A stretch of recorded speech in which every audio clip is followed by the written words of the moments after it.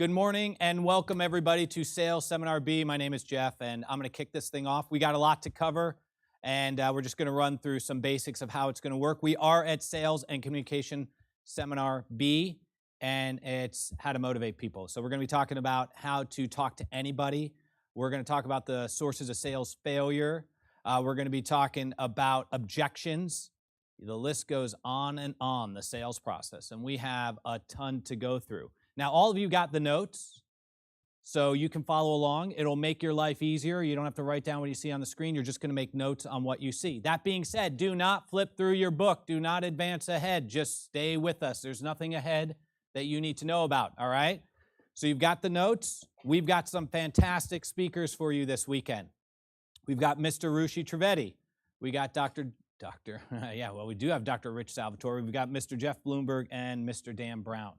So the way that we're going to run these seminars today and tomorrow and a little bit of Saturday will be, we're going to start the meetings at 9:30. We're going to take our first break at noon. We're going to have a 2-hour break. Now, over that 2-hour break, if you've never been here before or if you're returning, we always meet. So if it's your first time here, you're going to get an initial assessment and evaluation.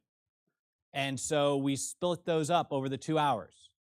So we'll have one at 12, one at 1. We're going to resume at 2.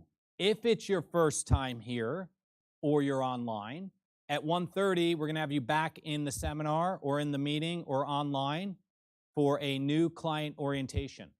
Now, these meetings are crucial to your success at MGE.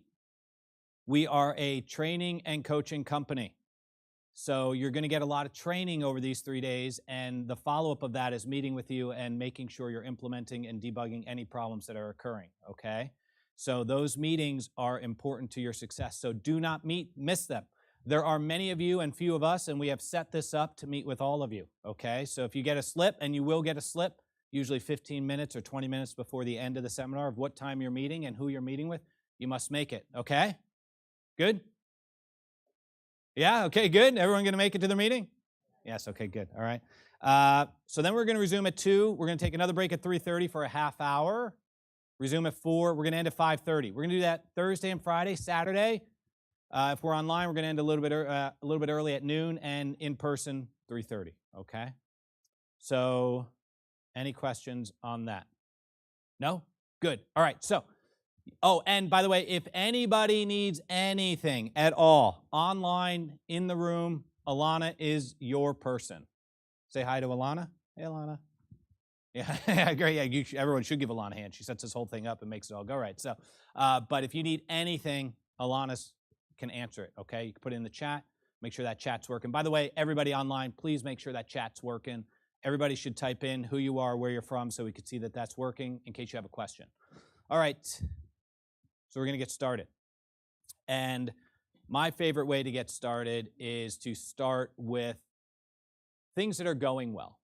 We call them wins. You call them successes, testimonials, if you're at the New Patient Workshop. But that's what we start with. Now, why we start with that? A little bit selfish. I'm in the New Patient Workshop. That's what I do. And I get to see a lot of you in there. I get to hear why you're signing up, and then I don't get to hear from you. So this is my favorite part of the seminar.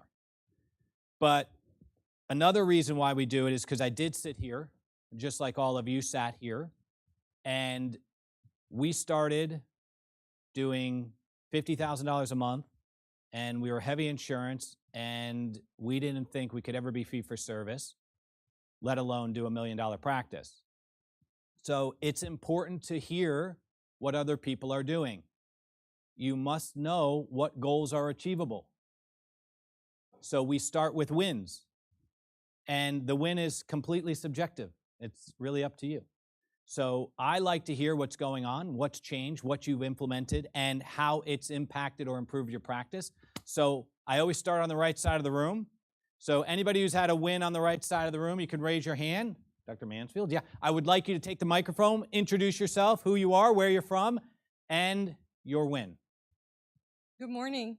My name is Dr. Jessica Mansfield. I'm a general dentist on the east coast of Florida by the Kennedy Space Center, part of the Space Coast. And I've been a dentist it's hard to believe, almost 30 years now. I was in the Navy for 7 years, got out, bought my private practice. I actually bought 100% fee-for-service practice. And then 2 years in, we got hit by 2 massive hurricanes and lost half my patients. And the only way in dental school people had said to get patients was join insurances. So I joined Delta. And, 15 years later, I'm still not making money, averaging about 50 a month. Just can't quite pay myself. Haven't taken a vacation much in that time.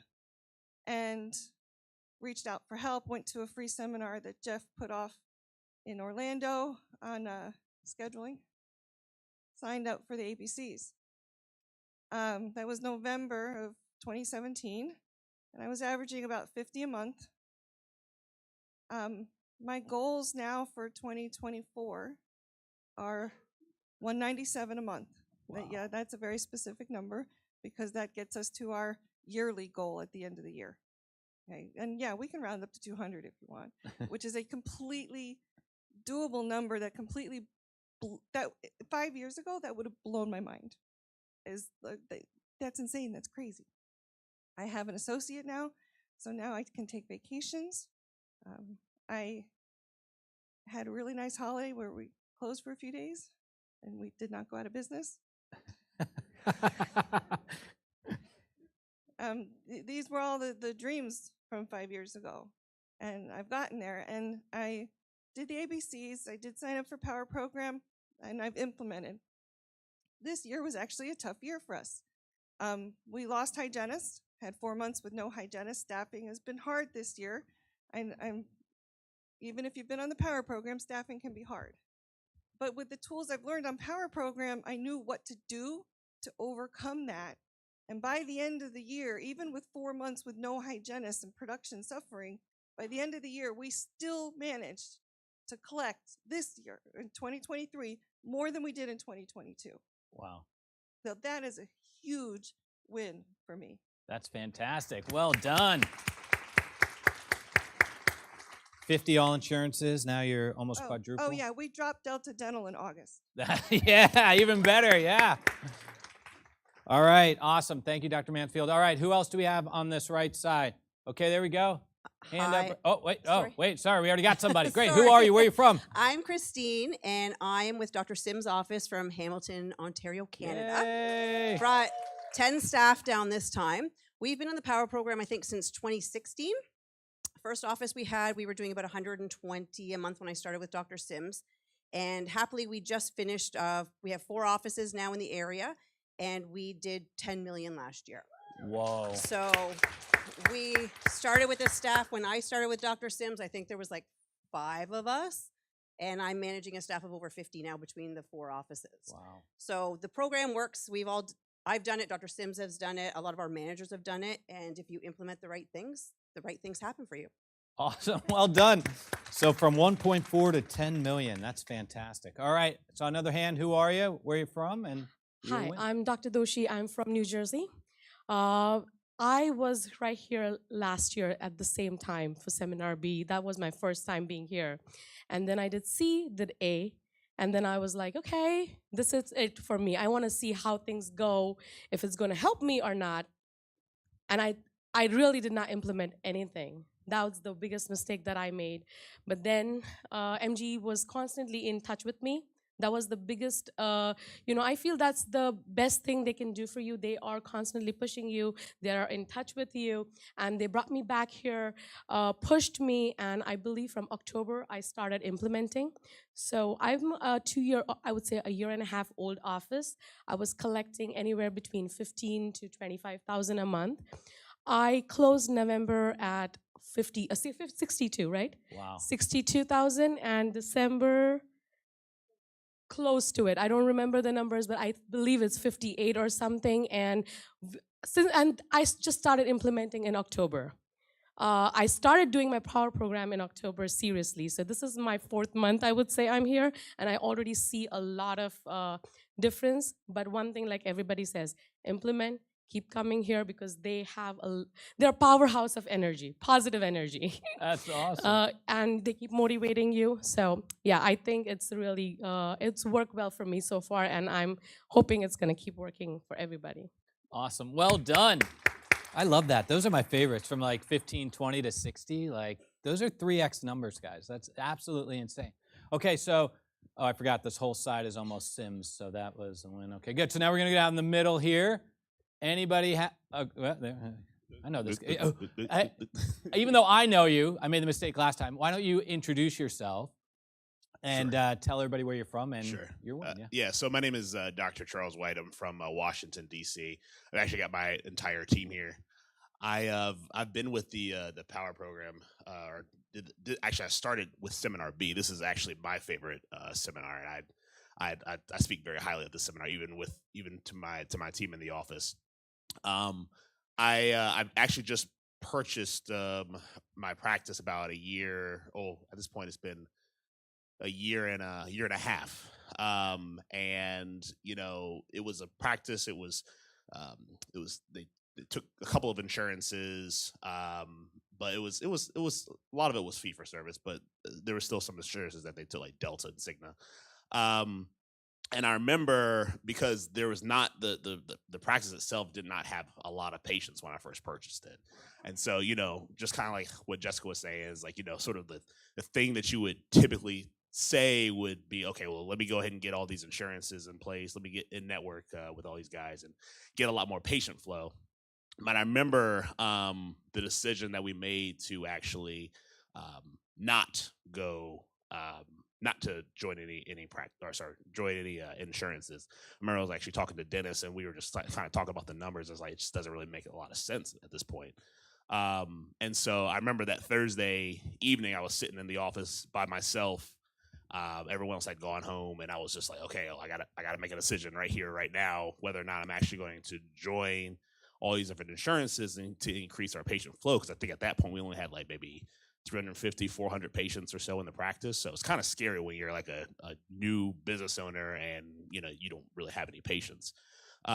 Anyway, so we made that decision that night to actually just go straight fee for service, and we're just gonna ramp up our marketing, like just really get good with our sales. And I remember that first month in July, I made $7,000 in total, which is a scary number when you have to feed yourself and other people. But I stayed the course. Kept coming down here to MGE, kept implementing what they were telling me.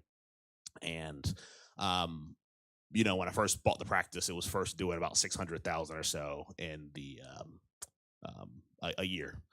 And like I said, we kept implementing everything, and then we just finished our first year out actually here at about 1.3 million. So to grow from 600,000 to 1.3 million in a year is actually fee for service as well. Yeah. Starting off with 300, 400 patients is I'm pretty amazing. Excited about that. Yeah, you should be. Well done. And I honestly, I couldn't have done this without my team, who's there. Like I said, they're all here right now. Without Taylor, my schedule coordinator, without Tia, my assistant, without Danny, my hygienist, and without Liza, my office manager and fiance. So I obviously want to thank them for everything that they've done, all the hours that they spent with me away from their families, and then of course I want to thank MGE as well for giving me all the tools that's needed to get me to get us to where we need to be, and also to get all of our patients healthy too. That's awesome. Well done, Dr. White. From 600,000 to 1.3, doubling the practice. That's fantastic, phenomenal. All right, who else do we got in the middle row here? Big hand. Okay, good. Who are you, where you're from, and your win? My name is Rachel Marr. I'm a pediatric dentist in Wilmington, Delaware. I've been with MGE for a few years now, a little bit before COVID. I had a pretty successful practice. I mean, pedo numbers don't always reach the same numbers as general dentists, but they can, I guess. But I ended up losing my whole staff at COVID because no one wanted to cooperate with MGE and technology and coming down and getting trained. So I have a new staff, which I think is coming along. I have a couple of them trickling in here. I'm jealous for the offices that are able to bring their whole staff down. And for all the staff that are here, great job coming down here. Suck it up. You're gonna like absorb everything. That's what I mean. Not like, not like, Stop crying. deal with it. No, but absorb what you're learning, because it's just gonna help you in your life. It's gonna help your team. It's gonna help your staff and your doctor. I mean, it's just gonna help you guys skyrocket.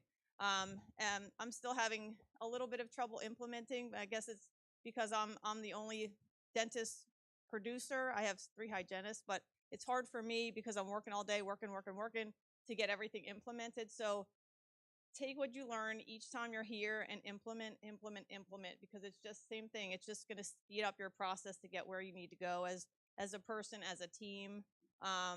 My win for this time is we reached 700 reviews, which I think is Wow. not bad for working on it. But I'm still just trying to implement and get everything done. I know the end goal is going to be good. As a pediatric dentist, I've taken Medicaid since I've opened. I feel like God put me in a place for a reason, and those kids that have pain and infection need me. But I wrote off $600,000 in Medicaid last year, and probably $10 million in 20 years of practice. And so I'm having the ethical dilemma of whether you drop the Medicaid and not treat the kids that need you, or that's my dilemma. But so I'm trying, and we're getting there, and keep on doing what you do, because we do a great job for our patients and our families and our teams, and just do what you do, because we're all awesome. That's awesome. Well done. 700 reviews. That's phenomenal. Moving the practice. I love that. Okay, good. Who else do we got through the center row? Who are you? Where are you from? And your win. Hello, good morning. My name is Brian Witt. I practice in Tampa, Florida, and I've been an MGE client forever. In the, same stories, right? 2020, blah, whatever. So I created a whole new staff last year. I posted an office manager, Chad, my office manager here, for his first year, 2023. He doubled the practice, and we had 4 highest ever months because he applied the tech, brand new, no dental experience, right? Just applied the tech, came to MGE. He hired the staff, a fantastic staff. They're all here today, and I'm so proud of them because we're winning, and we're on our way to the next level. So thank you so much. That's awesome. Well done. Good job, Chad. Double the practice. Fantastic. All right, anybody through the center section here? Okay, good. Over here, left side. I'm just going to do the whole left side. Ooh. What? No, right here. You got right here in the red. Gloria. Yeah, sorry. Hi, my name is Gloria Jones. I am the office manager in San Antonio, Texas for Inspire Dental. My husband is Dr. Andre Jones. We have been a part of MGE, I don't know, April, May, I don't know, something like that. It's all a blur, but it's a good blur. One of the things that they have you do, MGE, is they have you at the end of every month, you have to fill out a statistics form. It's production, collections, and then new patients. And it was interesting because I just did December's yesterday. And January last year, we collected a whopping $90,000 at our practice. Wow. And it was bizarre. For December, we ended at 247. Whoa. Which is crazy. And we have a completely different team now too. But when we started the program, we doubled in the first month our production. And the highest month we had last year in October was 300,000. So we applied the tech. I myself was not a believer. I am I'm routine, and this was completely different than anything we've ever heard. My husband is a big dreamer, so we followed his dreams. We followed MGE, and here we are now. And so it works. I'm like, some of the things that MGE says is like, that's a really big difference from what we do, but it works.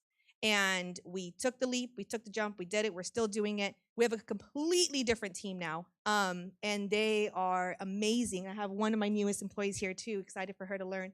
And it works. And so that's why I'm like, new doctors are like our favorite, because I'm like, it works, please, just do it. I promise you it works. Have the same enthusiasm. One of the biggest things that we've learned from other doctors who've done MGE is when crap hits the fan, because it does sometimes, you have to come back to MGE. You get your rejuicing, you get your energy, you get your encouragement, you get your tech, you apply it, and you go back and then you just kill it. So I'm excited for everybody. If you have questions, let me know. But congratulations to everybody else. And same thing, I'm jealous for all the doctors who bring their whole team. So. That's awesome. Well done. 90, 180, 250, 300. I mean, that's phenomenal. All right.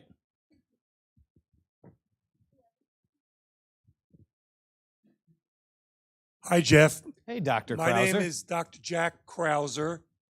I used to be a periodontist. I retired about 7 years ago. I was totally bored. I didn't have enough hobbies. A year or two later, one of the younger doctors that I sold one of my offices, I had two, he passed away at age 37. Then his family were traumatized, obviously, and they begged me to buy it back. So I had a couple of key staff members. One was a hygienist slash surgical nurse, and the other was a self-proclaimed Google pay-per-click expert. Now, this goes back 7 years. And I asked them, you guys want to start a small, like microscopic clear choice type practice? Full arch, fixed implant cases, because that's what we were mainly enjoying and mainly wanting to do. So they said yes, we started doing it. So that practice started from scratch. And before the COVID year came, we were doing pretty consistently $100,000 in the month. So I was over the $1 million goal, which, by the way, was higher than any year I ever had when I was, quote, a periodontist. So we just kept on moving along. Now, I stood up because we're talking about wins. Now, I've been a client with the MGE for maybe less than 1 month, because I met Jeff at the one-day seminar in Free seminar. Fort Lauderdale, December. Then I took the 2-day new patient experience, and I said, I'm going to sign up. So my win is actually the antithesis of a win, because in the last 2 years, we've actually gone down, and I'm the anti-win. So I started getting very frustrated. We dropped down to like 650 or 700. That's almost half of what I was doing. And I could not figure out what was going on. And at least I was fair enough to everybody. I was fair enough to the staff. I said some of it is my responsibility. We have spent like 2 weeks over the Christmas, New Year break refreshing the office. I have new ceiling tiles in. We refaced the front area. We made it more minimalistic looking, less cluttered, new floors. So we tidied up the environment. And I do have some jealousy or envy of the offices that bring their staff. My ladies watched the 2-day new patient video, and we did the first day together. The second day was Saturday, and they went to their homes, and they partially did it. But anyway, I'm brand new to the MGE, and I know I will get them, or perhaps a new staff, interested in coming along. My goals are actually first to get back to where I was, and then I believe physically I'm capable, and the office and the team are capable of doing a double. So if I stand up here at Seminar A, I guess, in a couple of months, I hope to report good things to you all. So my win is an antagonistic, an antithesis win, but I'm going to do it. Oh, I did get one other thought. I was thinking I would sell my practice and retire. But just after the new patient exam, I decided I'm going to do something different.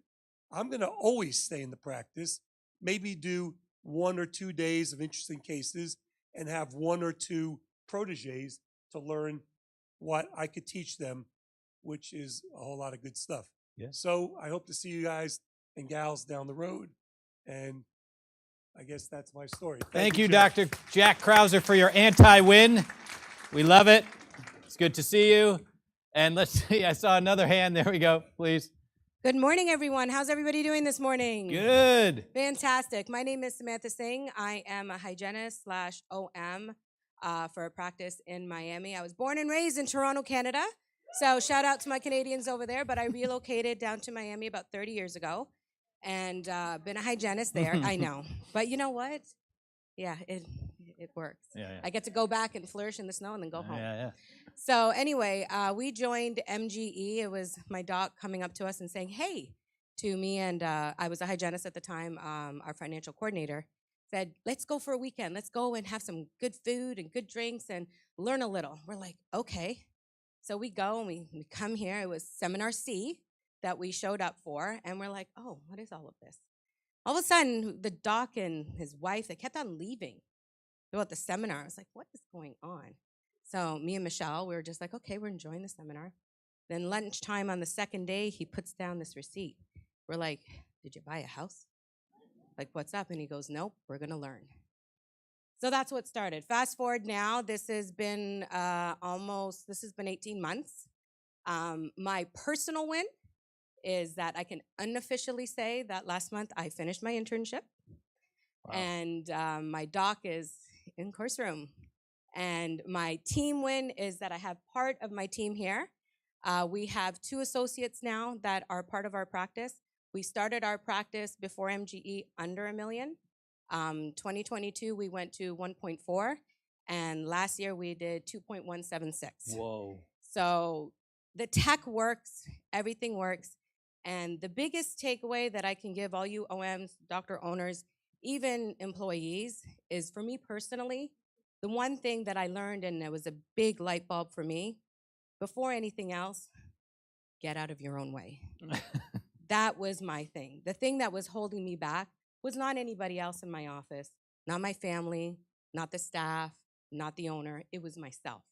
I held myself back. And hearing everybody talk, they learned the tech, they went home, didn't apply it, it's getting in your own way. You're learning valuable tools.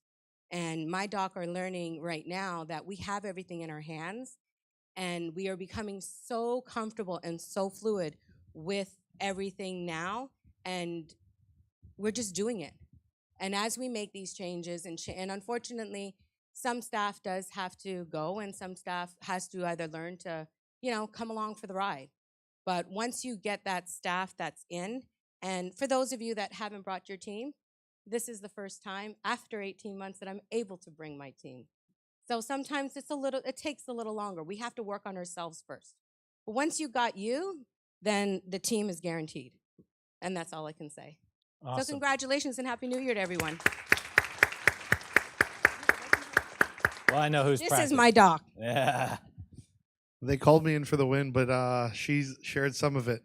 So I'm Dr. Ravi Ramjit. I'm from Miami, Florida. I was born and raised there.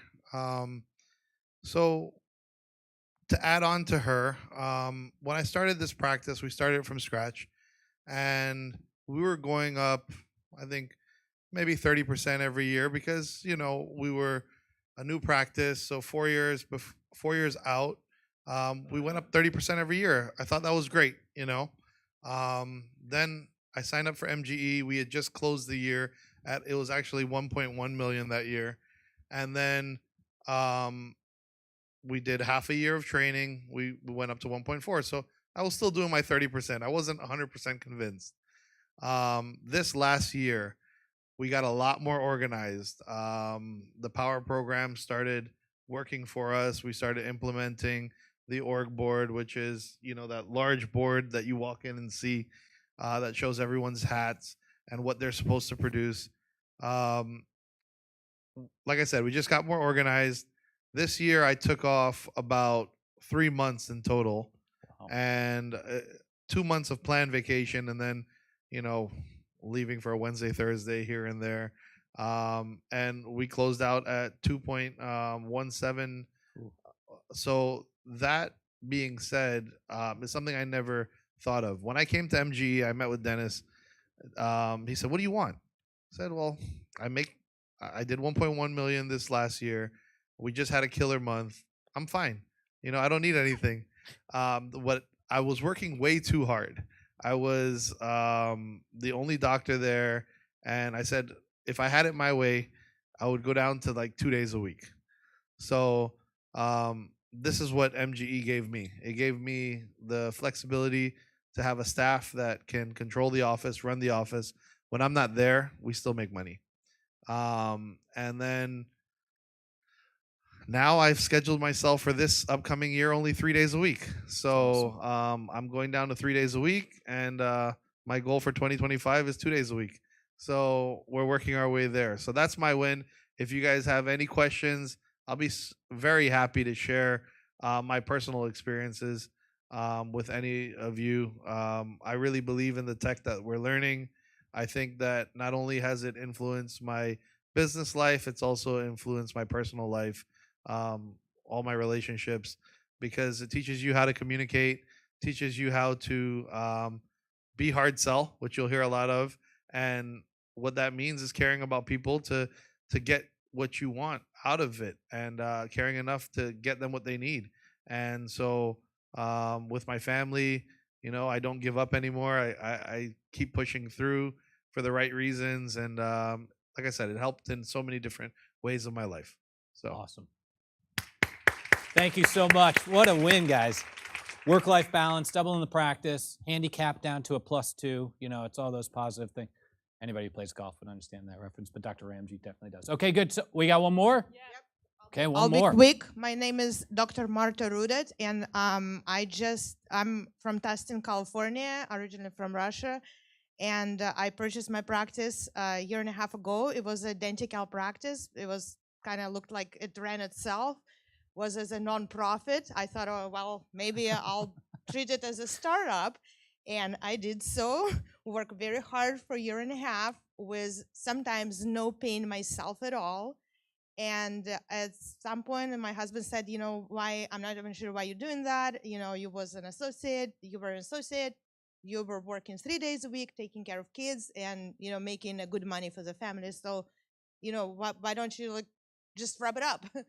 And then I met my classmate who mentioned your place.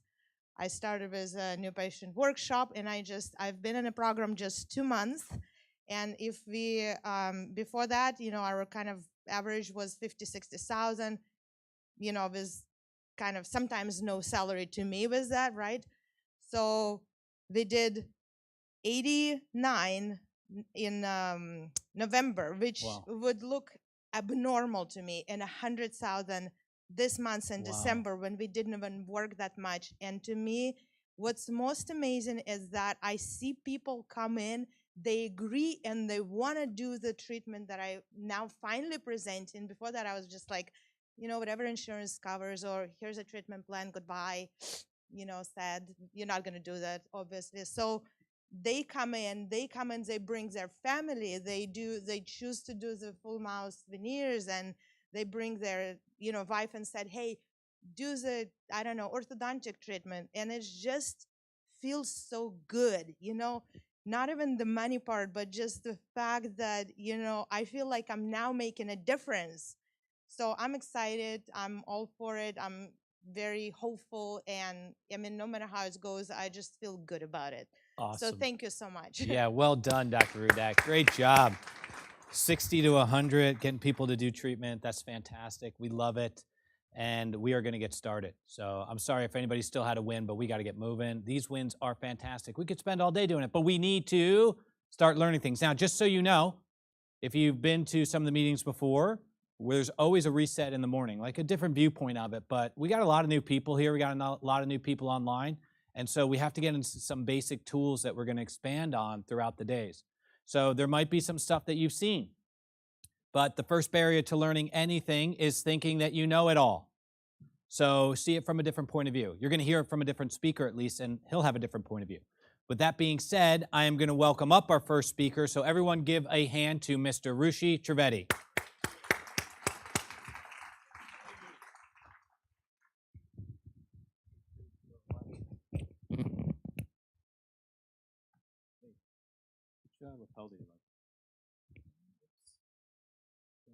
Okay, yeah. goes. Yeah. Good. Sound good? Very good. Hello. Happy New Year, guys. What a nice year. I'll quickly tell you my story. I'm not a dentist. My wife is a dentist. I come from Wall Street. I'm a civil engineer from India. I have computer science masters. I have finance masters. I started a software company, and my wife is a dentist. You forgot something? Oh, the most important thing. The communication device. And she graduated from India, then did Prasto in India, then did DDS from NYU. Right out of school, she starts her practice. Hey, Brian. And she's working 6 days a week. I'm working 7 days a week, and money is there, but no life. And my son is 3, and something got to change. So I asked her to quit, and she said, no, you quit. I said, okay, it's fair. It took me 4 or 5 years to quit because I had many contracts. So I quit, I'm home, and I had money, but I realized staying home is not fun, no matter how much you love your son. Yeah. So someone said, why don't you look into dentistry? And I said, okay. So I looked into dentistry. I spoke to people. That time my wife was doing about $600,000 a year. So I said, if I'm going to speak to someone, they have to do minimally $10 million. So one of the things I advise you, when you look for advice, go to someone at least 10 times bigger than you, whatever area. So this guy was doing 10 million, and I went to him. He said, I'm going to tell you a secret of any business. The most important thing in any business is training. And I looked at my wife for 7 years, almost there was zero training. Training means business, customer service, how to sell and stuff. So I hired some trainers and spent $50,000, not MGE, and we doubled. We went from 50 to 90. I said, this works. And finally I found MGE, and everything changed. We've been averaging now $10 million a year between 2 practices, maybe 12. Before MGE, we were like 7 people. Now we're almost 60 people, about 7 associate, 9 specialists, few hygienists. And I joined MGE, and in about 3 years, I was able to leave a kind of day-to-day operations. So the biggest thing MGE gave me, how to run a business without being there. And I'm an investor. I invest. I started the company. So MGE asked me to come and speak, so I'm here. My son and daughter both are dentists. And my son became a CEO when he graduated dental school at 23. And my daughter beat him by 1 year. She graduated dental school at 22, right? So he's a CEO for the last 2 years. And to keep him busy, we bought 2 more practices. So this year goal, we are looking at $15 to $16 million a year. Reason I'm telling you that we started with $500,000 a year, and now we are looking for 15 million and maybe 20 million. So if I can do it, anyone can do it, because you can see from my accent, I was born in Alabama. And you guys, I don't speak in accent, you listen in one. So if I can do, anyone can do it. And the main reason I can do it, because I believe in MGE system. I joined them. I came for straight 2 years every month, kept learning. The rest is history. And when my wife and I joined MGE, first time my wife realized after 7 years in dentistry, it is a business. Dentistry is a business. And what is a business? You have more income than expense. You have more people you're able to serve. If you have a good product, you want to serve as many as people possible. That's my definition of business. Like, you have a good product. So the biggest thing in any business, let me show you a triangle here. Erase. How do I erase, Alan? I keep forgetting that part. I know you said like just go like this. Isn't it amazing? Thank you, Alana. Oh, that's good. Thank you. So, in dentistry, what we're doing is I'm going to show you a business triangle. And actually, the life is a business. Why? When you talk to your children, you're trying to help them do something. When you talk to your spouses, you talk to your team, you want to do something and get your results. So you want to deliver dentistry, deliver message, get your team on the same page. This is all delivery. Every dentist spends about 10 years to become a dentist. Why 10 years? 4 years undergraduate, then a degree, residency, and every dentist spends $1 million to become a dentist. Over 4 years, the college degree fees and lost income. And they master how to deliver dentistry. You can only deliver dentistry if you do this step here. What is that step going to be? You can only deliver something which you believe in, and someone does it. What is the step is needed before that? They have to say yes. You're talking to your team, you have a message for them. Before they buy, they have to say yes. Or you're talking to your children, you're talking to patients, they have to say yes. Then only you can deliver. You're speaking to your spouse, your friends, you want to go to a movie. Anything you deliver before they have to say yes. And can we call it sales? You have to sell it. You sell more, you deliver more, and this is magic happens. More people come.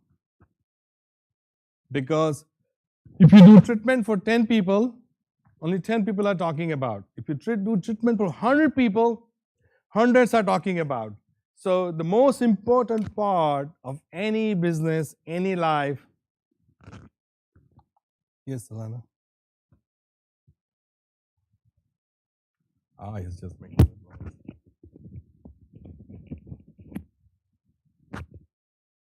Thank you. So would you like to learn about sales? It's a bad word, right? It's a 4-letter bad word. I don't sell dentistry. You know, I graduate from school. I have a degree in dentistry. I put up a sign, and people are going to line up. Because I'm so good in dentistry, I'm doing quality dentistry, and I'm going to open the door at 9 o'clock. There'll be an auction. I'll say, crown, 1,500, 1,500, 2,500, sold. I'm done for the day. It didn't happen in dentistry, right? You had to sell. So I'm going to teach you how to sell. How to sell your ideas to family, children, spouse, team, everyone. Since you don't know how to sell in dentistry, you know what you guys doing? Who likes salespeople? Almost none. And why you don't like salespeople? They're pushy. Yeah. Why do you not like salespeople? Not trustworthy. What else? They want your money. Let's look at you guys. You spend an hour with patient explaining treatment plan with the video and everything. You educated the patient, and the treatment was $10,000, and patient gave you objections. What did you do? You said, okay, I'm going to do half the treatment. I'm going to watch. I'm going to do 1 crown a year. Now this patient is thinking, if it was important, doctor would have done it. Now I say I don't have money, you just reduce your treatment. How do you look like? Money motivated. The same person you hate, you become that. Because you change your plan based on the opposition patient gave you. And you lost your reputation and all this gone. We went from 50 to almost $1 million a month selling the treatment. We have now, if you look up, we have 3,500 positive review in New York City. Probably we are the highest rated dental office. We sell every single patient. We have more than half the patients. We get about 250 new patients a month, but 120 is referrals because we can sell. You know, we are about 60 staff members. Half of them are referral from the staff because we can sell to our staff how to sell. So it does work, guys. You know, after a while, you become a Burger King, McDonald's dentistry, actually, because you fail. So a patient comes to your office and say, I'll take combo one. One filling and one cleaning. That's it. And that's not fun, that kind of dentistry. You want to do everything what they need to be done. So there is a 5 ways to handle life. Okay? The first one is you neglect.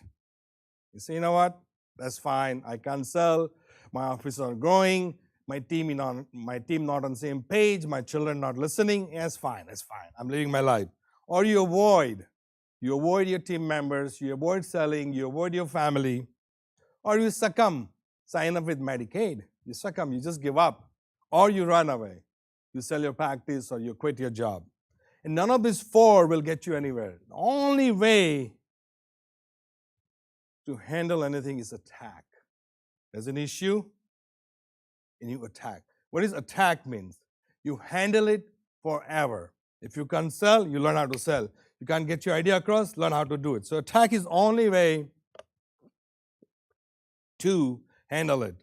So let me show you how we're going to attack concept of sales. I'm going to show you basics of sales. So there are 3 groups you're selling to. What are the 3 groups in dentistry? What are the 3 groups you're selling? What are 3 groups in your dental office you're selling to? Okay, the first one is yourself. If you can't sell the treatment plan to yourself, you don't believe in what you're selling, forget it. Second most important group is your team members. If your team members do not believe in you, what you're doing, forget about selling to patient. And the third group is the patient. So first 2 group has to be sold first before you sell the third group. So Mr. Hubbard came up with this very beautiful tool. I call it tool. Why call it tool? When you use the tool right way, it works every single time. Like this is the tool. I put the button, it turns on, right? So I'm going to show you the first tool of attack, this triangle called ARC triangle. What I'm going to do, I'm going to define each corner, and I'll show you how can you sell your ideas to patients, your children, your spouse, your friend, your team members, anyone. Yeah. Life is all about selling, right? Constantly you're selling to someone. So let's look at the 3 corners. ARC will define affinity, reality, and communication. And let's go one by one. Let me go to reality first. Reality is solid object, like this is a wall. It's real. This is the podium, it's real. I cannot go through a wall. It's solid. So it's real to me that this exists. The second definition, which I really love, is reality is fundamentally an agreement. It's an agreement. Let me show you why it's an agreement. What is this? And why this is a bottle? Why? We agreed. Someone who invented this thing, he said it's a bottle, and we all agreed. That's a reality now. This is a bottle. What is this? A pen. And why this is a pen? Because someone invented this thing and they call it a pen. What if they called it a pen and they call it a bottle? We'll be writing with a bottle, drinking with a pen. Possible? So reality is fundamentally an agreement.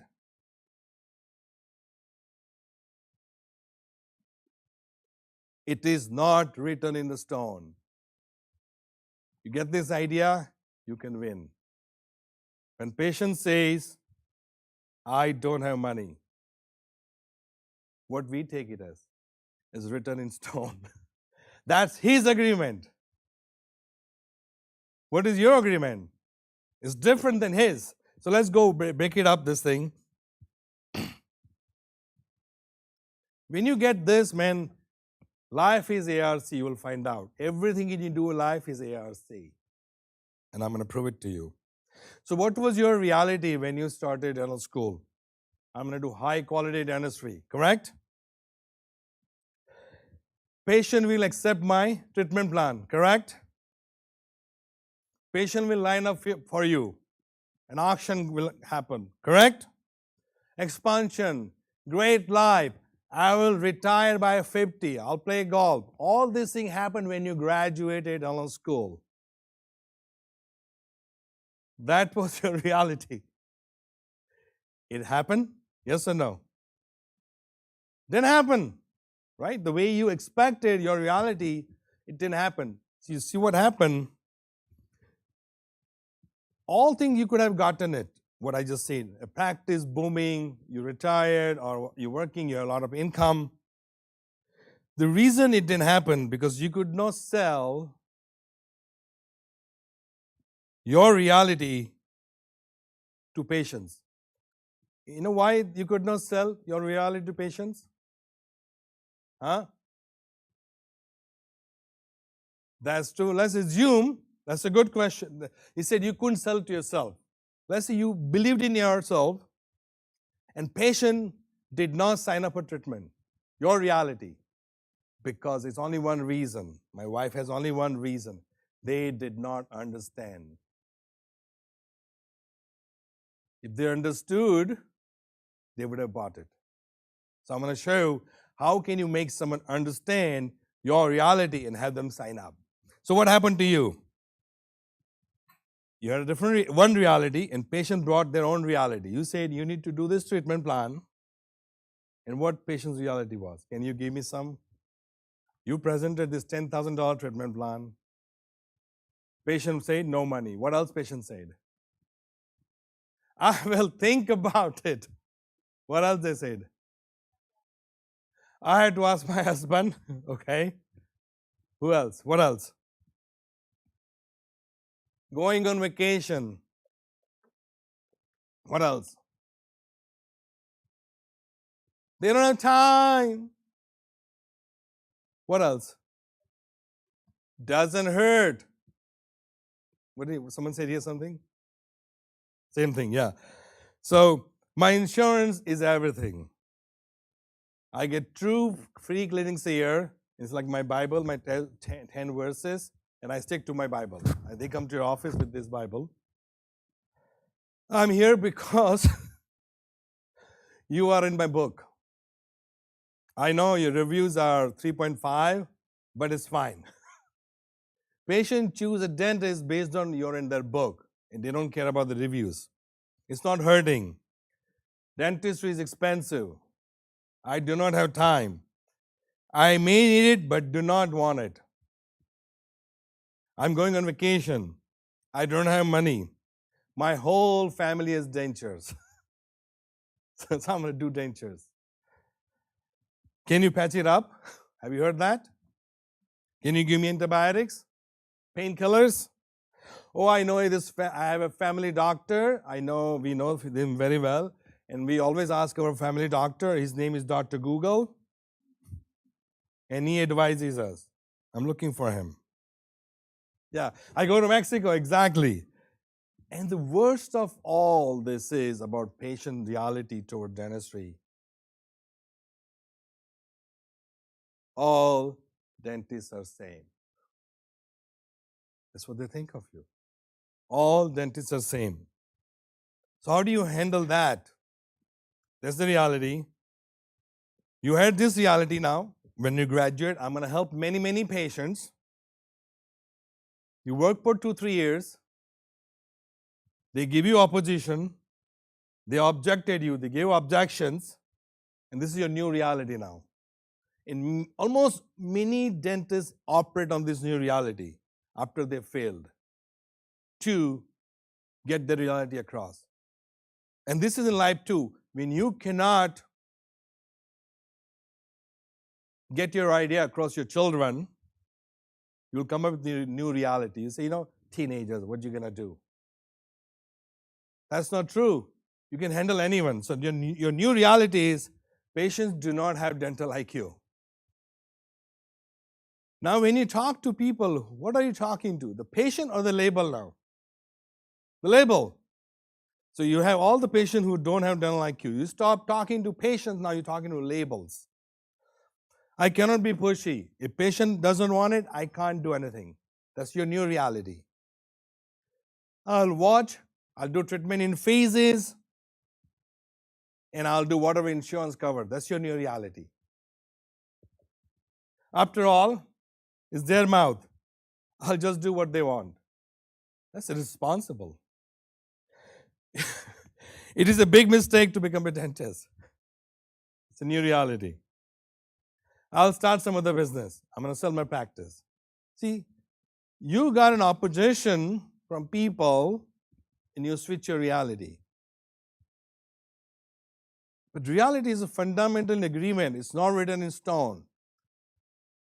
Before you sell someone, you have to have a very strong reality which you believe in. So, I'm going to give you a new reality before we go further. If you don't have this reality, where you cannot sell yourself this thing, then you won't be able to sell.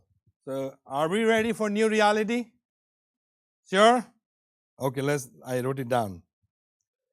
This new reality is, patient is entitled for their reality. I'm entitled for my reality. Get that? This is one I bolded. I will not disagree with my certainty on my treatment plan. No matter what, I will not disagree with my certainty on my treatment plan. No matter what. You give it to me, baby. I'm ready to fight, whatever it takes. Yeah. The second one, who wants to expand their practice? Want to grow? Only few? Okay, let me ask this question again. Who want to expand, grow their practice?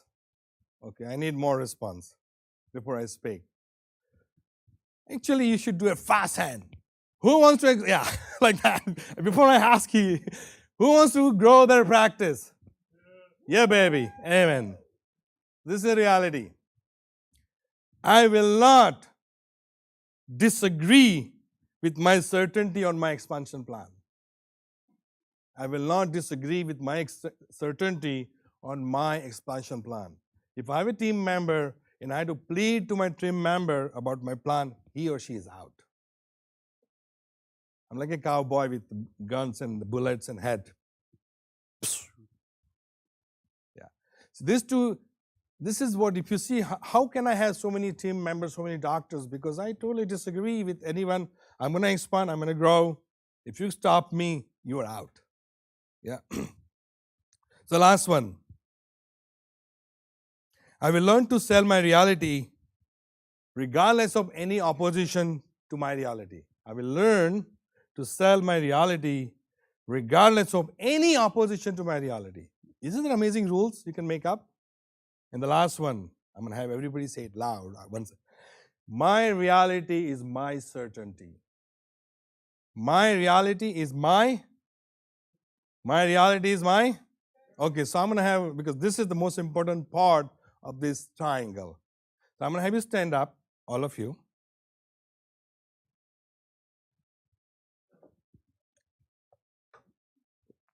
Yes, good. You're going to tell, one person will tell and the other person will tell back, my reality is my certainty.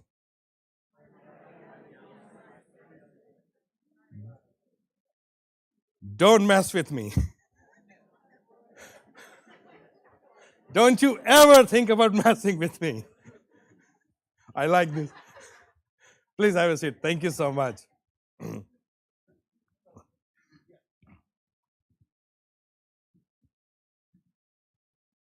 I have a good news.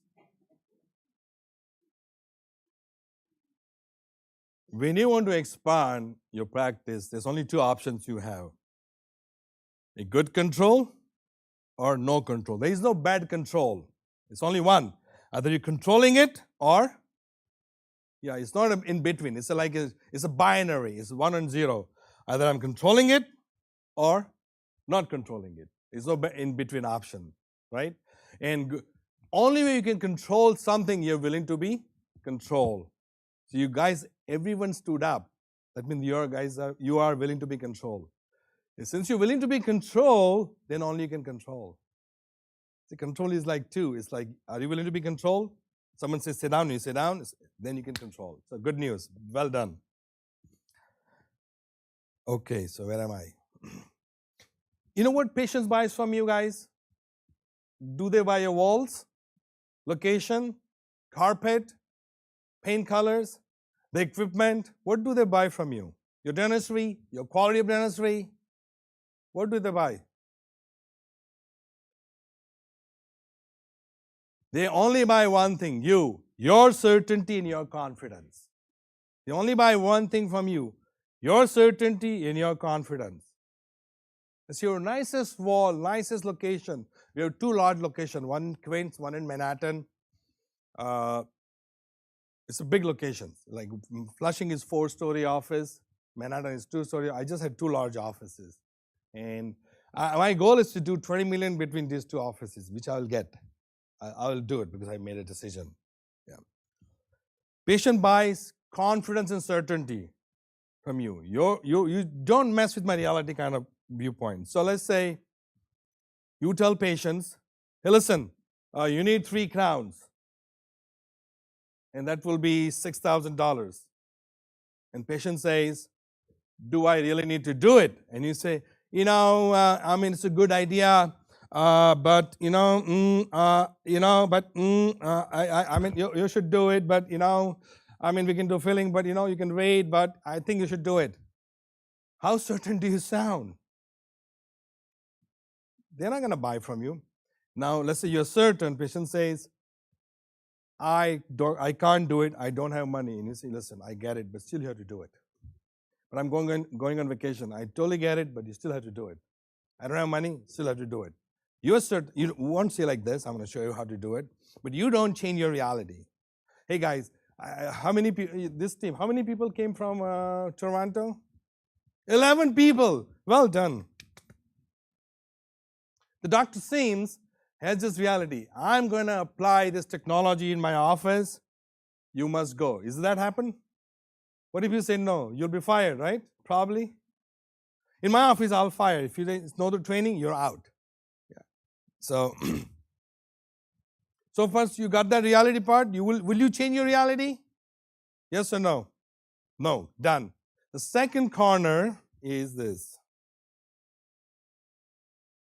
How do I get this back? Yeah, affinity.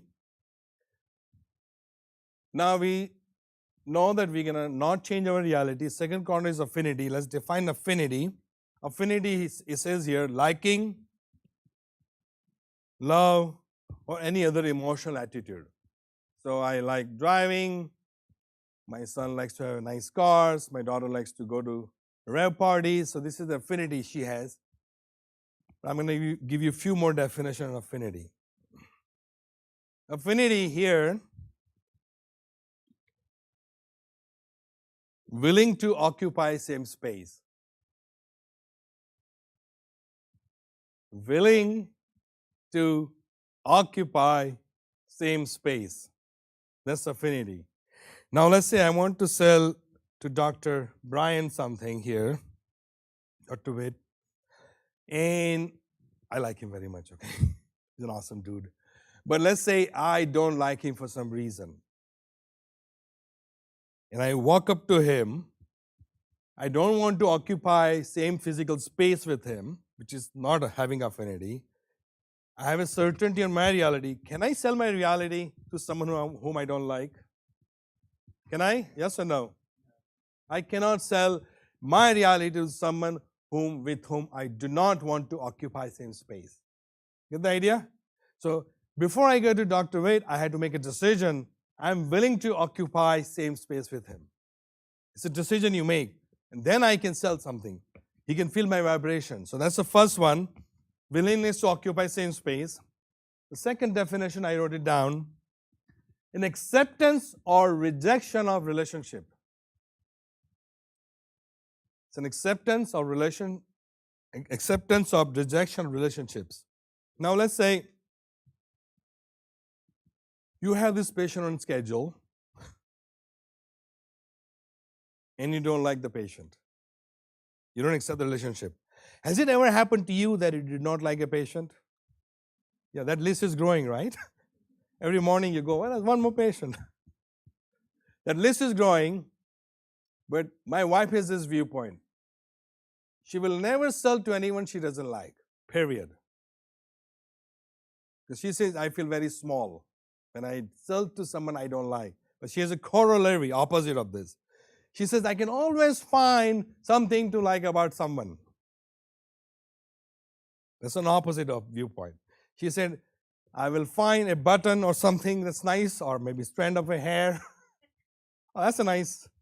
Or the fact the patient showed up in the office. That's something to like about. Correct or not? Yeah. Try this. Every single patient walks in your office, you say, thank you for making today. I know it wasn't easy for you. You made it today. They must start crying, half of them. But most offices, what they say, take a number, have a sit. They give you this piece of paper to fill out. I avoid every single thing what every single dental office does. They come, I offer coffee, have a sit, relax. They expect the form to be filled out. I don't do that right away. I get in communication. I accept the relationships. Yeah. There's a positive or negative flow from you to others. That's affinity. There's a positive or negative flow from you to others. So let's say you go to a restaurant, hotel, for check-in in a hotel, and there's a two receptionists at the front desk, and one is like this. And second one is like this. Whom would you go to? Yeah. That's affinity. So I proved it to you. You cannot sell to someone whom you do not have affinity for. You get the idea? Yeah. I mean, it's pathetic. If you're trying to sell just for money, it's like dirty. Okay. So now we got reality. We got affinity. We're going to maintain some sort of affinity. We have a reality. We're going to send it to patient. What is that mechanism? You're sending it to patient, your reality. You have a reality and you're telling this patient, this is my reality. What is that thing called? Communication. The third part of this triangle is communication. And this is the definition.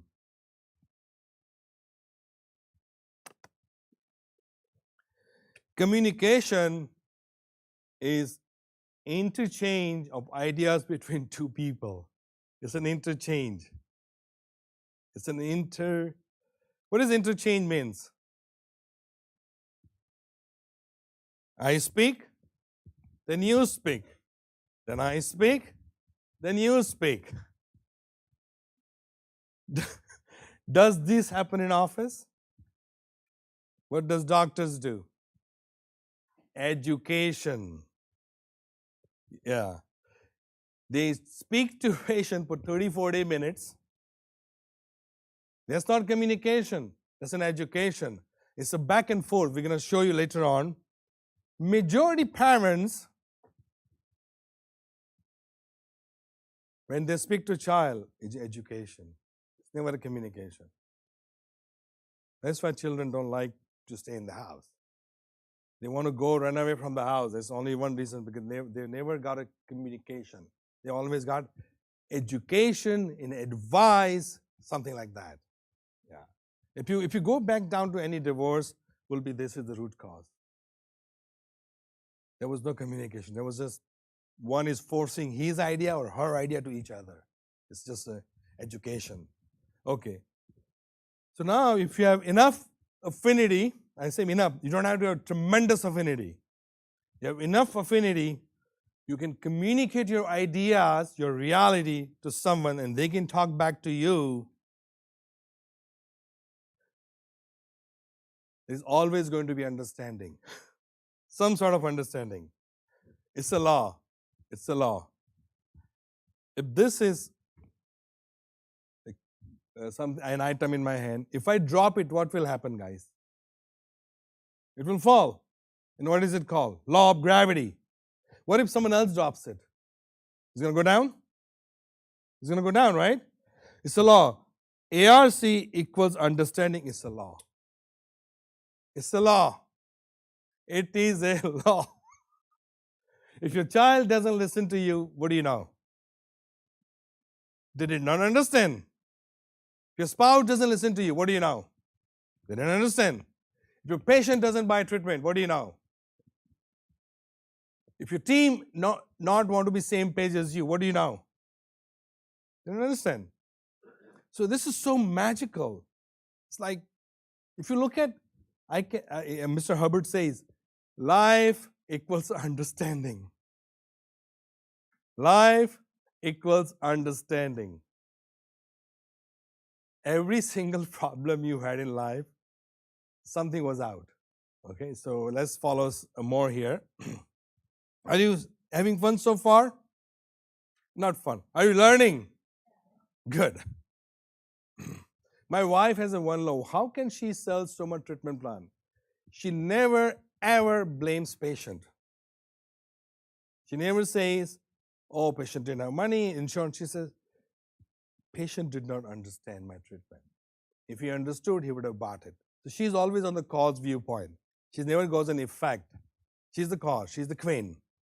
If I can't sell, the two reasons I don't know how to sell enough or I didn't have enough time.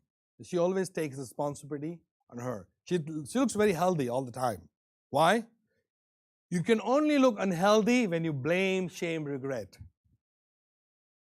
All your unhealthiness, all your sickness comes from these three things. When you're blaming others, you're feeling shame, you're regretting. Yeah, so ARC is a law. Now let's have some laws here and show you how to get your reality across. So it says, one can cut down one without cutting down other two. What it means, if you cut one corner, other two automatically will go down. I'm an engineer, I love this. There's no philosophy, there's no psychology. It's the law. So, if you disagree, what is opposite of agreement, guys? Disagreement, right?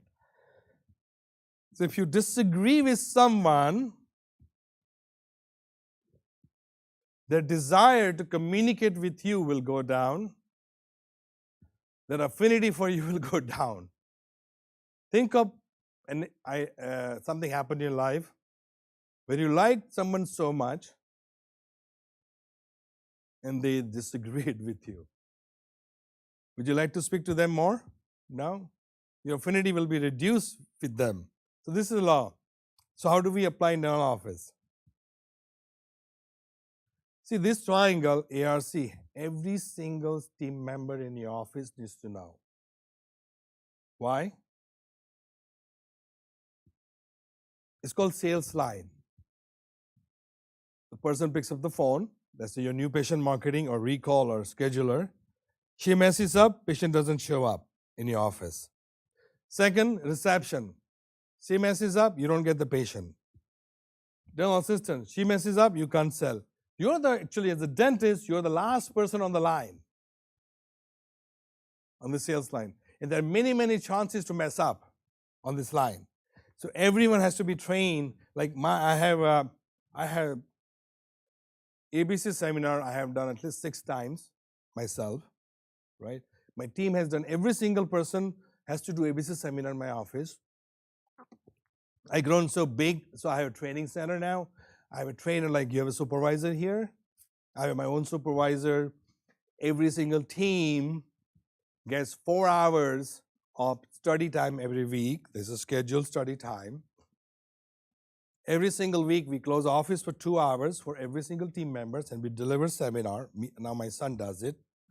So point I'm making that every single person must be trained, not only doctors, right? Now we've grown so big, we made one mistake. We never train our specialist. Now we're going to start training our specialists. If they want a job with us, you got to get trained. We just started it. And we just bought 2 offices in the last 3 months, so we have 4 now. I had to keep my son busy. He had a very short career in dentistry. He was 18 and he finished college and he was going to go to Harvard Business School, and he got in. And he was an economics major. He's not a biology major. And someone says to him, why don't you become a dentist? Your mom is dentist. And he said, you know what? That's a good idea. And also someone told, who is a very successful guy, you do not need an MBA to run a business. So he got 2 points in his mind. He finishes prerequisite for dentistry. He gets into NYU at 19, right? And with the signature from me and my wife, he is only going to work for dentistry as a dentist for 3 years. Because he wanted to run as a business. So he worked from 24 to 27 as a dentist in our office, and 27 he fired me, or replaced me, and now he's the CEO of the company. So now he's a full-time CEO at 29. My daughter is 22, and we believe, I know MGE works so well, so she's training with MGE. She works 3 days a week as a dentist, and 3 days a week she's training with MGE. And she's 23, I'm going to buy her an office, and I told by 25 you should be doing $10 million a year. So I'm going to push her. I mean, it will happen. Yeah. So the training, not only your team members, my children. When I found MGE, guys, my daughter was 2-year-old and my son was 9. And they started coming here.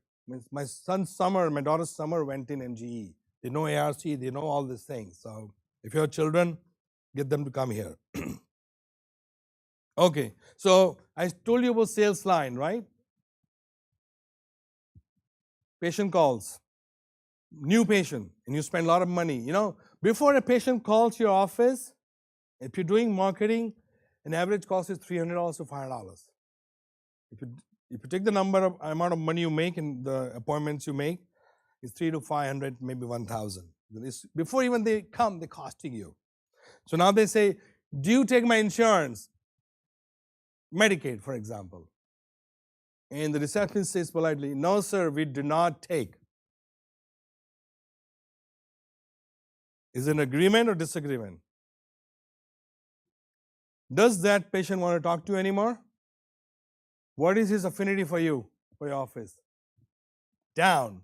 Versus the girl is trained, we put them on new patient line is the most precious line. We put the highest trained person on new patient line. We regard it as very sacred. If you don't have 1 or 2 or 3 months training, you can't be in my new patient line. Now this girl will say this, oh, you're Medicaid. I totally get it. Before I answer that question, can I ask you a few questions? What patient is going to say? Sure. 20% will say, no, you tell me now. Thank you, we don't take it. Other 80 will listen to you. What's happening? Oh, I have toothache. Since when? Have you taken any medicine? How is the pain on 1 to 10? Blah. I will speak to this patient 3-4 minutes. Now they think of me as an amazing office. And I know Medicaid patients don't like their offices. Correct or not? We invariably will convert 10 medical calls to at least 4 or 5 appointments. And we say in up to a few minutes, listen, we don't take Medicaid, but I'm going to make you an offer. Why don't you come and see us, have a coffee with us, like a tour of the office, you take some x-rays and talk to doctor. If you don't do treatment with us, that's totally fine. Because I know they have family, they have friends. I get referrals. Yeah. So disagreement. What other thing? Are you open on Sundays? And you say, no, that's the family time. Disagreement, agreement. Disagreement. Do you have endodontists? Unless you don't have it. No. Agreement, disagreement. It is very expensive. And you say, no, it is not. Look at the chair, machine, I spent $100,000. Disagreement, right? I'm afraid, patient says. And you say, don't be chicken. Disagreement, agreement. My insurance covers everything. And you say, nope, it doesn't. What is that? Disagreement? I do not trust dentists. And you say, look at my reviews. Disagreement, agreement. Disagreement. You say, okay, I get it. You do not trust dentists. Tell me more about it. That's an agreement. Willing to communicate. I waited in reception, patient says. And you say, last time you came late, so we're going to make you wait.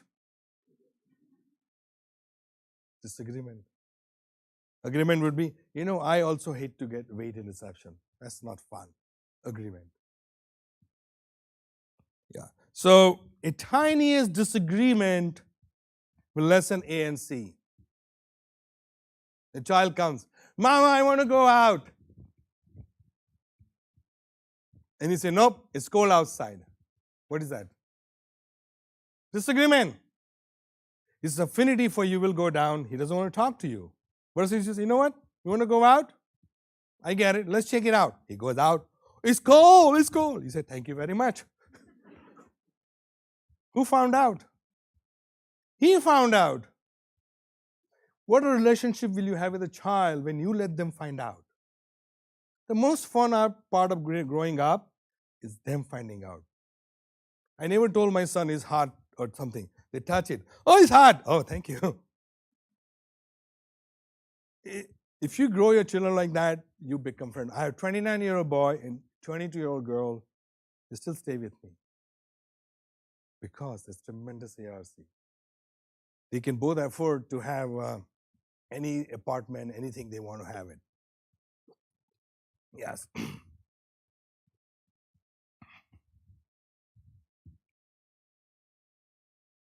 Okay, let me ask this question. What is every individual is made of? What is an every individual is made of? What are they made of? What are they made from?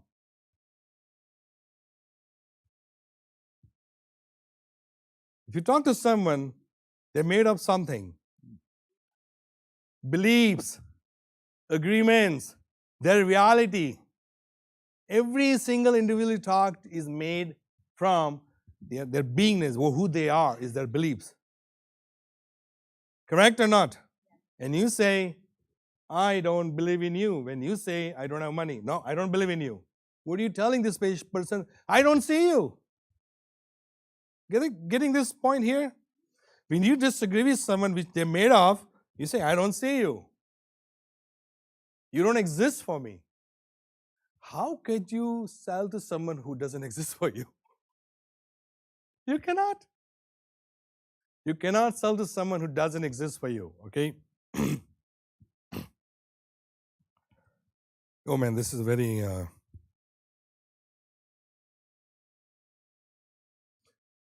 when you disagree with yourself,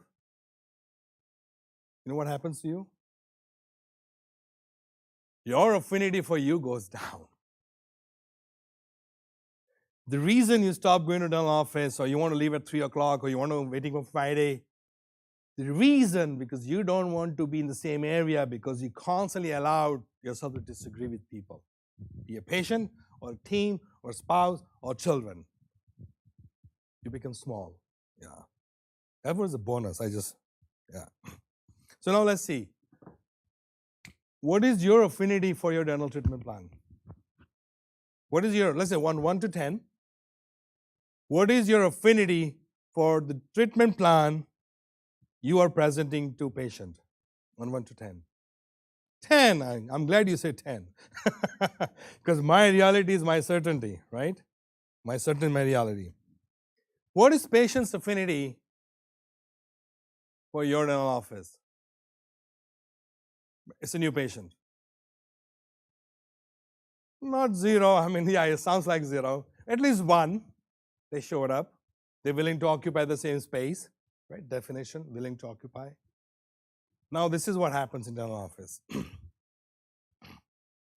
They're at zero. Their reality of dentistry is here. Yours is here. And we have to fill up the gap, right? We have to fill up the gap. He comes in thinking what? This is what he's thinking when he came to office. Where did it go? Yeah.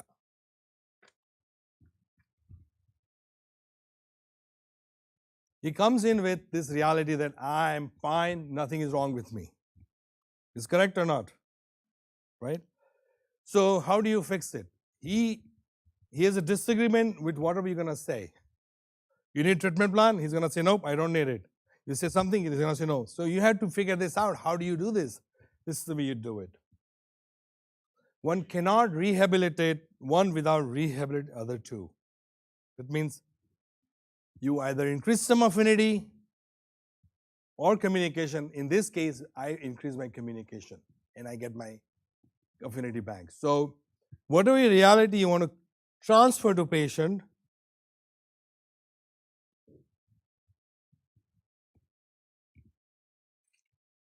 yes. You're going to communicate. What is communication? There's a definition. Interchange ideas between two people. So the most important part of ARC triangle is communication. Now let's apply this. We got at ARC. There's some laws I'm going to give you. So I'm going to say hello to you, right? Hello. And she said hello back. Oh, I like that. Okay, everybody. Hello. And he said back to me, hello, right? What just happened? You duplicated me. You said, oh, he said hello. That was a duplication. Get the idea? I said hello, you said hello back. There's a law here. The basis of affinity, the basis like child liking you, patient liking you, team member liking you, not liking you, buying you. I don't care if you like or not. You buy my reality. And then you like me later. That's fine. Right? So the basis of affinity is actually degree of duplication. It's a degree of duplication. How much do you duplicate what someone is saying? Marriage, children, patient, team. Every communication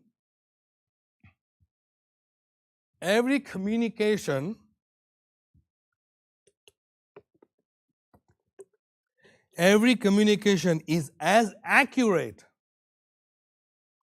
as it is duplicated. It's as accurate as it is duplicated.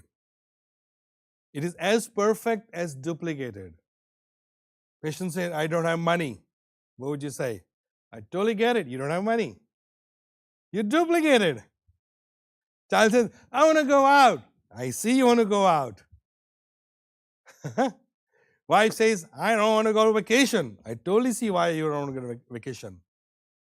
So communication doesn't start unless you duplicate. And how many times we do not duplicate patients, team members, family members, children? Oh man. This is LRH, yeah. Okay, ready for the every single fight, guys, every single fight. Non-duplication gives you endless fight. Non-duplication gives you endless fight. Just giving you that, the whole idea is duplicating. Let's say, what is this? Podium? You all say it's podium, right? If I call this chair, say it's a podium. No, it's a chair. How do I sound? Stupid. Stupid. When patient says, I don't have money,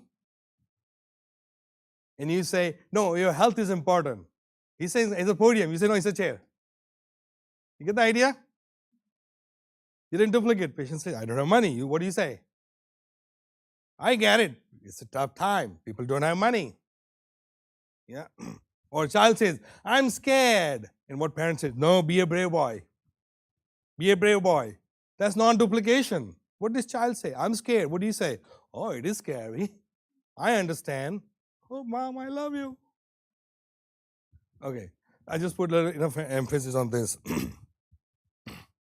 So now you have a choice. When patient says, it's expensive. Do you disagree or acknowledge and move on? That's the key to sales. You're building small agreement. The key to salesmanship is building up small agreements. That's the key to salesmanship. They have an R factor, reality. You say, I see your R factor. Totally get it. Let me show you mine now. Then they show you something else. You say, I totally understand. Let me show you mine. It's a back and forth, and suddenly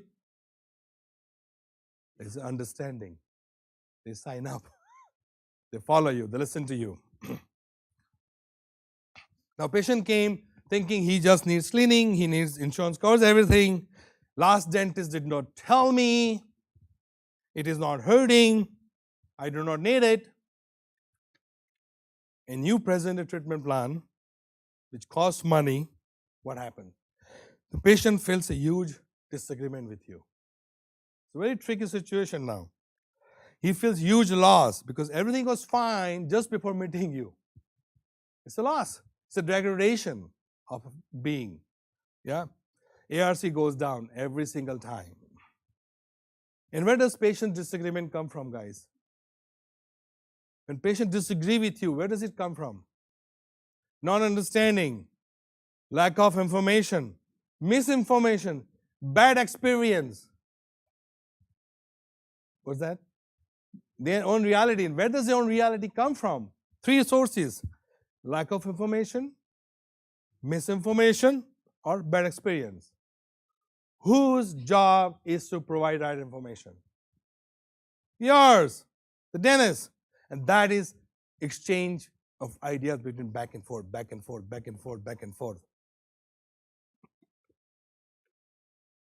You believe in your treatment plan, patient is here, you do back and forth. You don't change this, you acknowledge, this will come up eventually.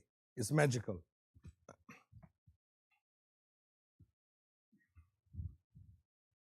Yeah, you have to break social veneers. You have to be totally nosy. You're willing to invade privacy. So when I speak to patient, I go right on selling treatment plan.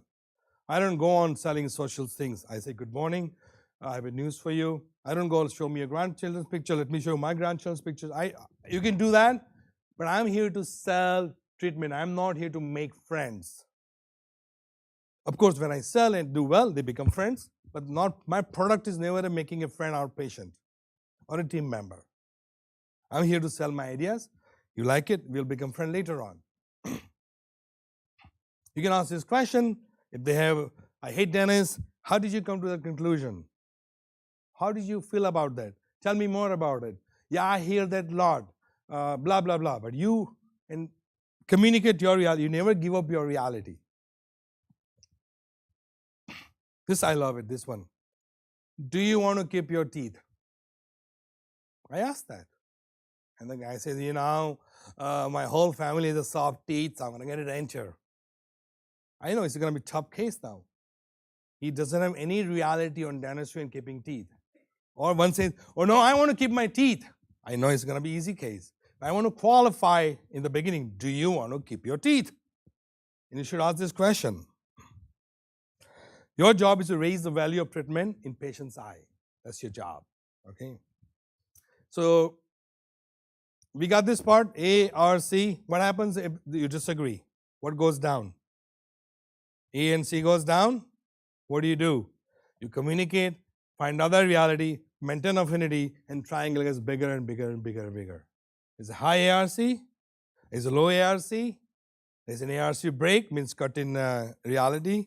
So you want to maintain high ARC. And that's life. Even the patient doesn't buy, who cares? You're having fun selling your reality. And just having fun will change everything. Few more things. Avoid dentist lingo. Do not use big words. How many have done this course training in MGE course room called Study, Learning How to Learn? Who has done this? Yeah? Good. Mr. Hubbard, no, I'm a straight A student. I have almost 9 years of college degrees. I did not know how to study. I found this in my 30s. Study technology. What is study technology? He found there are 3 barriers to study. And when you're training your staff, training your children, as a parent, you don't know this thing, you will have trouble. The first barrier is too steep a gradient. So your child just learning 1 + 1 and you teach them calculus. That's too steep. Or your diagnosis, you just hired someone and you have them sterilize. So it's a gradient. You do step by step by step. Actually, Shilpa, my wife and I made a decision. Before we die, we'll introduce study technology to 20 million people. Because once someone can study, everything is easy, right? So, and second barrier is lack of mass. Like you training an assistant about sterilization, but she's not sterilization. Or you're teaching something, how to drive a car on just piece of paper versus sitting in the car. So when there's a lack of mass, means what you're teaching is not there. In office, we have models and dentures and fake teeth and all these things. So you constantly show them that or draw pictures. And the biggest one is misunderstood word. Misunderstood word. There are 3 barriers to study. That's the biggest of anything. I strongly recommend everyone should do it. My son was 9 when we found it. My daughter did it 7. They both finished college at 18. I totally 100% contribute to study technology. The reason they did school so fast, because they understood what they studied. My mechanism of study was memorize and go to exam and vomit whatever I learned. And after 2 years, you ask me, I forget. That's not study. Study, you learn and apply. Learn and apply. Majority part of students, there's no applications. They just learn. Yeah. So don't use big word. Let me use big word. This is Babada. Babada likes to go on vacation. Babada enjoys life. Where is your attention now? Babada. You see, I just proved it. You're looking at Babada. You're not listening to anything else I say. What is Babada? What is Babada? I lost you right there at Babada. Babada means cat or something. Okay. Similarly, when you tell your patient you have proximal cavity, and proximal cavity, and there is a pain, where is it stuck? You lost him right there. So do not use dental lingo. I don't use word crown at all. Crown. So I'm the Charles King. I'm going to be crowned. Where's the red carpet? I say, I'm going to put something, your tooth is about to explode. I'm going to put something on top of it, and now it can't explode. Let me just, and I sell my treatment plan with my hands. Yeah. So don't use heavy words. Periodontist, no, nothing heavy. Oh, there's a skin around your tooth, and it has some bugs and some garbage inside, and some poop and some pee and inside, and we're going to clean it up. Oh, I can understand that. Oh, we're going to do a scaling. Oh, I'm going to get fins. I'm going to be fish now. We're going to do deep cleaning. Oh, how far? 2 feet, 10 feet? Don't use those words, guys. Make sure you don't have to sound very impressive in front of your patient. They just have to duplicate you. I'm just going to have a few points here on ARC. Do not disagree with you. Do what is real to you. Do not ever, how do you apply ARC in life? You create your own universe with whatever you agree with. You create your own universe with whatever you agree with. You say, oh, I don't get good employees. That's your universe. Oh, people don't want to get trained. That's your universe. Oh, nowadays children don't listen. That's your universe. You create your universe, whatever you agree with. Then I should agree with better things. Team. How many team members are here? Just raise your hand. Good. Would you like to work for an office which is expanding? Everybody's getting trained. Everybody's winning. Everybody's making bonus. Would you like to work for that office? Yes or no? Yeah. I proved it. And who is the owner here? Yes. You had to create that team who is fully trained, on same page as you are. Otherwise, people don't like to work for you. So this is my viewpoint on having a team. Listen, guys, I'm playing a football here. I'm going to apply football rule. I'm not going to feel guilty about it. I don't need your approval on these football rules. If you want to play with me, you follow the rules. You want to play basketball, nothing wrong, good game, but you cannot play with me. Very simple attitude. My certainty. About family, 2 more points. ARC. Who has family here? Good. Do everything possible to maintain affinity, reality, and communication in family. Do everything possible to maintain affinity, reality, and communication with your family. And this is another law. Remember, the family is a team. Family is a team. An ARC break with one member is ARC break with all. You argue with your husband or spouse, is an ARC with children too. You get that? ARC break with one is ARC with the whole team. So you got to be very careful. These are the few laws here. If you are an ARC with it, with patient, then only you can ARC from it. If you ARC with it, with patient, team, or family or child, then only you can have it. Then you give, you get back. Yes. And this is remember, most of your trouble with people starts from not having enough ARC. All your troubles, I would say. Good. So I spent a little more time, but I want to drive down this point, ARC, that without ARC, there is no life. Do you feel that? With ARC, there is a life. Correct? Okay, now, you have ARC, and you are giving your reality, communicating back and forth, acknowledging, duplicating. There is a one point you will give up, building ARC. You say, hell with it. I don't want to do it. I had enough of communication. I had enough of back and forth. I had enough affinity. What is that point which make you give up? You stop doing what? You stop doing something when you stop doing ARC. Not caring. You will stop doing ARC when you stop caring. Your child, you want him to do homework, and he gives you all the barriers, and you continue to do communication. What's the reason? You care for your child. Get the idea? So without this caring factor, you cannot sell. And there's a word here called hard. Because we figured out in the beginning, if you want to deliver something to someone, an idea or a message or dentistry, you must sell. And I'm going to give you a new definition of sell so you can deliver. It's a definition here.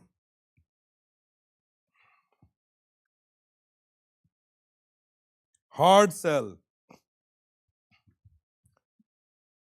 means insistence people buy. My patient, my team, my family, my spouse. Caring about the person. See, the whole sales is in first 3 words here. Caring about the person. This whole sales here. Caring about the person, not being reasonable with stops and barriers, in getting him fully paid up and taking the service. That's a hard sell. Let's Clear the words. Look at the words. Hard means unyielding to pressure. Unyielding. So you have a treatment plan. Patients give you pressure. You're not giving up. That's hard. Unyielding. Sell. Persuade to someone to buy to better their condition. That's a sale. When you sell drugs, it doesn't better the condition, right? But what you have is better the condition. Care. To feel concern about, care. To guard it, you guarding their health. To help it. Genuine interest in someone, that's all care. Reasonable with faulty explanation. Faulty explanation. So, have you seen, you tell your child that do some house chores, and he says, I'm tired. And you say, okay, you're tired. And 2 minutes later, he goes out and plays. You just bought a faulty explanation. He gave you an explanation, you say, oh, that's valid. Patient says, I don't have money. And you buy it. You see, he came in BMW or something. So, faulty, and it could be true also, but majority of the time it's faulty and you buy it and you make your reality. So, it's faulty explanations. As an executive, you cannot be reasonable. I'm an executive of my team. I cannot be reasonable. You don't want to train? I understand. But I can't keep you on my team. I'm not reasonable. But I have 20,000 children and I can't travel. I totally understand, but you can't be in my team. That's not being reasonable. Right? When I started my wife, and you can all do this thing, she had 4 or 5 employees, and her numbers were 50,000 a month for last 4 years, right? And she had a team of 4 or 5 people. I didn't know MGE, but I had that in my personality. I'm not a reasonable guy. So these 7 people, 4 people, whatever, I wanted to train them, because not MGE, but I found other trainers. And said, no, we know this, we are in the business for 20 years, and I said, listen, no matter what you say, I only look at one thing. Number hasn't gone up in the last 4 years. Period. That means you don't know what you're doing. No, but we know. No. So I gave them 3 months because they helped my wife for 4 or 5 years. I said, I give you 3 months. If you don't do what I do, you're all out. And everybody was out in 3 months. Me and my wife only. She was very upset. What the hell you did? I built this practice for 4 years and everybody left. I said, hey, they didn't want to play my game. That's fine. I can. And the rest is history. We created a big team. So you can't be reasonable as an executive. Yeah. We got the words. So what are we selling? What are we selling, guys? What are we selling in dental office? Health. We're selling health, right? If you help patient, does he get better or worse? Yeah, if it's worse, you have to go get license again. Look at your dentistry. We are selling healthy gum, function, aesthetic, confidence, long life, healthy body. Correct or not? And you can only sell what is real to you. Say this line. I can only sell what is real to me. Say that? Make sense? So when I joined my wife, she set me down because my first job was recall. The highest job I loved in my office was recall. You know why? I get to speak to 30, 40 people in an hour. That's the most funnest job. Every time, like new, that's the most fun job I like. Talking to people, communicating. On recall, I had this reality after learning from my wife.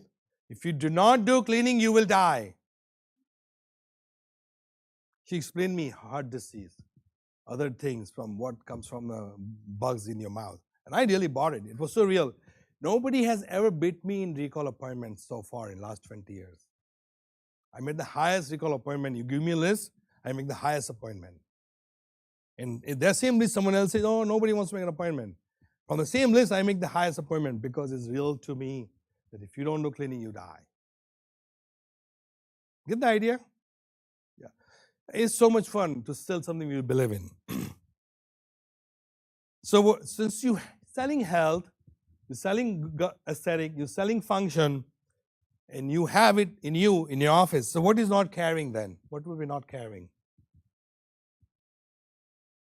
You know how to help, and that is carrying. So what will be not carrying? Say it loud. Compromising. Not selling it. That's not caring, right?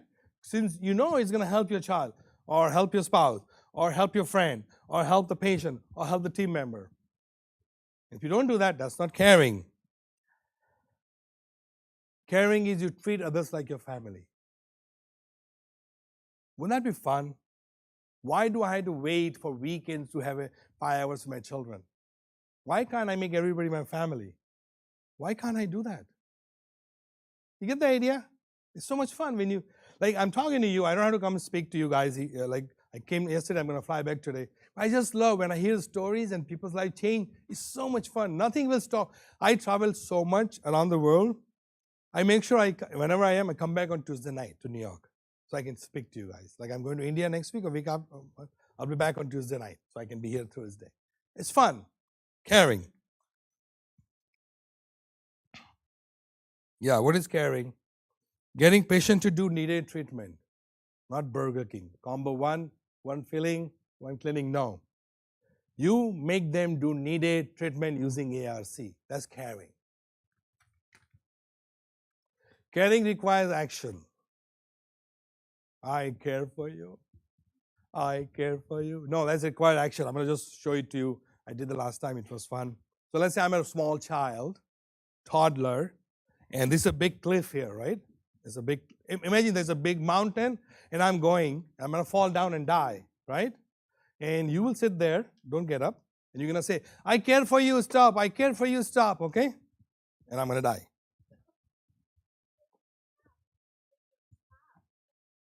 Boop!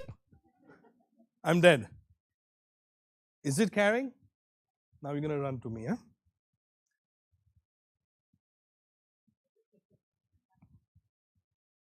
Oh, thank you. That's caring. Thank you. Caring requires action. Interchange of idea is exchange. Acknowledgement is exchange.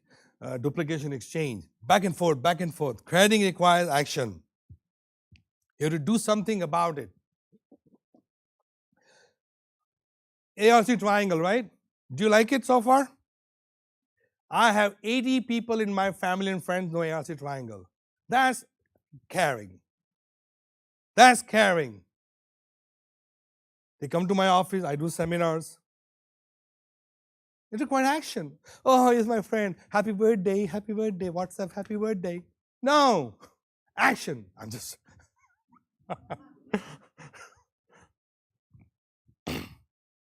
You're willing to control. When you require, she's willing to control me.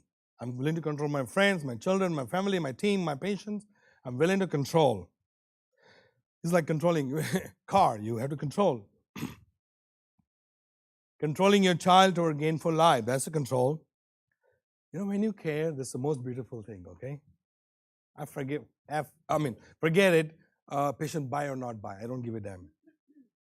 Caring creates a vibration. I enjoy that vibration. I genuinely talking to you about your treatment plan. I don't care if you sign up or not. And I'm having fun educating you, showing you. That's enough pay for me.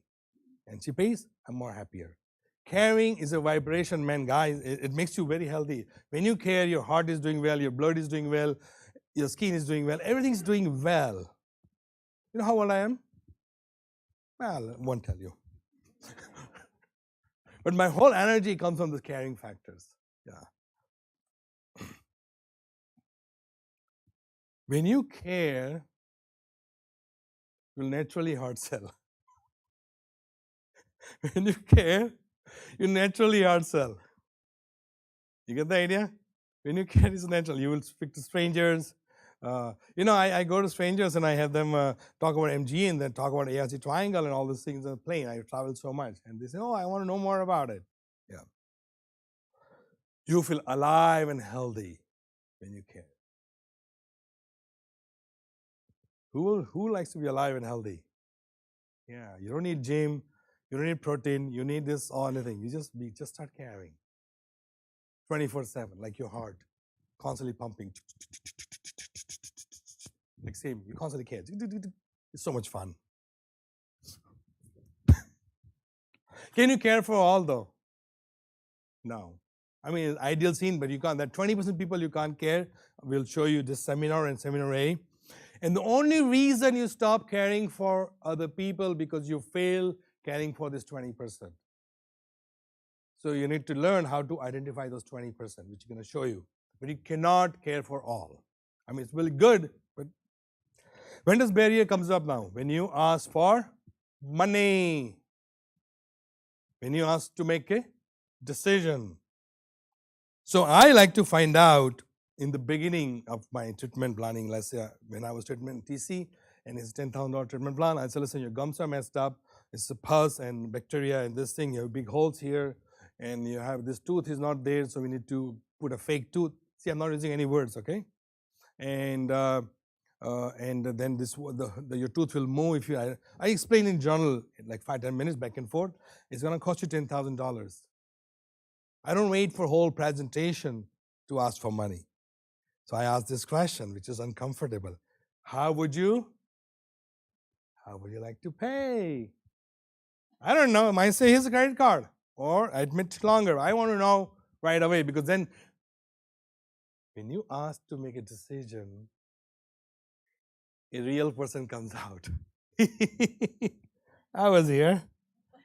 The guy at reception is different than guy in a room. Reception, hey everybody, good morning, good morning. Comes to the room, you ask for money. Oh, so what happened? You're treating this guy in reception room, not in your room, not the guy in reception. So that's a real guy. When you ask to make decision, the barriers came up. And then what do? Keep using ARC and get your money is the low. You think they want money is the most biggest motivator? No, money is the lowest motivator, but it's a signaling device. You ask for money, the person pops up. Have you speak to your friends and they talk about the movie and I like to go to movie and it's a good movie, we should go to movie, and you say, let's go this weekend. What they say? Let me look into my schedule. The real person comes out when you ask for to make a decision. Telling patient is part of education. Telling patient the price is part of education. Not only just treatment plan. Telling how much does it cost is part of education. Asking for money opens the door for more communication. More communication. So I ask, they give me objection, I handle the objection. Eventually I'll raise the responsibility toward dentistry. Because I want to find out real objections, not this social objections. So when you ask for money, when you ask to make a decision, and when patient is heart sold, they will pay. When patient is heart sold, they will show up. When patient is heart sold, they will finish treatment plan. Like in our office, we always collect more than we deliver, right? Like yesterday they collected 55,000, something like that. The dentistry will be delivered in next 2-3 weeks, right? So we do not make any appointment without collection. Why? Because we know they committed, and we have our specialist schedule. We got 9 specialists. There's rarely a no-show. Almost impossible, because they paid thousands of dollars. The car doesn't break down. Nobody calls them back at work at the wrong time because they just show up. Yeah. So we got that. So now we got ARC. We got hard sell. There's one more tool which complete this cycle. Now let's say you are giving back and forth. You're hard selling. You're asking for money. They give you objection. You back and forth communication. You're not giving up. There's something, one more factor is missing here. People come into different emotional tone level. Someone could be in grief, someone could be happy. Patient is happy in the reception, goes back to room, is in fear. So you will have to learn to sell to different emotional scales, emotional level of people. Let me read an article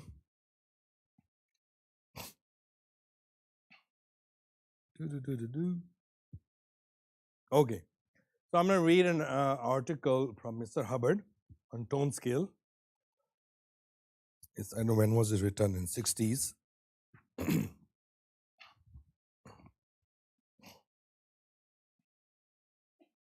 Okay. So I'm going to talk about tone scale, then I'm going to show you how to use tone scale to get your ARC and heart cell going. The tone scale, a vital tool for any aspect of life involving one's fellows. It's the most vital tool, most important tool when you're talking to someone. It is a scale which shows the successive emotional tone a person can experience. Like people can experience grief, up and down, all the way enthusiasm. By tone is meant the momentary or continuing emotional state of a person. There's a momentary tone and continuing tone. Someone goes out for weekend, they're happy. That's momentary. In 5 days a week, they're like, that's continuing tone is a boredom. Weekend will be, So there's a continuing tone, there's a momentary tone. Emotions such as fear, anger, grief, enthusiasm, and others which people experience are shown on this scale, graduated scale. Now this is the law here. Skillful use of this scale enables one to both predict and understand human behavior in all its manifestations. So once you understand tone scale, you can predict what will happen. Will that be cool? Because a fear guy will walk certain way, talk certain way, his honesty is certain way, so you can predict what he's going to do. And you're going to learn in seminar these 2 days, every single tone has many, many different manifestations. Like, let's say one of the what do you know about me now? I'm angry, right? That's a manifestation. These tone scales plots the descending spiral of life from full vitality. It shows like spiral. This tone scale plots the descending spiral of life from full vitality and consciousness through half vitality down to that. So you can see everything on the tone scale. By various calculation about energy of life, by observation, and by test, this tone scale is able to give levels of behavior as life declines. Someone who's enthusiastic behaves differently, someone who's grief behaves differently. These various levels are common to all men or female. He wrote in 60s, so it was normal. When a man is nearly dead, he can be said to in chronic apathy. And he behaves in a certain way about the other things. And this is 0.05 in the tone scale. So he's in apathy, he behaves certain way. When a man is chronically in grief about his losses, or losses are impending, which is coming, or is fixed in past losses, he is considered grief. This is 0.5. When a person is not yet so low as grief, but realizes losses are impending, that's this,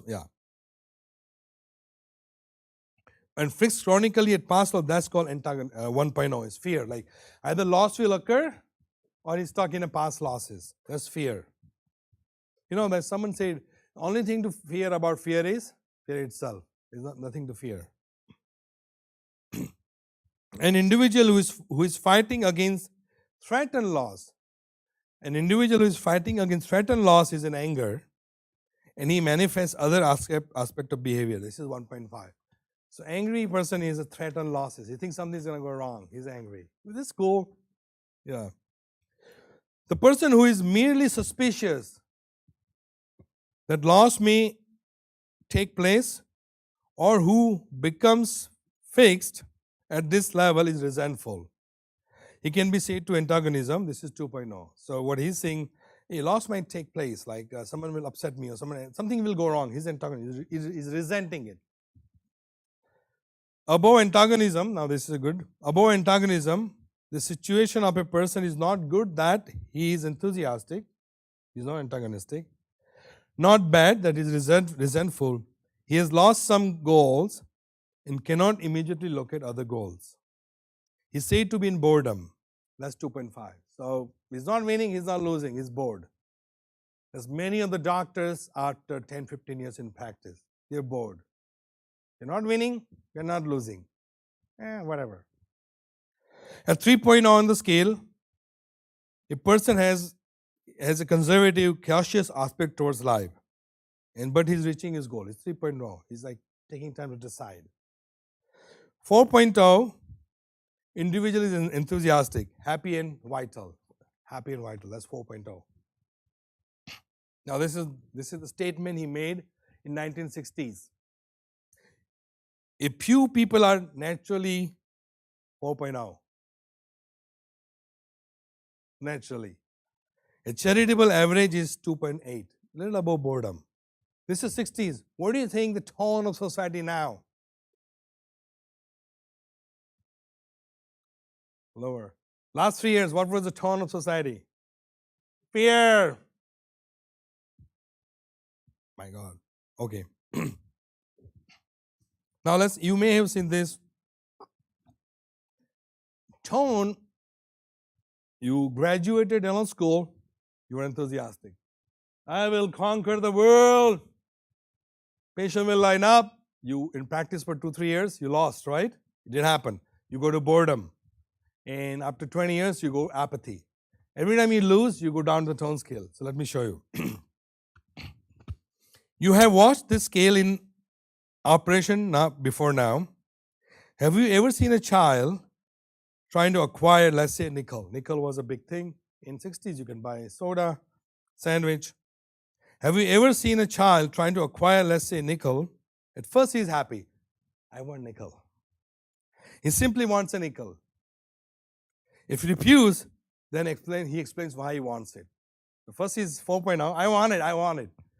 You refuse, you go to 3.0, conservative. I want it because, I want to buy soda. That's communication, back and forth. Conservative, explaining it. If he fails to get it and did not want it, he becomes bored and goes away. You see, I don't want it. I don't want to do dentistry. I'll leave this thing. Since you failed to get it, but let's see if you want it badly. But if he wants it badly, he will get antagonistic about it. He will become, you don't give me nickel, you promised me, you don't give it me. See how it goes down from 4.0 to 2.0? Every loss makes you go down. Then he will be angry, tantrum. Have you seen children doing, no, and start crying. The crying comes later. Then if he's angry, it fails, then that failing, he may lie about it, why he wants it. That's 1.1, covertly hostile. Lie. I want the nickel because I want to buy my sister soda. Actually, he wants it, but he's lying about it now. That failing, he goes into grief, cries, and he still refuses. He finally sinks to an apathy. And he doesn't want it. That's negation. I don't want to expand my practice now. That's negation. I don't want to have many team members. That's negation because you're losing. So it's a heavy subject, not heavy subject. So now your question is, why do we need to know the tone scale? Social veneer versus real tone. That's what you're trying to find out. You want to find out real tone of the person. Social veneer is, life is good, life is good, life is good. The real tone towards dentistry in your room. That's what you want to find out. The tone which you're handling is your treatment room, not a reception. You might say, this guy was so nice. No, you're not handling that. When he's in reception, your operator, you're selling, that's the tone you're trying to match. So what you're trying to do is match the tone to get in sympathetic vibration. So ARC triangle. Let's go back to quickly ARC triangle. Yeah. So that's his reality.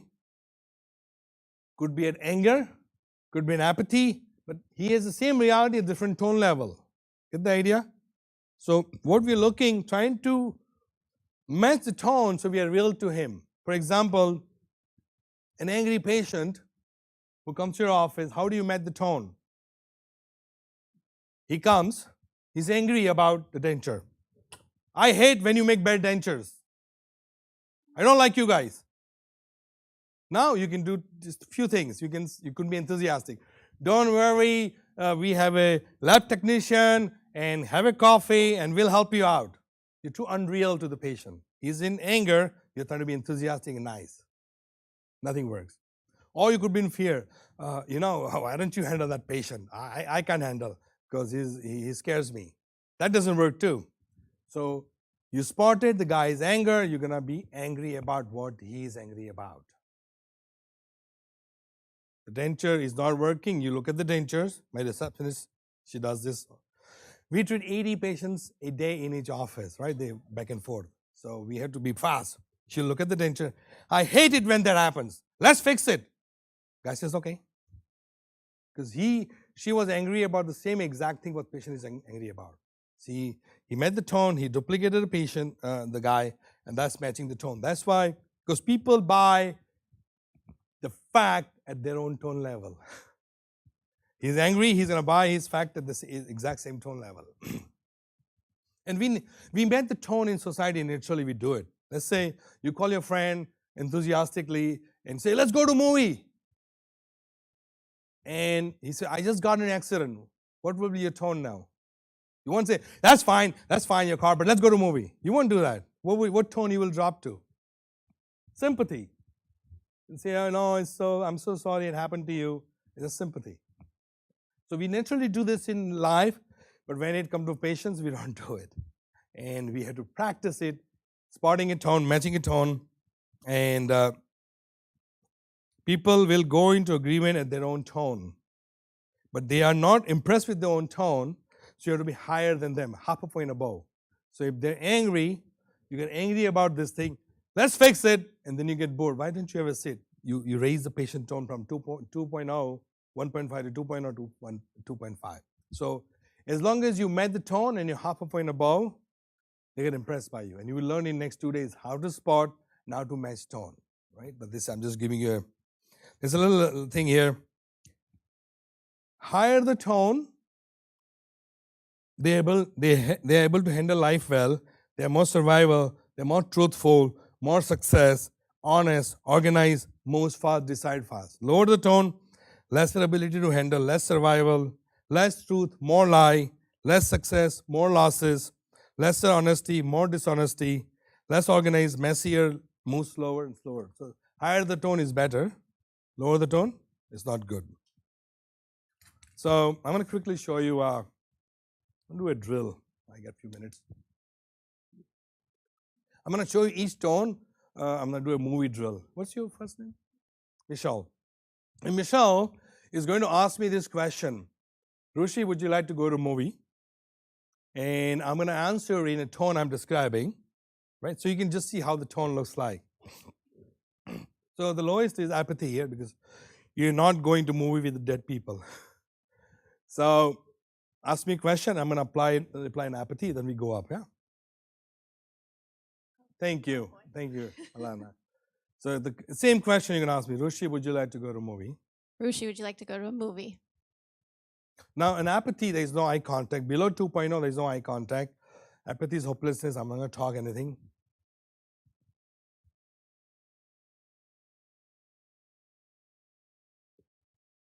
What's the point?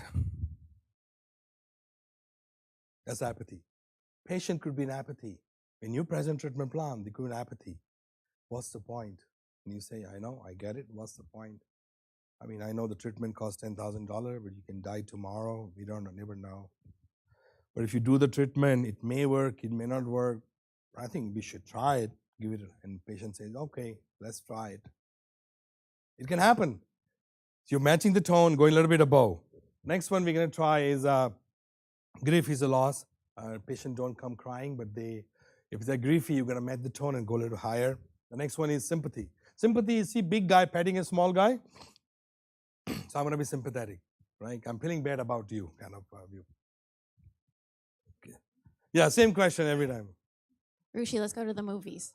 You know, Michelle, I'm so busy, but I know you are lonely. So I just to make you feel, I'll change my plan.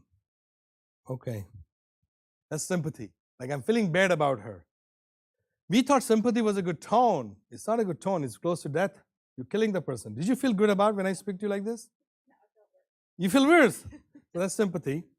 Our next one is what? Fear. Fear is like something loss has occurred and I'm stuck in the loss. And so in this case, my friend or I lost a wallet in the movie theater, and I'm going to be talking about that.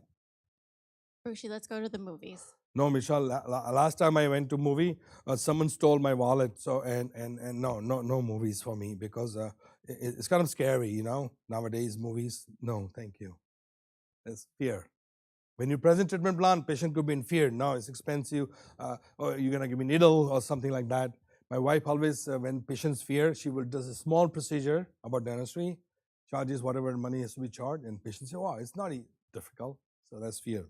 If you don't know this fear, you can always say, don't be chicken, be brave, you're a good dentist, look at our reviews, and it will be unreal to patient. Okay, next one.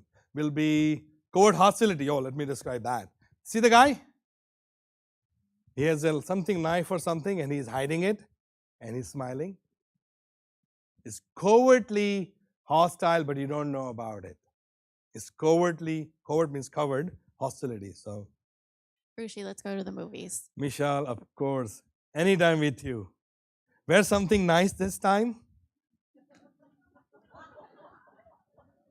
You know, I hate her. I don't like her. Of course. That's your cowardly hostile. She doesn't know I don't like and I don't want to go with her, and I'm cowardly hostile. Yeah. This one people you remove from your friendship, you'll be very happy. When I found out tone, I fired one or two friends. I said, you're out. Next one is anger. I won't do that. But let's say I showed you, but if she says she asks, no, I don't want to go. It'll be like, boom, put you down, kind of destroy you. Above that is 2.0, antagonistic. I'm going to give it back to you. Rushi, let's go to the movies. So now you ask me, yesterday you went with her. Forget about the movie. That's like attacking. Patient could be that, attack you. Like I bought a Hummer or something, and my wife presented a treatment plan, and patient knew I have a Hummer, and she said the treatment plan is $15,000. You know what patient said? Dr. Trivedi, so you're trying to pay off that Hummer? My wife said, no, my husband is looking at Porsche now, the new car. That's why I need it. So she, same tone is antagonistic. Next one would be boredom. Rushi, let's go to the movies. You want to go? Yes, I don't like care. to go. Whatever. If you want to go, we go. You don't want to go, it's fine. Whatever. It's up to you. It's like a teenager in the house. What do you need? I don't care. Or marriage after 3 years. Honey, Thai? I don't care. So that's boredom. Okay. The next one is contented. Like everything is fine. Rushi, let's go to the movies. You know, I watch only one movie per year. So I watched in Christmas. So my next movie is due next year. All good. That's contented. Patient could be contented. Why would you fix it not broken? And what would you say? Of course, why would you fix it not broken? I totally get it. That's really stupid. Let me show you what's happening. And you show, wow, it's broken much bigger than that. Yeah, it is. Would you like to fix it? Yeah. If you don't make the tone, don't agree, don't acknowledge, you're stuck. Next one is conservatism. Kind of, they ask many questions. Rushi, let's go to the movies. Which movie? Yeah, let's go see Titanic. Titanic. It's still playing, huh? And who's going? A group of us. Okay, I need the names. And who's going to buy the tickets? I'll buy it. You buying it? Okay. And popcorn? Yes, of course. Soda, candy, whatever you want. And the parking is easy? Yes, very easy. And I heard that they steal wallets there. Is it still going on? No, I don't believe so. You know what, Michelle? Let me think about it. After all, they have to think about it. Get that? Next one is strong interest. All this, higher the tone. Ask me again. Rushi, let's go to the movies. Let's do it. This weekend, I'm free. You free? Yes. So higher the tone, the decide faster, lower the tone is slower. You cannot hire, you're done. Thank you. We're going to go to a movie, okay? You cannot hire a team member below 3.3, which is strong interest. There should be minimally strong interest in you, your practice, the treatment plan you present. You cannot have a reception in fear. Oh, no. You cannot have a person who takes a phone call and boredom.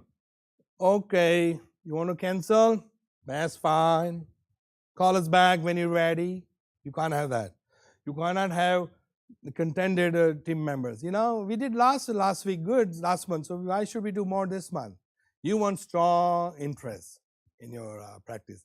But you cannot tell the patient, I will not sell you because you're not strong interest. Patient comes in different band, correct? So that's why you need to master to sell to the whole band. It says here, as you see that as you go down the tone scale, there's less ARC, less affinity, less communication. So lower the tone, you have to work harder than higher the tone. You're going to learn a lot about tone scale next 2 days. If you cannot sell to this side, which is below 3.3, you cannot sell. That's what you're going to do when you come to this place. This is what you're going to do. I'm just going to go further. Currently, you're only selling 20% of your patients, which are like 3.3. They're really interested. Actually, you're not even selling. They're buying. So what do you need to do from ABC seminars? And last 20% you don't want to sell, which is you learn in seminar A and B. These are the guys going to give you a lot of trouble.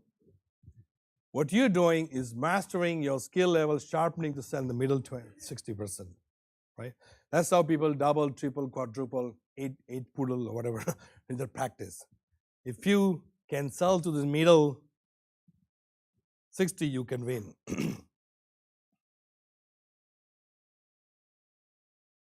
I mean, you can look at yourself and see what tone level you are. You can find out yourself. But what happens when you train at MGE, what happens? Your tone goes up. When you train, when you apply, the tone goes up. So I'm going to summarize what we have learned so far. Okay? We are about to end.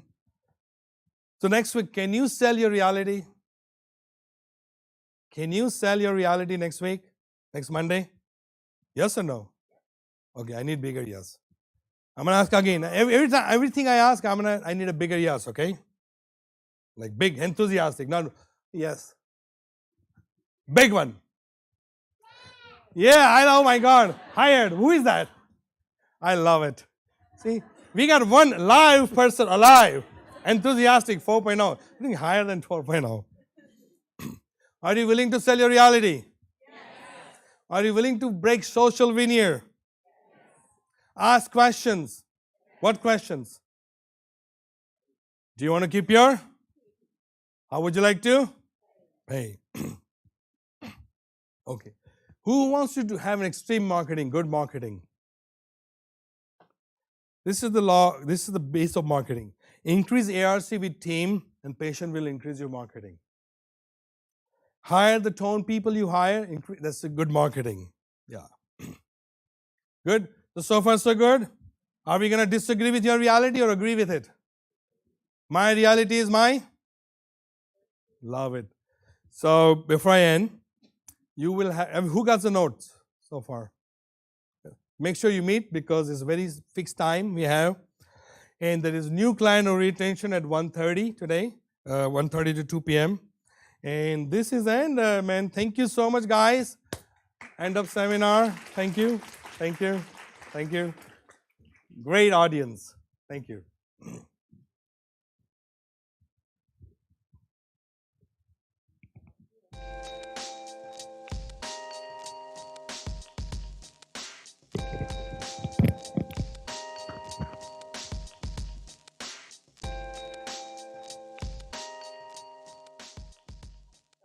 I'm good. How are you? So the break's going to be a few minutes. If you want to use the restroom, use the restroom. But basically, if you go outside these doors.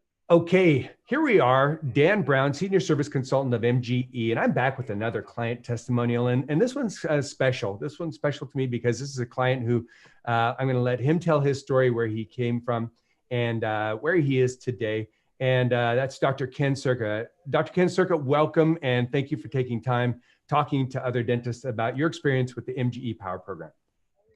Well, thanks for having me, Dan. I really appreciate it.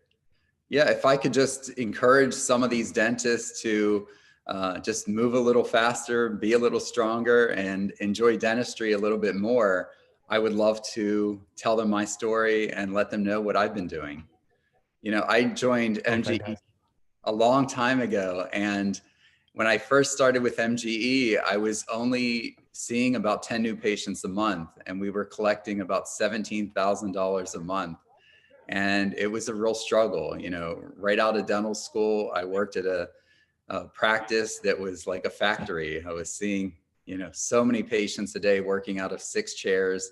And I said, you know, there has to be something a little bit better than this. And I had the fortunate opportunity of having a periodontist recommend me to MGE.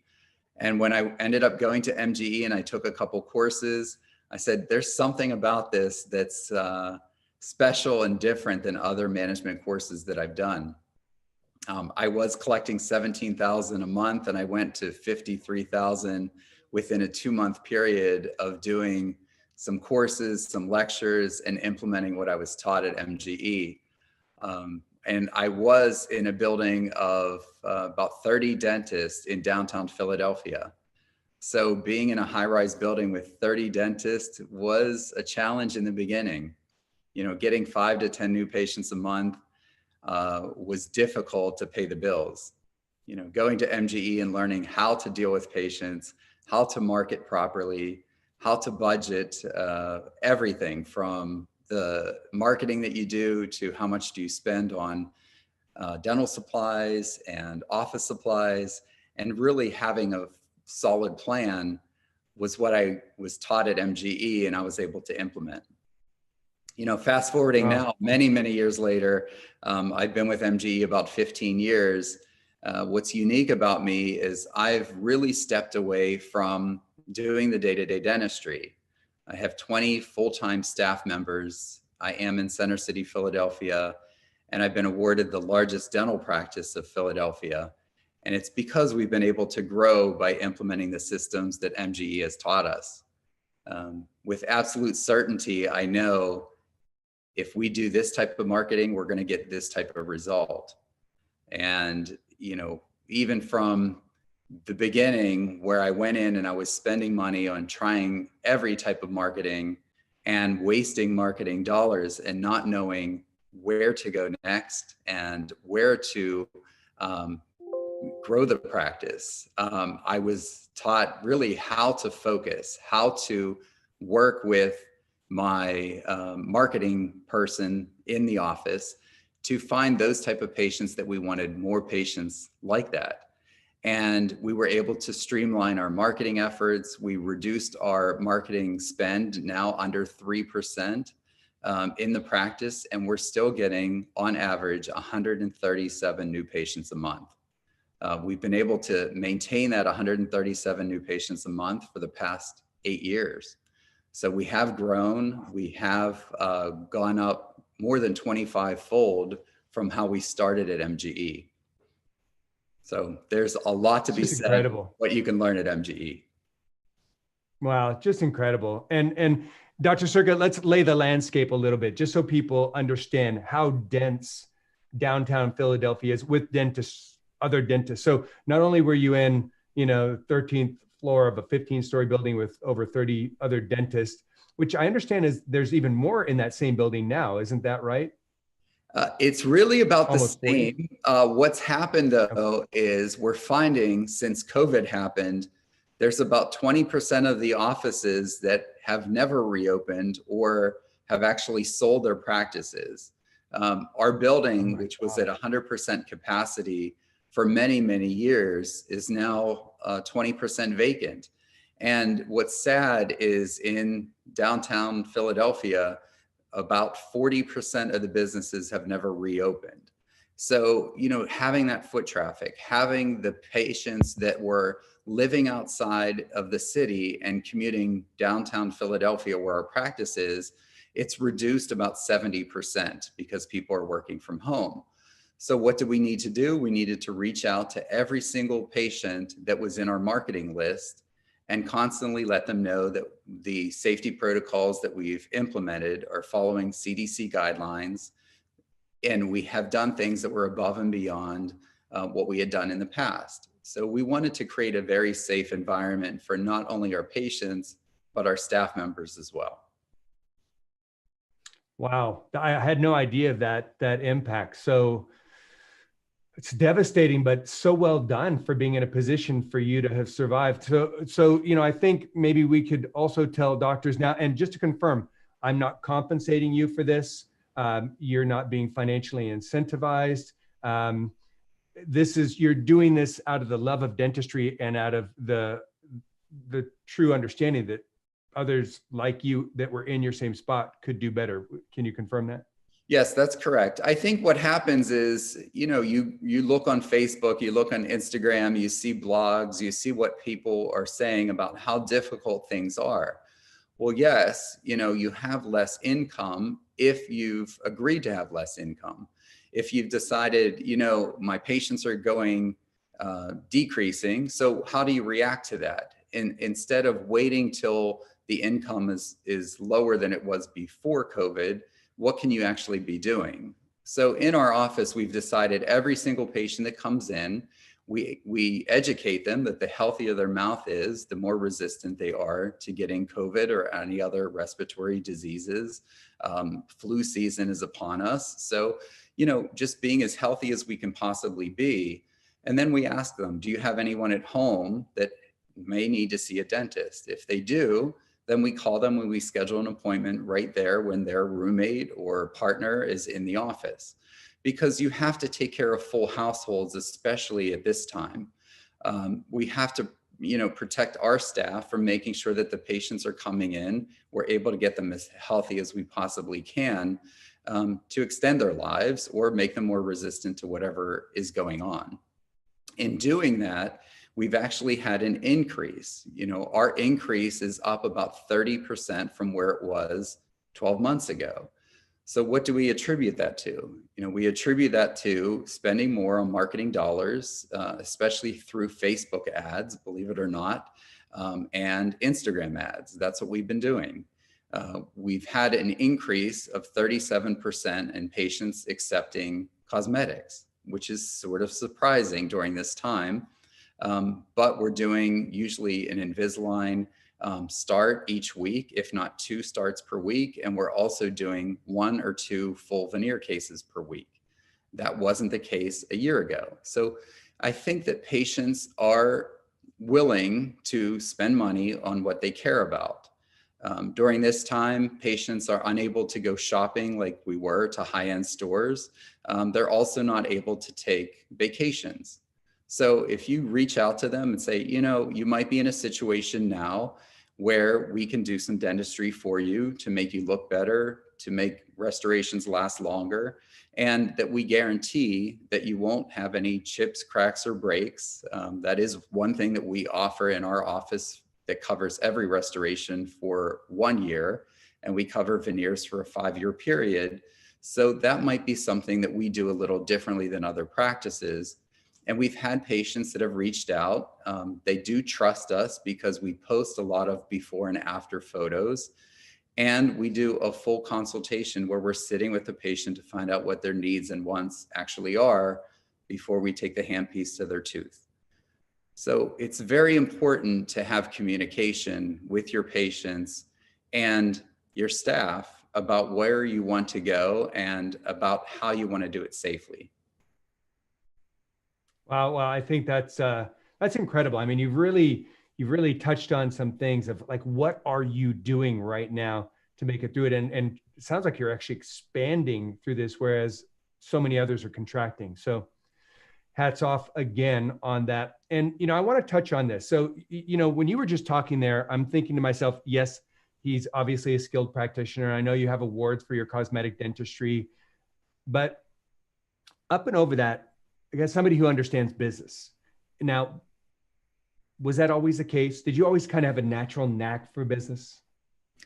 I always enjoyed financing and investments and things like that, but I'm coming from a family that was blue collar workers. You know, I'm from Pittsburgh originally, and I didn't have a background in anything except, you know, working at a fast food chain for 7 years. That's my background. So when I ended up going to dental school right out of the fast food industry, I didn't know anything about business. So when I joined MGE, after spinning my wheels at my own practice for over a year and not being able to make ends meet, there were some simple processes that they've taught me of how to manage the office, how to track what we're increasing and what we're decreasing, what we're spending money on, the number of patients that are showing up for every 6-month recare visit, those sort of things that I had no knowledge of. So I feel like after going to MGE and doing the year-long Power program, I feel as though I basically gained an MBA. I understand marketing. I understand looking at budgets. I understand profit and loss statements, all of these things that I had no knowledge of prior to joining MGE. The biggest, I think, problem that we run into in dentistry is the management. It's not the clinical aspects. Dealing with patients is the easy side. You know, running the business, you know, hiring staff, training staff, putting in correction for staff. If a staff member is showing up late for work, how do you handle that? A lot of dentist friends say, well, I don't say anything because if I lose her or him, I don't know what I would do. Well, you know, it's your practice and you're taught some communication skills, how to tweak things in your office to make it fun for everyone, to make it a team effort instead of you as a practitioner working alone. And that's what I've gained from MGE. It's fantastic. Really, excuse me, really is truly fantastic.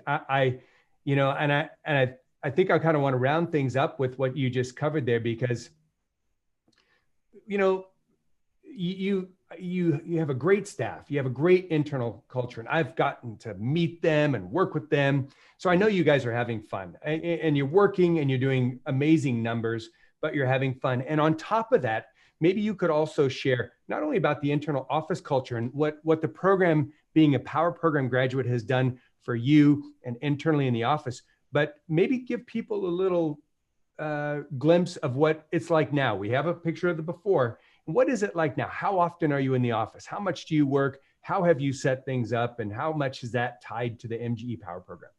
Yeah, well, I mentioned that the practice is in Philadelphia. I no longer live in Philadelphia. I've moved to Soho. I live in New York City at this point.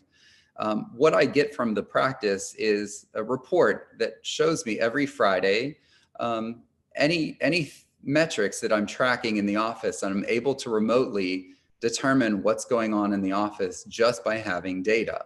So MGE has taught me how to review this data, how to know exactly what's going on in the office without me having to be there. I still go to Philadelphia 4 days per month. So the 4 days per month, I'm actually in the office, seeing patients, running the office, touching base with the executives, that's the office manager, and the person that's doing the public relations in the office, like marketing. So we get together and we talk about how things have gone for the past month. And I set goals and we set policies so we don't repeat the same mistakes that we've done the previous month. And we also look at what we've done right for the previous month and we find ways to repeat that. So it's a very simple process, but it's something that I can do remotely, and we're still, again, growing the office. I've been able to hire 2 amazing associate dentists that are in the practice, excited about what they're doing, because we're all there to get patients healthy. And if everything's aligning to get patients healthy and to, protect them from whatever viruses are going on in the world at this time, and that's our focus, then we don't get distracted by anything else. It's all working together as a team to protect ourselves and to protect our patients. And as a result of that, by doing the right thing consistently, the practice keeps growing because our intention is to get people healthy. And there are struggles that we all have, financial struggles, paying the bills struggles, worrying about the future.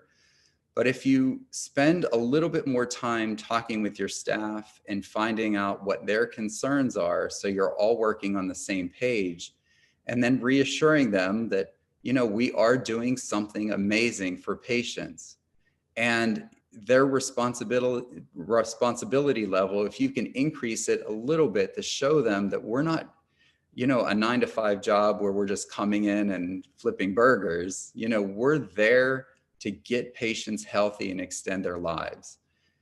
And if everything aligns with that, you can't help but succeed. It's fantastic. Really, just sounds amazing.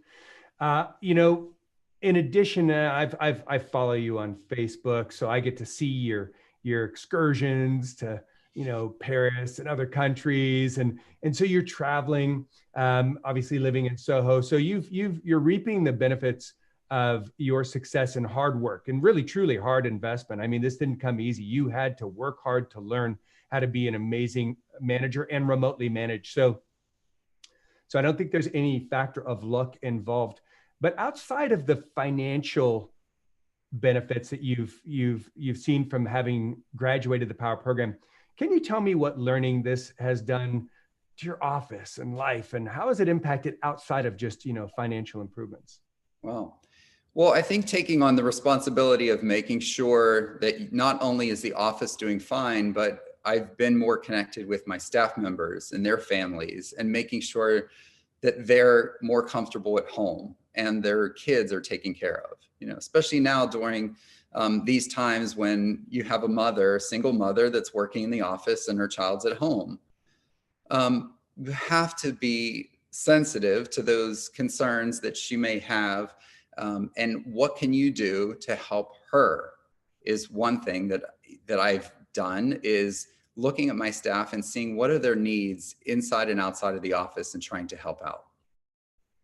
Secondly is I've been able to go back to the area that I grew up in. It's a depressed area. We've been able to do a lot more volunteer work. We've provided computers to a lot of students that didn't have computers during this time that have to work at home. I've been able to reach out to dental students. I'm up here near NYU, and I'm able to work with some dental students because they can't do their clinicals in the dental schools right now. So being a resource for them that I can share my knowledge and just to be a little more helpful is good. When I used to go into the office, I would have a headache every day going into the office, like a physical headache. Or I would leave at the end of the day having a headache, not knowing what to do. There were many nights that I left the office at midnight or 1 a.m, just trying to keep my head above water. And I've learned to work more smartly over the years, and you learn how to focus. I never worked out for many years. I now have time to work out daily. It's those sort of things that MGE is freed up, is some more free time to take care of myself, to take care of others, to take care of my family, and to take care of staff. It's those things that I never even thought of, because when you're struggling and you have so many financial concerns right in your face, you're not looking at the big picture. You're not looking at globally, how can I make the world a little bit better? And for me, stepping away from dentistry and having more free time, that's my mission. My mission is to make the world a better place. My mission is to never post anything on social media that's negative. My mission is to reach out to those people, friends and family that are struggling, and to make their lives a little bit easier by letting them know that someone's there listening to them. So that's my mission going forward, and to spreading the knowledge that I've gained from MGE to other MGE clients. Like Dan said, I'm not being compensated for this. I'm not being compensated when I'm lecturing and when I'm sharing things. I'm looking to how can I help another dentist love dentistry a little bit more and make their staff enjoy their jobs. Wow. Wow. Just awesome. Thank you for that. Ken, I'd like to ask you another question. Obviously, when you came on board and decided to do the Power Program, you had concerns prior to that decision. It's a commitment. Tell a little bit about the concerns you had about MGE and doing the Power Program. Well, the concerns that I had about joining MGE and doing the Power Program really stemmed from lack of money. So I couldn't even pay my student loans at the time. I was working 2 jobs. So when I started my practice, I was still working full-time at the other practice. And then I was working in my practice in the evenings. So I said, well, how would I ever make this happen? Because if I'm going to, at that time, it was going to Florida to do training, how could I close my doors? I have no associate dentist to keep the office open, and we'd be losing revenue.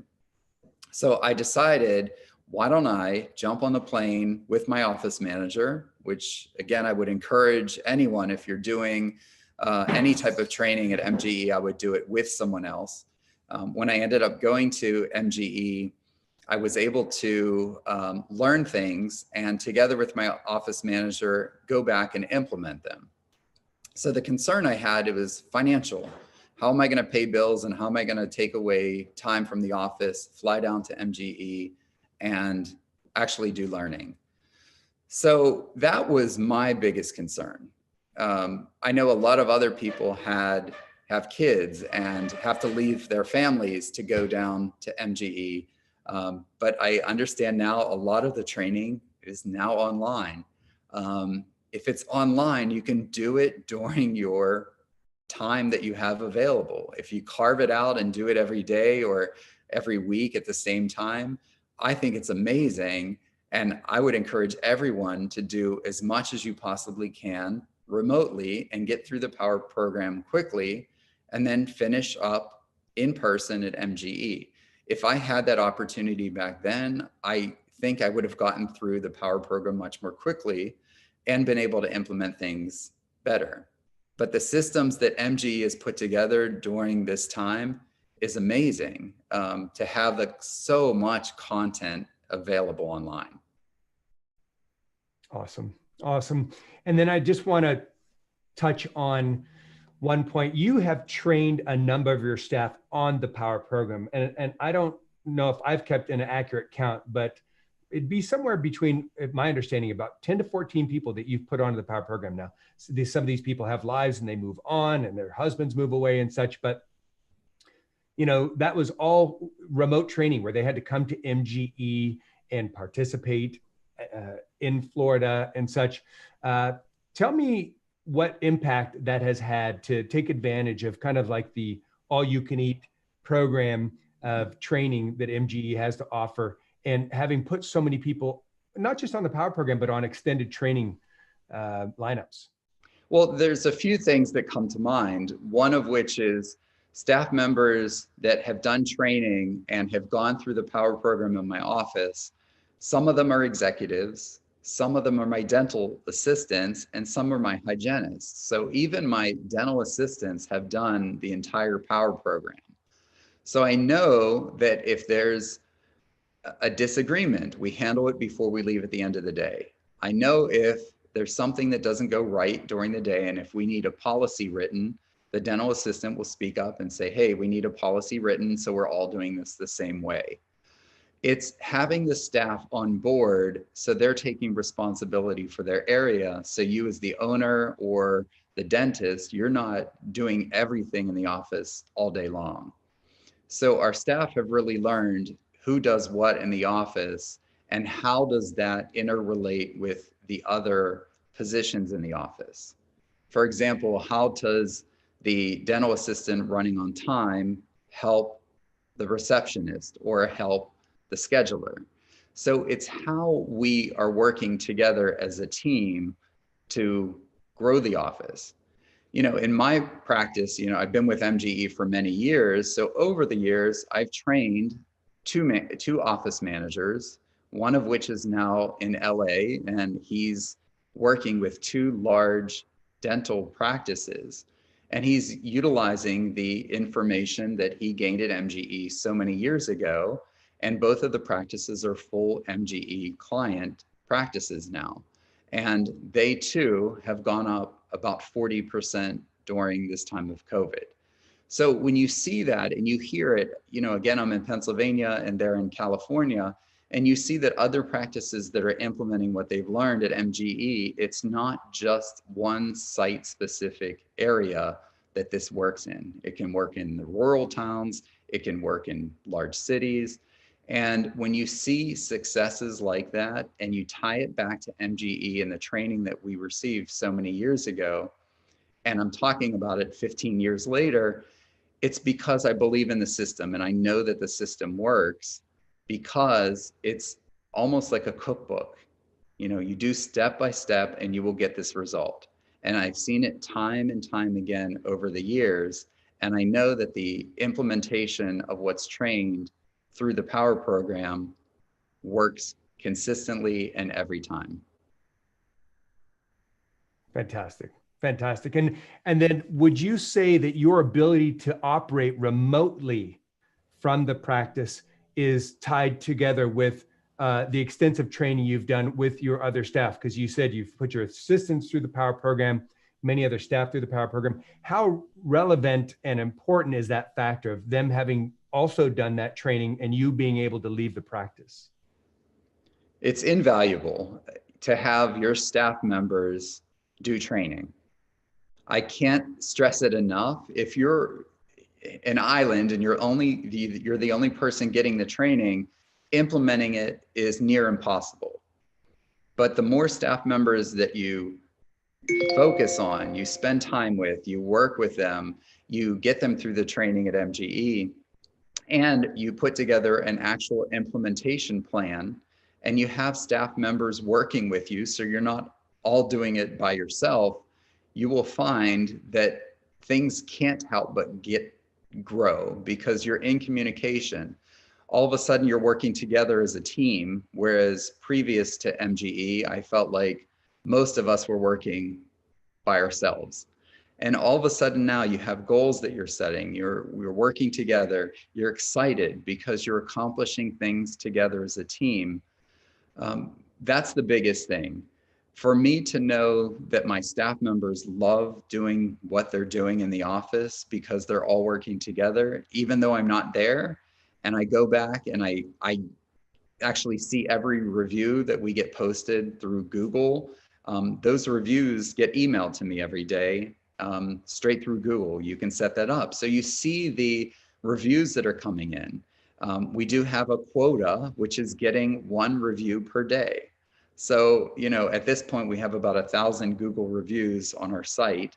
And when you see that and you see, yeah, they're not all positive. There are some things that come out negative, but how do you adapt and how do you change your practice so you address those issues? You know, you don't fight with your patients. You don't talk negatively about your patients. And if you establish those type of parameters in the practice, then all of a sudden it's a very positive environment. So the staff members work together as a team, and it's all from what they've learned at MGE.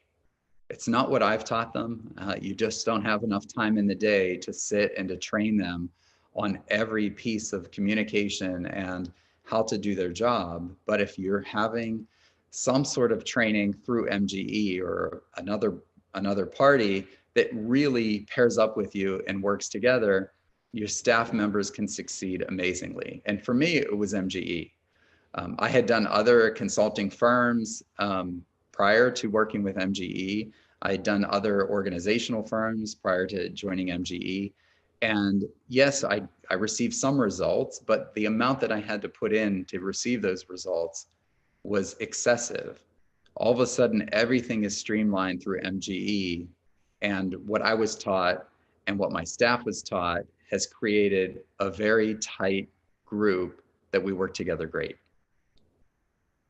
Fantastic. Well, Doctor, I can only tell you that I could listen to you all day, and I kind of told you this would probably be a short 10 or 15-minute interview, but I just couldn't stop asking you questions because it's just fascinating, and it's just your success is really legend. So, well done to you. I'm so happy we have this relationship. I'm so happy for your success.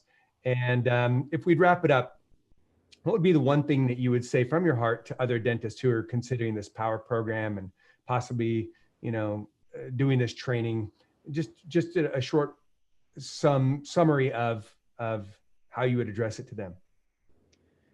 If you want to have more success, you want to have less stress, you want to have a team that's working together, and you want to go home at night doing what's right, knowing that you've done what's right for your patients, I would join the MGE Power Program and do it from start to finish with your office manager. It's so surprising to me that I see a lot of dentists that have not done the entire MGE Power Program, especially dentists that were on the fence years ago, and they might have waited a year or two, and then they've done the program. They always call me or email me and say, Ken, I should have followed your advice and I should have done it a long time ago. So, if you're waiting a year, you're waiting 2 years, you're waiting longer than that, I really don't see the point, because you're really losing out in the long run of your own stability, your own confidence, your own, success. If you can bring that success on earlier and stability and have less headaches in your office, I would encourage everyone to do that. Thank you. Thank you so much. And I think those are words of extreme wisdom. Dr. Circa, thank you so much for taking the time. My apologies for this going longer, but again, I couldn't stop asking you questions because I have found myself fascinated. Well done to you and your team, and very much, not like you need it, but good luck with the going future and success. It sounds like you've got a good grip on it. Thank you again. Thanks for having me, Dan. Now, for you watching this, you too could have this same success. The MGE Power Program has helped over 1,200 of your dental colleagues make a combined $9.9 billion in additional revenue. And yes, that's billion with a B. And to give you an idea, after the first year of doing the program, the average Power client sees an 89% increase in collections. Within 5 years, it's a sustained 232% increase. What would that mean to you? Well, if you're collecting $50,000 a month on average, that's about $95,000 a month after 1 year, and $166,000 a month 4 years later.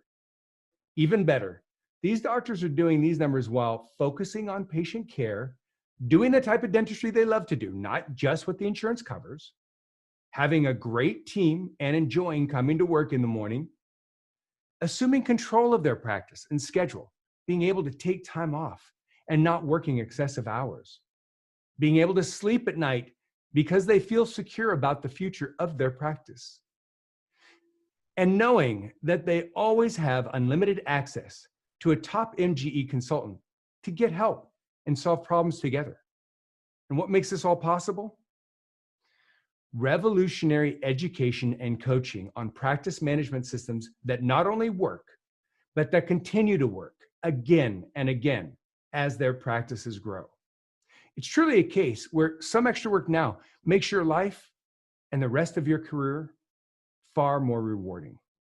So what's next? Well, you need to find out if the MGE Power Program would be a good fit for your practice. And listen, don't wait.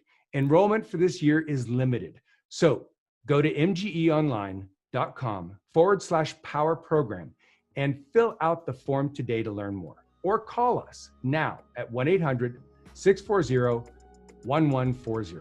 We're here and we're ready to bring these same results to you. We want you to succeed and we know how to make that happen.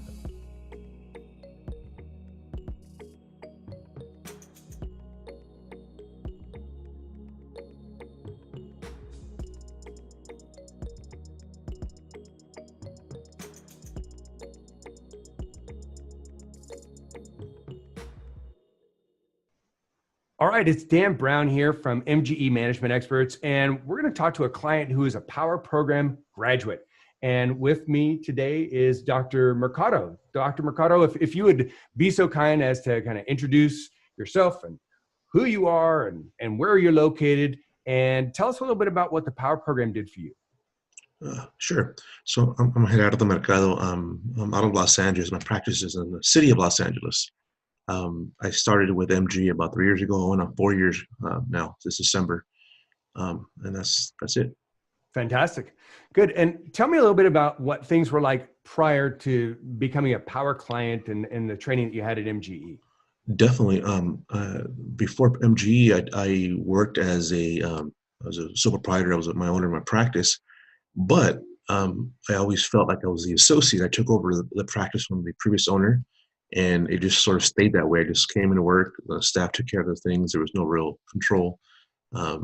And that's sort of how it was. It was just me working and going home and coming back to work and going home. And there was no real change from the moment I bought the practice. Even a year later, it was still sort of, each staff member had their old role. There was no progress. There was no real control that I wanted it, and have the practice be my own. Makes total sense. Good. And then what are things like now? Give us a little idea of what are things like now? Things are much different.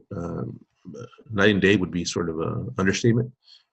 Definitely now, I operate as a owner, as a business owner first, and not necessarily second a dentist, but definitely there's more purpose and there's more control over the practice and over the business. And that creates a lot of good feelings, a lot of good energy, and there's progress happening. There's progress happening. That's the big thing. Nice. How would you say that the program specifically? How did the program actually help you address some of those points? Definitely. So part of the PAR program, you have some leadership and management training. And that overall is probably the biggest improvement in my personal life in terms of having the practice run more like a business instead of, run more like a business instead of just sort of this thing I go to work to. So that was the biggest change specifically with MG, that the training, the management training, the business training you get none of at dental school. I received through MG. Through that training, through that PAR program training. So now it's definitely just kind of a mind shift. You come in the morning and you come in as a business owner before you drop down into a provider. Fantastic. Yeah. And I know that we're not going to be talking numbers right now, just to kind of keep the confidentiality of that. But maybe percentages of increase. And you're welcome to talk about new patient numbers. But from your collections and production, maybe a percentage of increase, kind of the before and the after. Oh, definitely. So since MGE, this is now a few years in now, but within about, I want to say a year and a half, we more than doubled the practice in terms of collections. New patients, to tell you the truth, we didn't really attract new patients before MGE, but looking back at the charts way back then, we more than doubled also in new patient numbers. So it's been a nice ride. Yeah. Fantastic. Now, before you signed up for the POWER program, what were some of your honest concerns about signing up for the program and MGE? And definitely. Number one would be cost. That was the thing. The numbers were a little shocking, and in hindsight, it's been all free. If I could say that word free, it's sort of been it's paid itself. The ROI, return on investment, has been more than a few times. So that was the biggest concern initially. The practice was doing well in terms of I wasn't hurting for cash and whatnot. Payments were fine. The cash flow was fine. But the money was definitely a concern. Second, I think it was also sort of, I'm in LA and then MG was based in Florida. So I was like, okay, well, how's that training going to happen? As I understood it was going to be, training in Florida. And that was a concern because that would be something regularly happening, but it worked out because I learned right from the get-go, it was important to get away from the practice to do the training. It was almost like a little, executive retreat every time I would go. And so those are the two primary concerns. It was financial and the travel, but they turned out to be moot. There was no concern after the fact. Yeah, fantastic. Well, hey, and just curious, because we've made the pivot with COVID-19 and such and the restrictions. So we've put all our power program training online now. Mm-hmm. And a lot of our power program clients are actually doing that training remotely. But that said, would you still recommend people to go out to MGE now and again for what you were just saying, that executive retreat? You have to. Online's great. Zoom's great. We've all been doing different things since COVID. But you have to get out of the practice. You have to get around other like-minded people. And there's truly benefit to that. It's not just, getting on a plane and being somewhere else. There's a specific benefit to that. The change of environment. And that's it's huge. We can and should not be able to get rid of that ever. Yeah. Nice. Great. And then, beyond the personal financial gains that you've had, what would you say the impacts of the program have been outside of that? I mean, obviously the numbers in doubling your practice and, all that, but tell me maybe outside of the financial, anything that has impacted you, your life, your practice outside of just the financial improvements. So the biggest thing, I guess, I've sort of already been working through this as a dentist and as a person and all that, but I guess having a focus on helping people, it's really kind of showing through now with the practice, because that was all in my head, wanting to help people and be a benefit to society and all that. That was there, but now through the training, it's sort of been this. Now it's kind of permeating the practice. It has permeated the practice. The purpose is there for everybody, not just me doing what I want to do, and then patients and then staff doing something.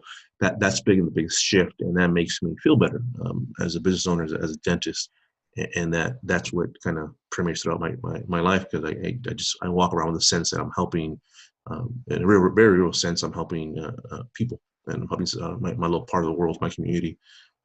That's one of the biggest benefits, and it's there. So it's real nice, real awesome in that perspective. Yeah. Fantastic, thank you. And then kind of a last question. Now we haven't paid you to do this. You're not being incentivized to do this. No, I'm not. Can you confirm that? Yes, I'm not being paid. It's 7 in the morning here in LA. We're not on the clock. I think you do pretty good for 7 in the morning. Quite honestly, appreciate you taking the time to do this in your schedule. Now, for other doctors from the heart, why would you tell them to or encourage them to consider this? From you. Sure. So there's something to happen. I realize now after the fact, but dental schools do not teach us how to be business owners.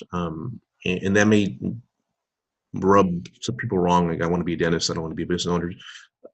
The thing, your practice, your effect on your practice, what you want to do, that path, and whatever you want to do in your practice, your goals, that road is going to lead through some sort of management. You're not going to be able to achieve your goals fully until you understand your practice from the perspective of an owner, of a CEO, of a manager, if you will. So it's unfortunate, whether there's time, whether it's just dedication, but dental school just will not prepare you to completely be able to spread your wings as a dentist. So you have to take on some sort of management training. It's not going to be there fully. And I get it. There's people that they're savants and they go from owning practice and just read a book and understand everything. But you have to have some formal training in it. however it is. And that's why I encourage MGE. I mean, I really wish at some point in time I would have received training in dental school, or even before dental school, but actually probably better. But we all need this. And if your goal is to improve your practice, improve yourself, and do more for your staff, your patients, for your own personal family, you have to find a way to get this training done. Couldn't recommend it to the extent that I can verbalize. It's beyond even words. You have to get this done, and you'll be better for it. And you'll say, you're after the fact, yeah, you're right, Dr. Mercado. I should have done it way before. Yeah. Really fantastic. Doctor, well done. Thank you for taking the time. I really do appreciate that. And, well done on your success, and continue. Thank you. Thank you, Dan. Awesome. Now, for you watching this, you too could have this same success.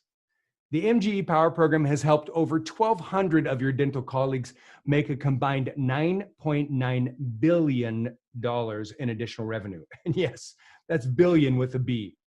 And to give you an idea, after the first year of doing the program, the average Power client sees an 89% increase in collections. Within 5 years, it's a sustained 232% increase. What would that mean to you? Well, if you're collecting $50,000 a month on average, that's about $95,000 a month after 1 year, and $166,000 a month 4 years later. Even better, these doctors are doing these numbers while focusing on patient care, doing the type of dentistry they love to do, not just what the insurance covers, having a great team and enjoying coming to work in the morning, assuming control of their practice and schedule, being able to take time off and not working excessive hours, being able to sleep at night because they feel secure about the future of their practice, and knowing that they always have unlimited access to a top MGE consultant to get help and solve problems together. And what makes this all possible? Revolutionary education and coaching on practice management systems that not only work, but that continue to work again and again as their practices grow. It's truly a case where some extra work now makes your life and the rest of your career far more rewarding. So what's next? Well, you need to find out if the MGE Power Program would be a good fit for your practice. And listen, don't wait. Enrollment for this year is limited. So go to mgeonline.com/power program and fill out the form today to learn more. Or call us now at 1-800-640-1140. We're here and we're ready to bring these same results to you. We want you to succeed, and we know how to make that happen.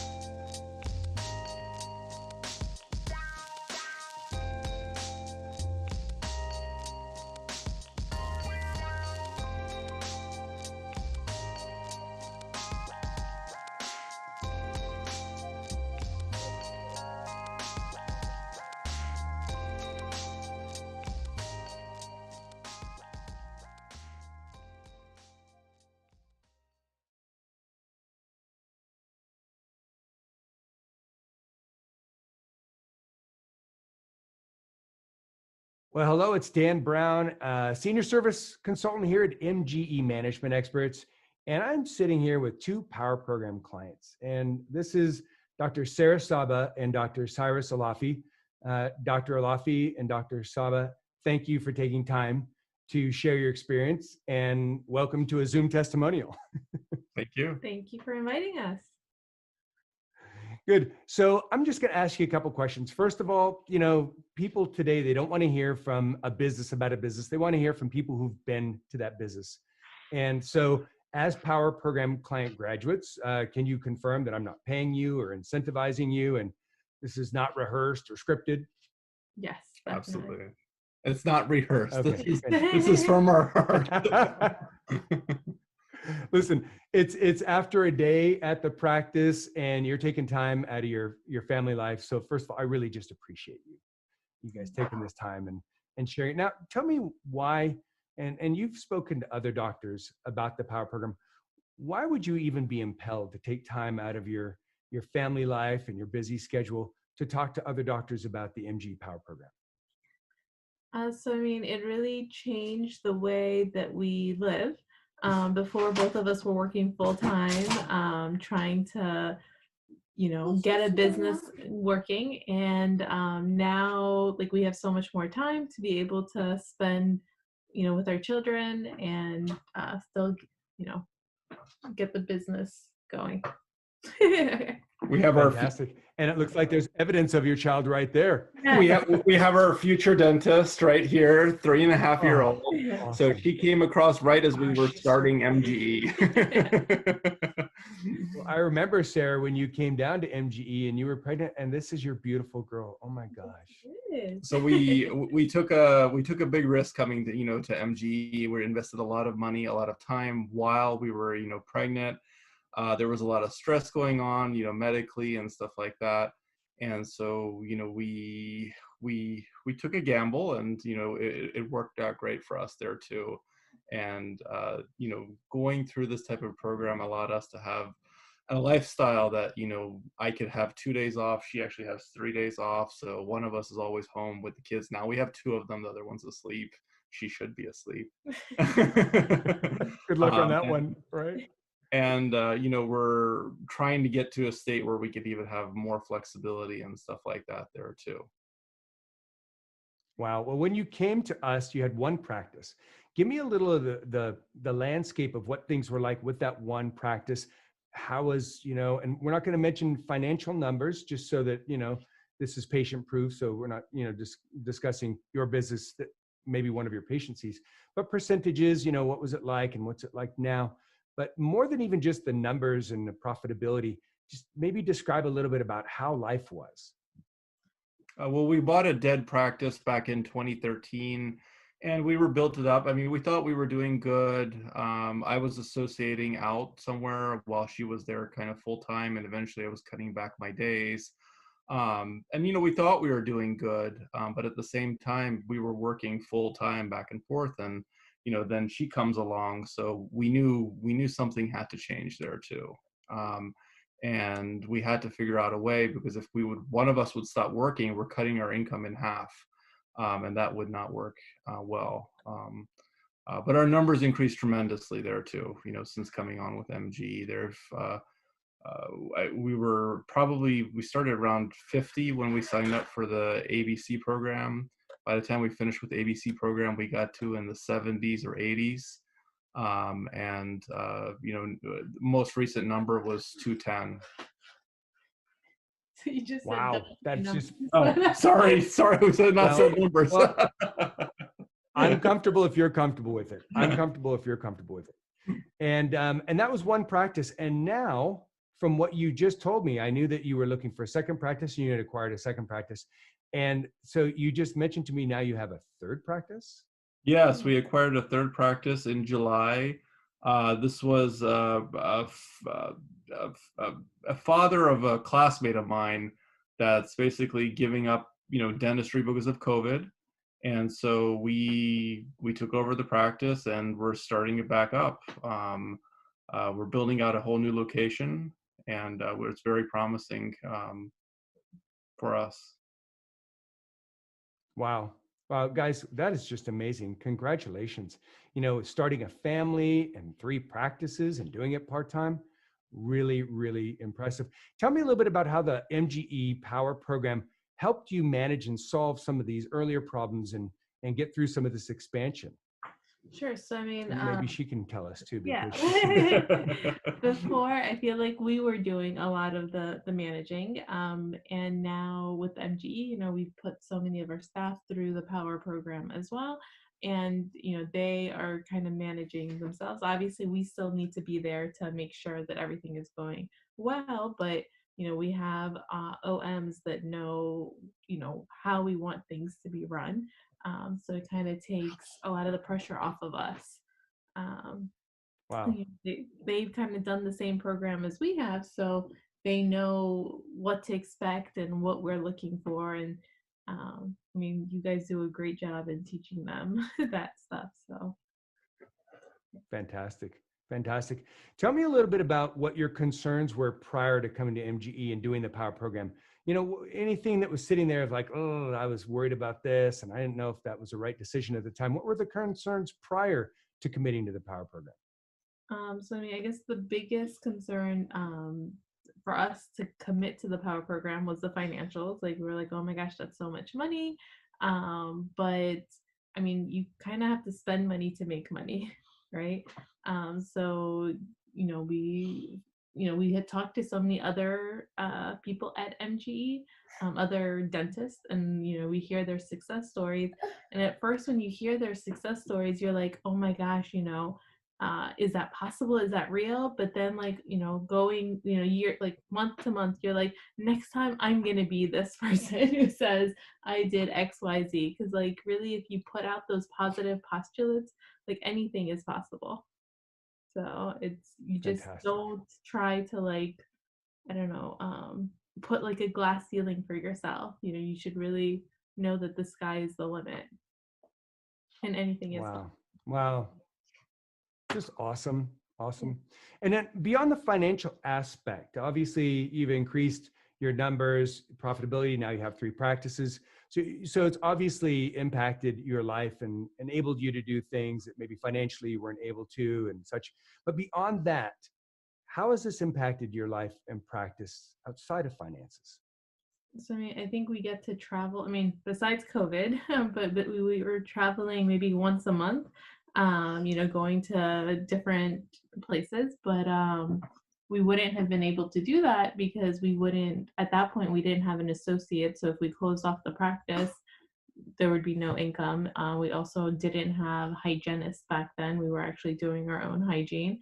So all of these things allowed us to make money while we're not physically at the office and be able to travel and I don't know, do things with our kids that we wouldn't be able to otherwise. So And I also think this is amazing technology that's helped us out in our marriage, helps us manage these little ones there too. You know, I think we've gotten a whole lot personally as well out of it too. It's fantastic. Fantastic. Well, last question I'm going to ask you is, what would you say to another dentist who's considering this, who obviously has to navigate COVID, has to navigate now, very difficult these days for an associate or a new dentist to purchase a practice. It's gotten very interesting with the banks and financing and such. You know, navigating family and all sorts of things. Of course, our Power Program is now online, so a lot of this could be done remotely. So they have it a little bit easier than you had it when you went through. But what would you say to a dentist considering the Power Program? A real message from your heart that would be from them to you, not even with my impact or. I mean, so I think, you know, it's definitely worth it. Like, I think you really have to, if you're going to commit, you really have to be open, right? And listen to what you guys are saying because, I mean, you guys have like proof that it's worked, right? So, you know, just, you know, don't be such a, like a doubter, like really listen and be open and really like possibilities are endless. What you can accomplish. And dedicate the time. I mean, it's online is a blessing and a curse at the same time, because when you come to Florida and do it at, with MGE, you're dedicated at your time. But when you're just doing it on your free time, sometimes doesn't work so easily there too. So whatever it is, just, if you're going to do it, dedicate the time, take time off work, lock yourself in your office, lock the kids away, and make sure that you can actually get it done. Or go to Florida as MGE's open, and go to Florida. And I would highly recommend, that's the best thing that you could do. For staff, have them do it online. You go to Florida, get it done.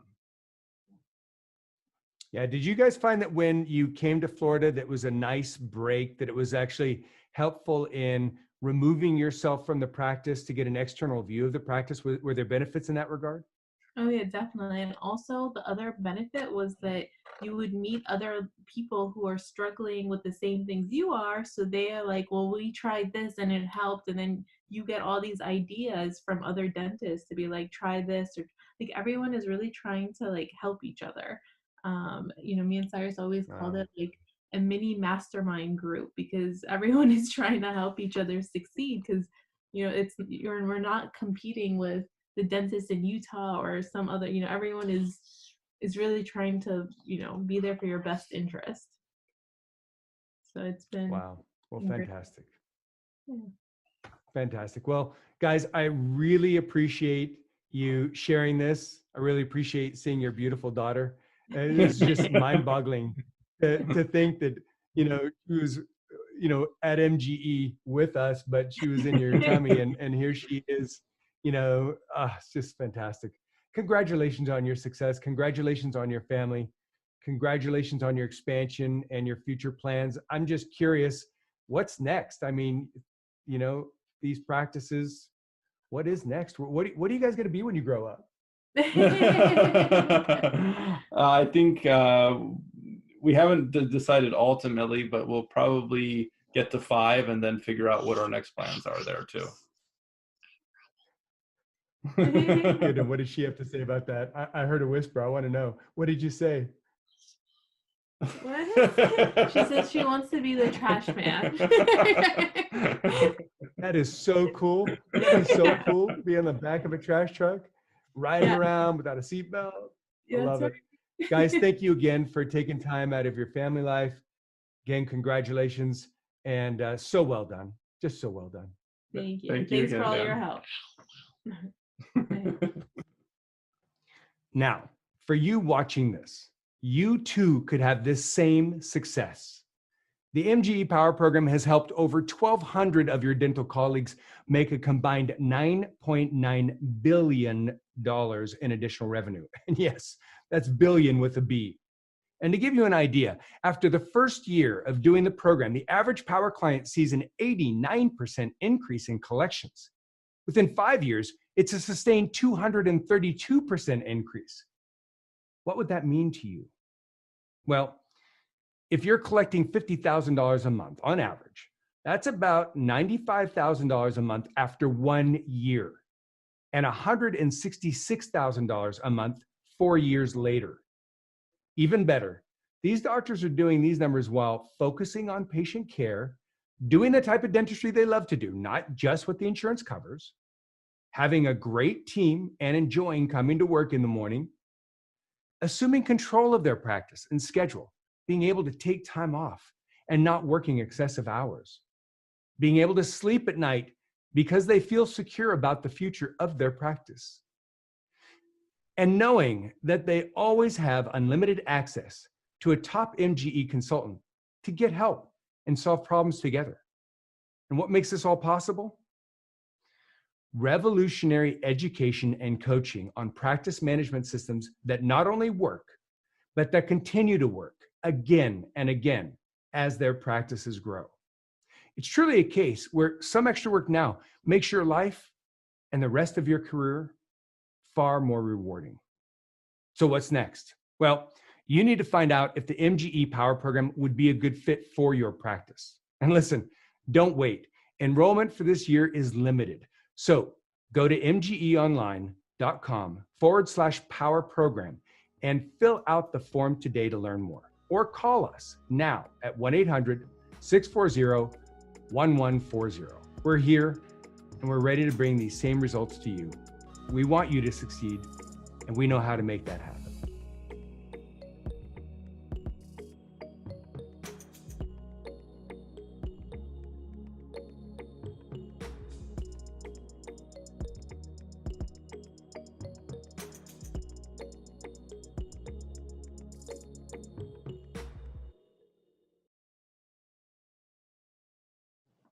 So Dr. Nguyen, this is Dan Brown, Senior Service Consultant of MGE Management Experts, and we're going to do a client testimonial via Zoom because that's how these crazy days are working. I appreciate your time. Thanks for being here. Thanks for having me.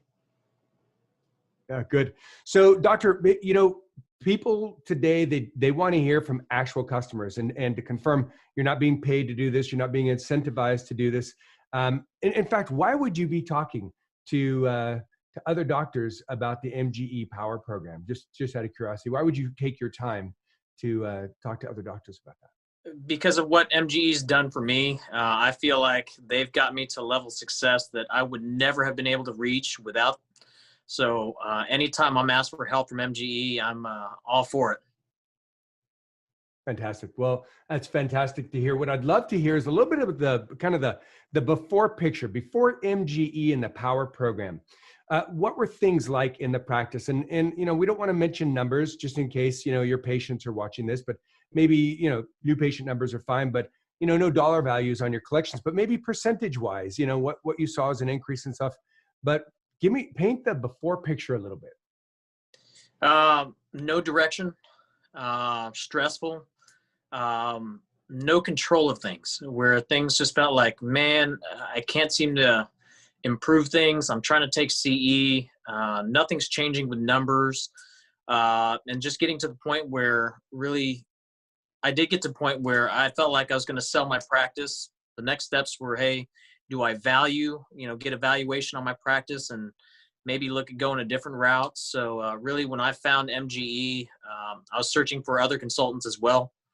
But MGE really stuck out. And since then, the last 4 years have been amazing. Wow. Tell a little bit about that. So now paint a little bit of the after picture and what things are like now. Growth wise, staff, we're 5 times. So we started off with 4 staff members when we first got going with MGE. Now we're at 21, as well as some PRN staff members. Numbers wise, we're at least 4 times of what we were producing before. Much more control. I'm actually working much less. So clinically, I'm working, I think, 3 days a week now. I have 2 associates, the staff that's able to kind of take charge of a lot of things that I was undertaking all by myself before. Wow. Just really quite incredible. Well done. And tell me a little bit about the area you're in. Is it underserved, no dentists? It's just you and a couple guys in town? Tell me a little bit. It's a very competitive market here, a very affluent area.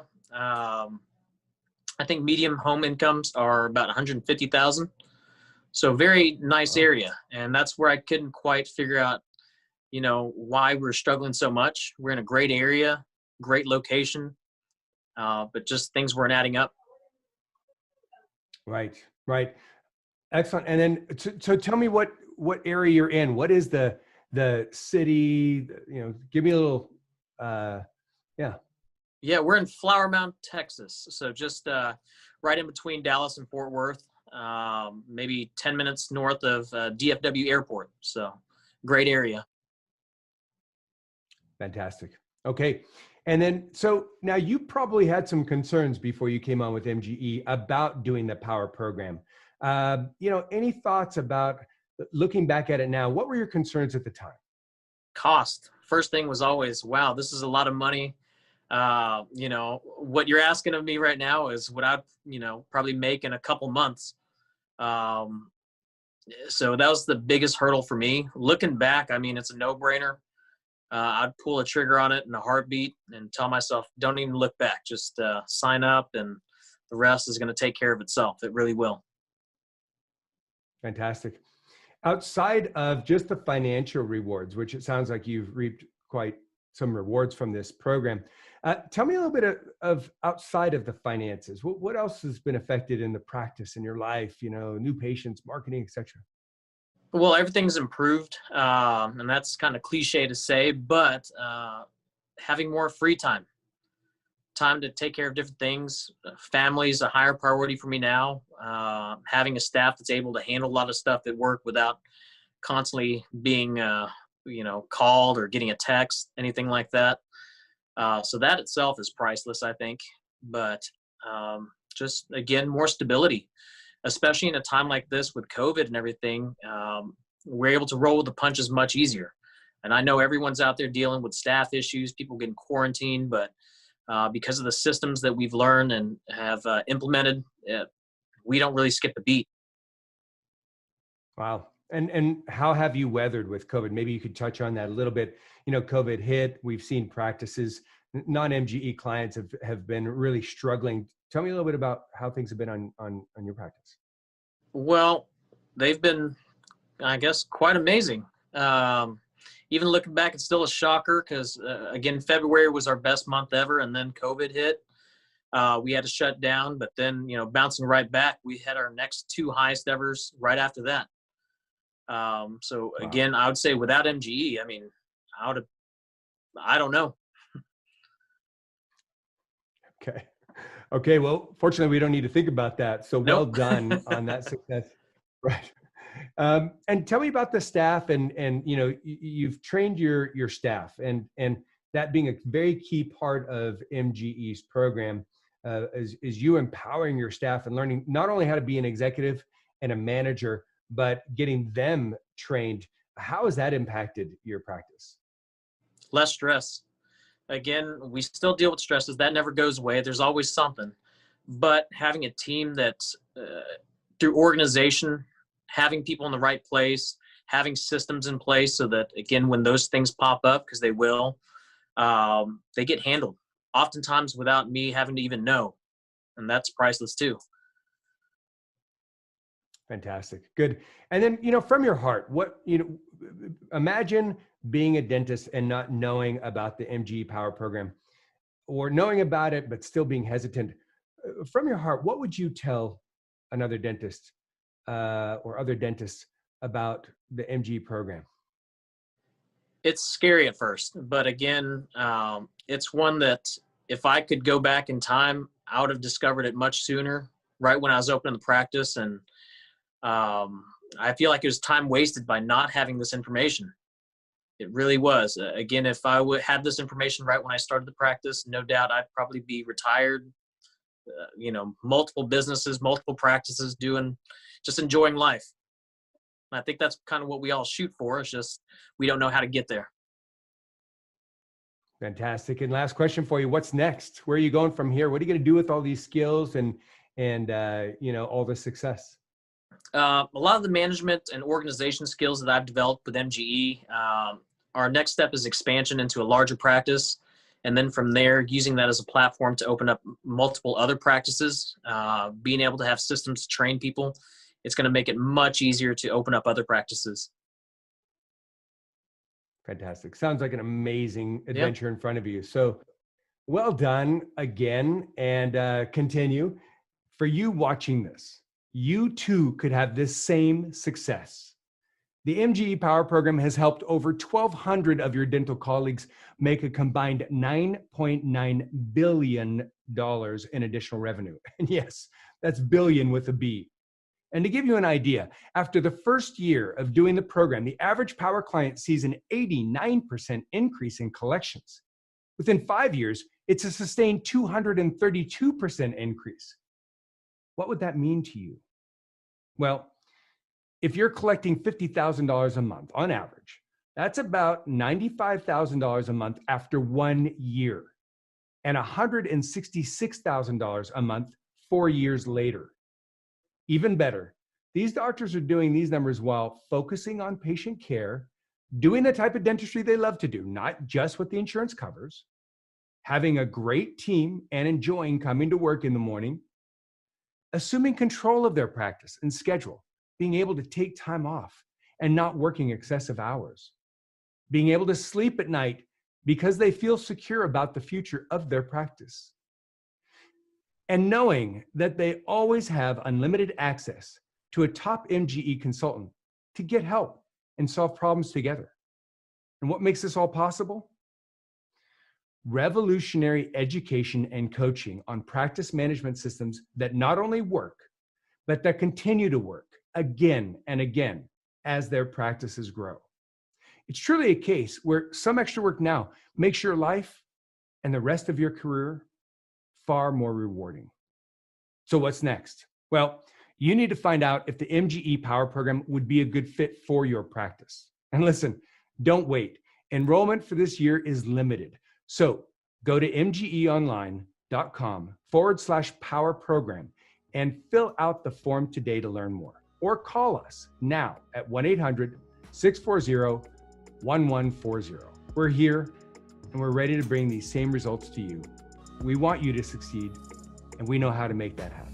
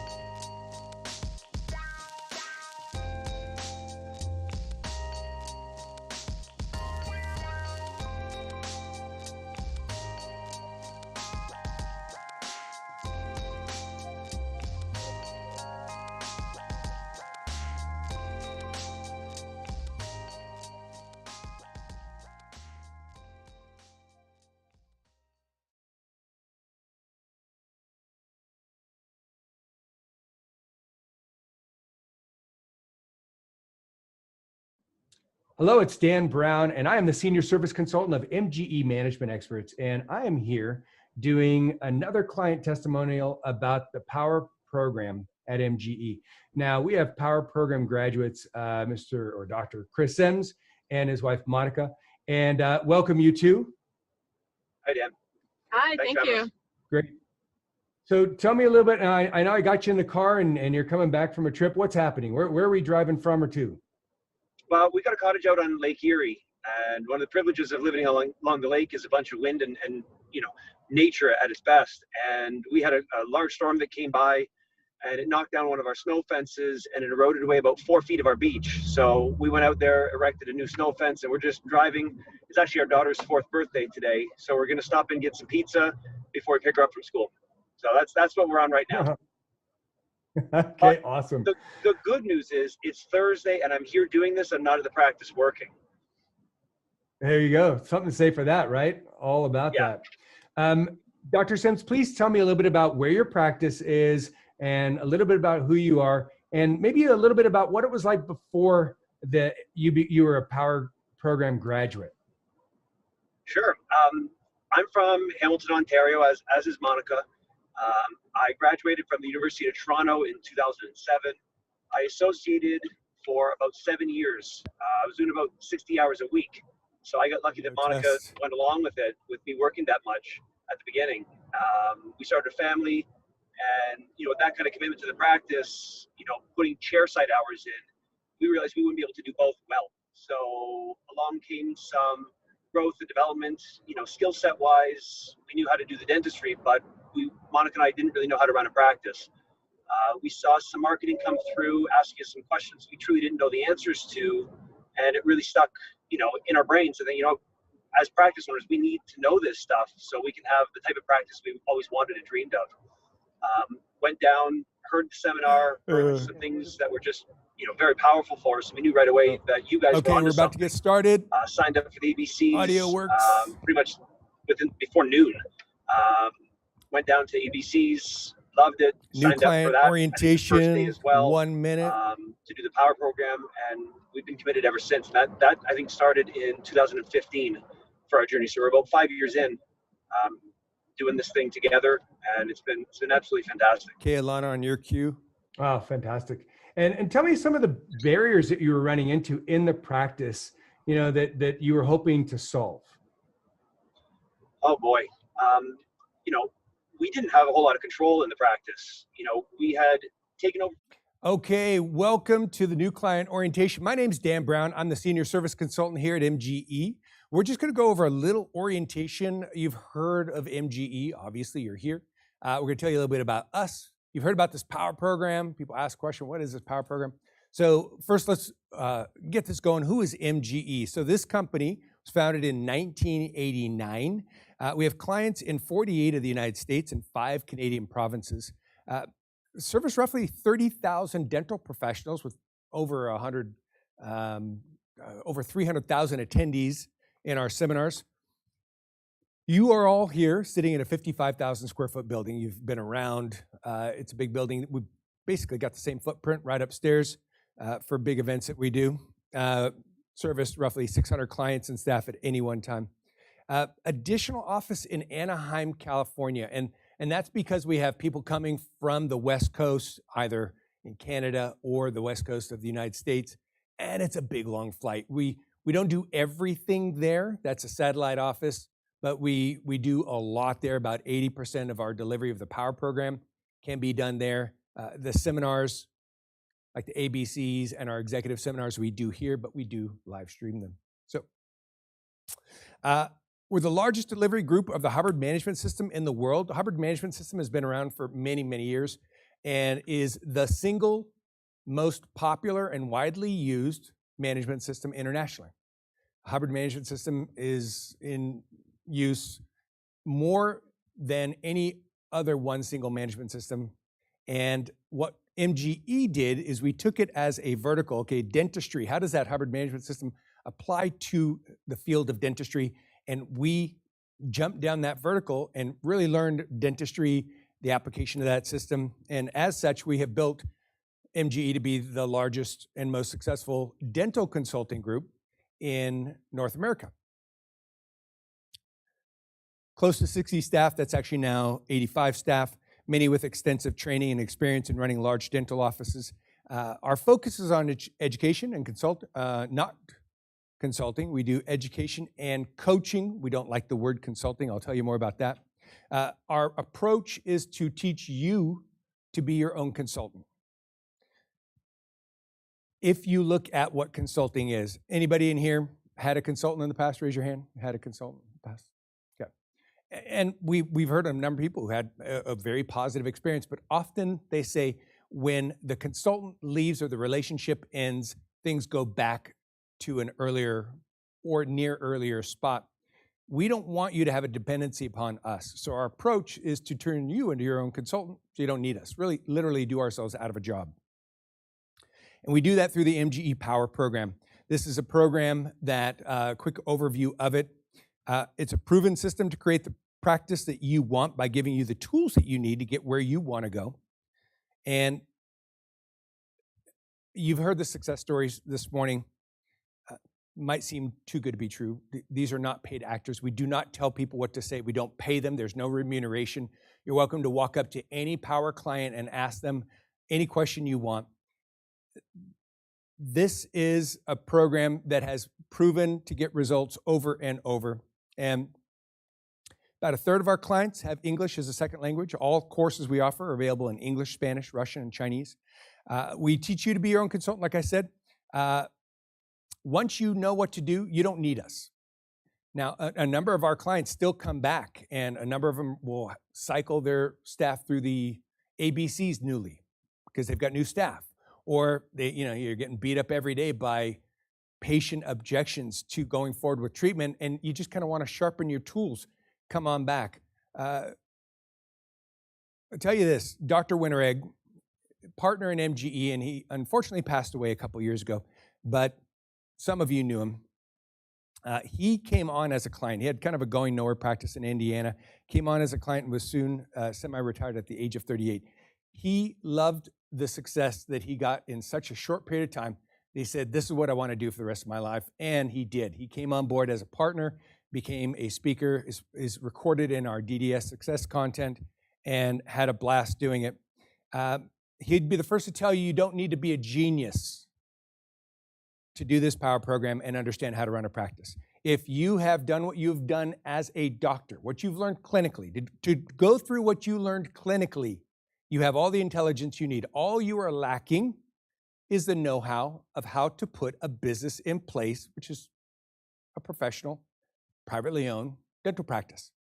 And that's the formula you learn. If you've got that intellect, you've got all you need. So how do we do that? Well, we have 27 training manuals. Now, when you all walked in, those of you here on the live stream, you didn't get to see this, but for everybody here, you walked in and you look to the right, there's those course rooms behind the glass. Did you all see that? Okay, so they're separated in two different course rooms. We have one which is called the theory course room. And that's where you go and you learn the theory of leadership, financial planning, how to manage by statistics. That's where you learn the theory of it. And they have supervisors standing there to answer your questions, go through, how would I apply this? And that's the theory. Then once you've done that, you go over to the practical course room. And that's where you say, okay, good, now I've read the theory. How do I put this into practice? What do I actually do to go back? I've just done my financial plan section, and I know the theory of financial planning. How do I make sure that I have ample amount to retire with because I want to kind of duck out of here or not have to work by the age of 57? How do I do that? And that's where you sit and do that. You can see here in the drilling section, we also take up very specific things in the initial stages of the program, which is how to overcome objections with patients. And we have somebody sit in front of you, and it's going to be another student, and they're going to give you some of the things that are hard to deal with sometimes, and maybe at the tone level that's hard to deal with. They'll come at you with antagonism, with an objection. I'm just too old to go forward with treatment. And you actually drill, you role play to get through that scenario and using the data that you studied in the theory section. So we have those 27 training manuals. Then we actually have 13 seminars delivered throughout the year on a rotating basis. What you're going to find with our seminars is we keep them very interactive. This is, of course, done in this room, now live streamed as well. but we want you to enjoy this. We know that dental and CE can sometimes be boring. We try to keep your interest, want to get you involved. We will have you stop in the seminar and role play or drill right in the middle of the seminar. And we want your questions.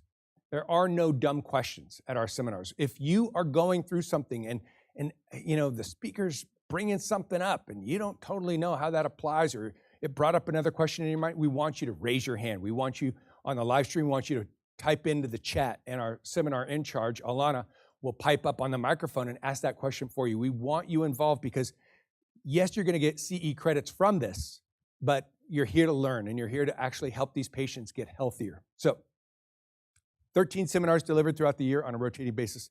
And then we do one-on-one practical application with our practical application specialists and our power client managers.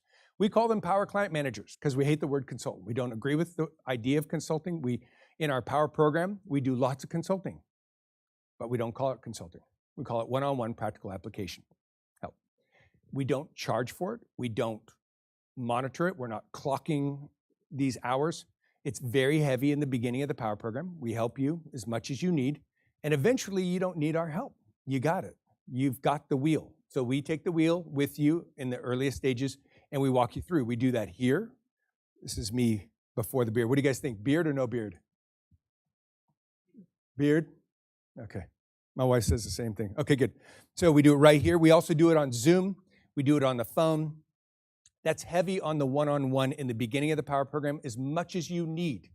For us, if you need us more, that means that we're not doing our job of getting you trained fast enough. So we got to get you through the training so that you don't need us. So it's weighted in the right direction.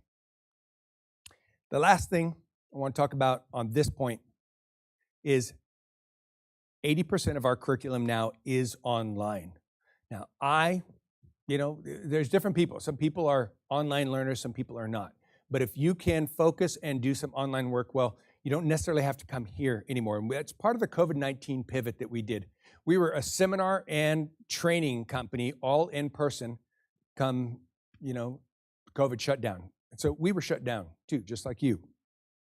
During that COVID shutdown, we did daily live streams as a service to our clients. We did this for every one of our clients for free.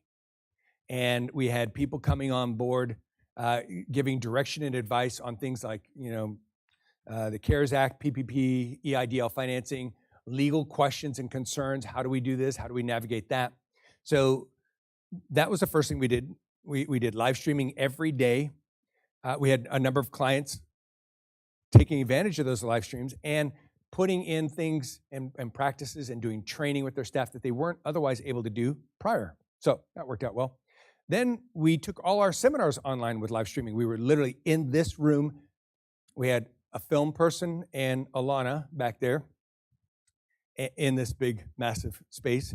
And we started live streaming. Live streaming we did on YouTube, and people would ask questions, and that worked out well. We now, if you all turn around, you see that robotic camera operations station. That's servicing these 3 robotic cameras in the ceiling. And so we're live streaming to Canada, US, and even in a couple countries in Europe right now. We do that as well with our introductory seminars. And this is Dr. Cliff Rigby. He's up in New Jersey, power client that came on board. He trains every year because he rides his bicycle from New Jersey all the way across the country. And there he is training while he's live streaming one of our seminars.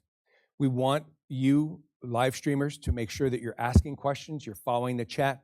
And if you are not, you got to be logged into YouTube and or your Gmail. And if you don't have that login or don't want that login, then you just send an email to our seminar director, and Alana will actually pipe up with the question live. So took all our seminars online, and now we have hybrid delivery. I want you to think about this for the next ABC for those of you that are here for the first time. Who's here for the first time? Raise your hand. Good. So a lot of our clients will have live delivery here. They'll come, maybe a spouse, office manager, a few principals of the office. And the rest of their office is actually live streaming back at the office. And they've shut down the office, and they got somebody in charge running the crew, and they're present for the content. Cell phones are down. Everybody's attentive. And they're learning the same thing you're learning while doing the ABC. We call that hybrid. So you get the whole office on the same page. Some people, they're single parents, they can't travel. Some people have a fear of travel, fear of flying, etc. So this has now made it available. While there are over 120 people here at this ABC, there are close to 300 people online streaming. So we're now reaching more people than ever. I always ask people to send in photos of what it looks like when the team's streaming. Here's a couple of them. Having a good time during live streaming. Got to keep it fun. Good. And then finally, we took our online courses that are done in our what we call our academy in there, our course room. And those courses are now online as well on an online course platform. It can be done even on mobile. We have supervisors in that course room, but when you're online, what do you do? Well, we have course supervisors who have webcams. You don't have to turn your webcam on, but they'll be right there. They'll walk you through if you got a question doing the coursework. They'll walk you through that and make sure that you know exactly what to do to get through that section, and you can apply it. So that's how we train. So what are you going to learn? Well, all the basics of becoming the CEO of your organization. CEO is Chief Executive Officer. That's the person running the show. All the things you need to know to be the CEO of your organization. Now, typical program includes data on marketing, basic sales and advanced sales for both the doctor and the office manager, how to hire productive staff and build an excellent team, building that dream team and getting your staff. You always have 1, 2, 3, maybe 5 if you're lucky, 12 if you're super fortunate. People who are there with you and they're rolling with you and they've got your interest and they've got these patients and they're there to take care of the team and see the vision come true. Sometimes that's a bit of a battle. Raise your hand if you've had a bit of trouble with staff and finding good people. Yeah. It's kind of the nature of things, and I don't think it's gotten better since COVID. I think it's gotten a bit more challenging. Raise your hand if you agree with that. A bit more challenging, yeah. So how do you do that? How do you do that quickly? How do you build from the people that you have that are great? How do you get the people that you have that aren't necessarily there, that could be there? How do you make them great? And then how do you make great staff from people that you have to hire and get them up and productive quickly and know that they're the right fit? We talk about that a lot in our program. How to manage overhead and increase profit means nothing to just lift the numbers and lift the expenses. That means nothing. You're just busier and you're making the same amount or less. And there's no payoff in that. Every one of the clients that we have, when we go through and we monitor their production and their increases, we're always monitoring, of course, their overhead. Yeah, overhead's going to lift a little bit. You're going to add a few staff members. You're going to add some equipment. You're going to, increase in supplies and lab and such. But these increases should be commensurate to your expansion, and the idea is to lift the profit, not your overhead.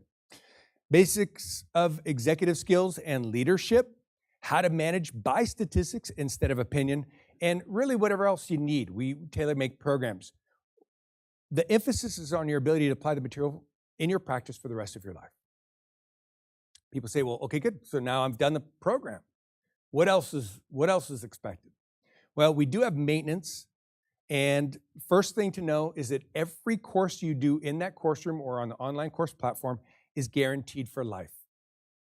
If there's something that you feel like you need to brush up on, you've expanded greatly and now you'd like to go through that material again, trouble applying something, need help on a certain portion, a question, you come see us, no additional charge. Those courses are guaranteed for life. As regards to our seminars, you can reattend the seminars. It's a nominal fee. And we do an owners conference once a year. Now, let's talk about the owners conference here for a second. The owners conference is really, it's a graduation party. Once somebody finishes the power program, we celebrate it. And we throw a huge party in May every year at a place just down the road in Tampa. It's massive. It's awesome. Celebrate those who finish, have great dinner, open bar, have some games and fun things to do. And that's the event. Now, that's just the dinner and the graduation ceremony. During that owners conference, we do 4 days of pretty incredible delivery. We have key dental figures giving clinical continuing education. We do a round table or a panel open discussion saying, okay, what are you running into right now? And let's hear what top clients have to say about it. as well as our top professionals. And 50% of the seminar is actually conducted by clients who are screamingly successful. So we'll do our open panel discussion. Literally, we survey you and find out what do you want help with, and then we deliver that. And then we have our clients get up here and they talk about, key successful actions, how they've implemented this management system to expand, and what key strategies they have on marketing, staffing, bonuses, and all manner of issues. So that's the Owners Conference. So people say, why do you call it the Power Program? It's a great question. Took a quote from Mr. Hubbard that actually really embraced where we want to go. And he says this: because there is such an abundance of production there that momentary halts or dips can't pull it down or imperil its survival, and that is power. Take a look at our clients who went through COVID and the shutdown, and then they came out of the shutdown like a bullet out of a rifle. And many of them not only had a very survivable year or even an up year, but many of our clients had their highest year ever coming out of COVID. That's power. What is it? Well, custom program designed just for you. What's your goal? We help you get there. Some people say, well, I'm a parent and I want to spend more time with my kids. Great. I want to do 15 practices. Fantastic. I want to just, I want to keep the same amount of production, but I'd like to step away from the clinical. And I'd like to focus a little bit more on this advanced dentistry. I want to do full mouth. I want to do implants. I like doing sleep apnea. I want to take my practice and be able to step back and be the manager and just kind of oversee things. Or I just like doing dentistry. I don't want to have to do all the other stuff. Whatever it is you want, we help you get there. Program teaches you how to gain complete control of your practice and create the type of practice that you've always dreamed of but never knew how to attain. People say, well, who in the practice does the Power Program? Also a great question. Typically, doctor, owner, and the office manager. Found out that if you just train the doctor owner, but not the office manager, then it sets up for a fail. We did this in our early days in MGE, 28 years ago. Folks, where's the doctor most of the day? Chairside. So who's running the practice? It's office manager. Office manager is the boss. Office manager has to be in charge. And if you don't have an office manager, the office manager isn't supported, doesn't know exactly how to run that job and successfully handle the areas of the practice that need to be handled while also being the key executive running the place, then that practice is set up to fail. Or when I say fail, it's all relative. It's just not expand at the level that it probably could. Now, other staff may get training on position-specific training. And then, of course, we always recommend that every staff member goes through the ABC Communication and Sales. It just puts everybody on the same page of what is hard sell. And some people will hear hard sell. Oh no, I don't. Is that where like being a car salesman? No.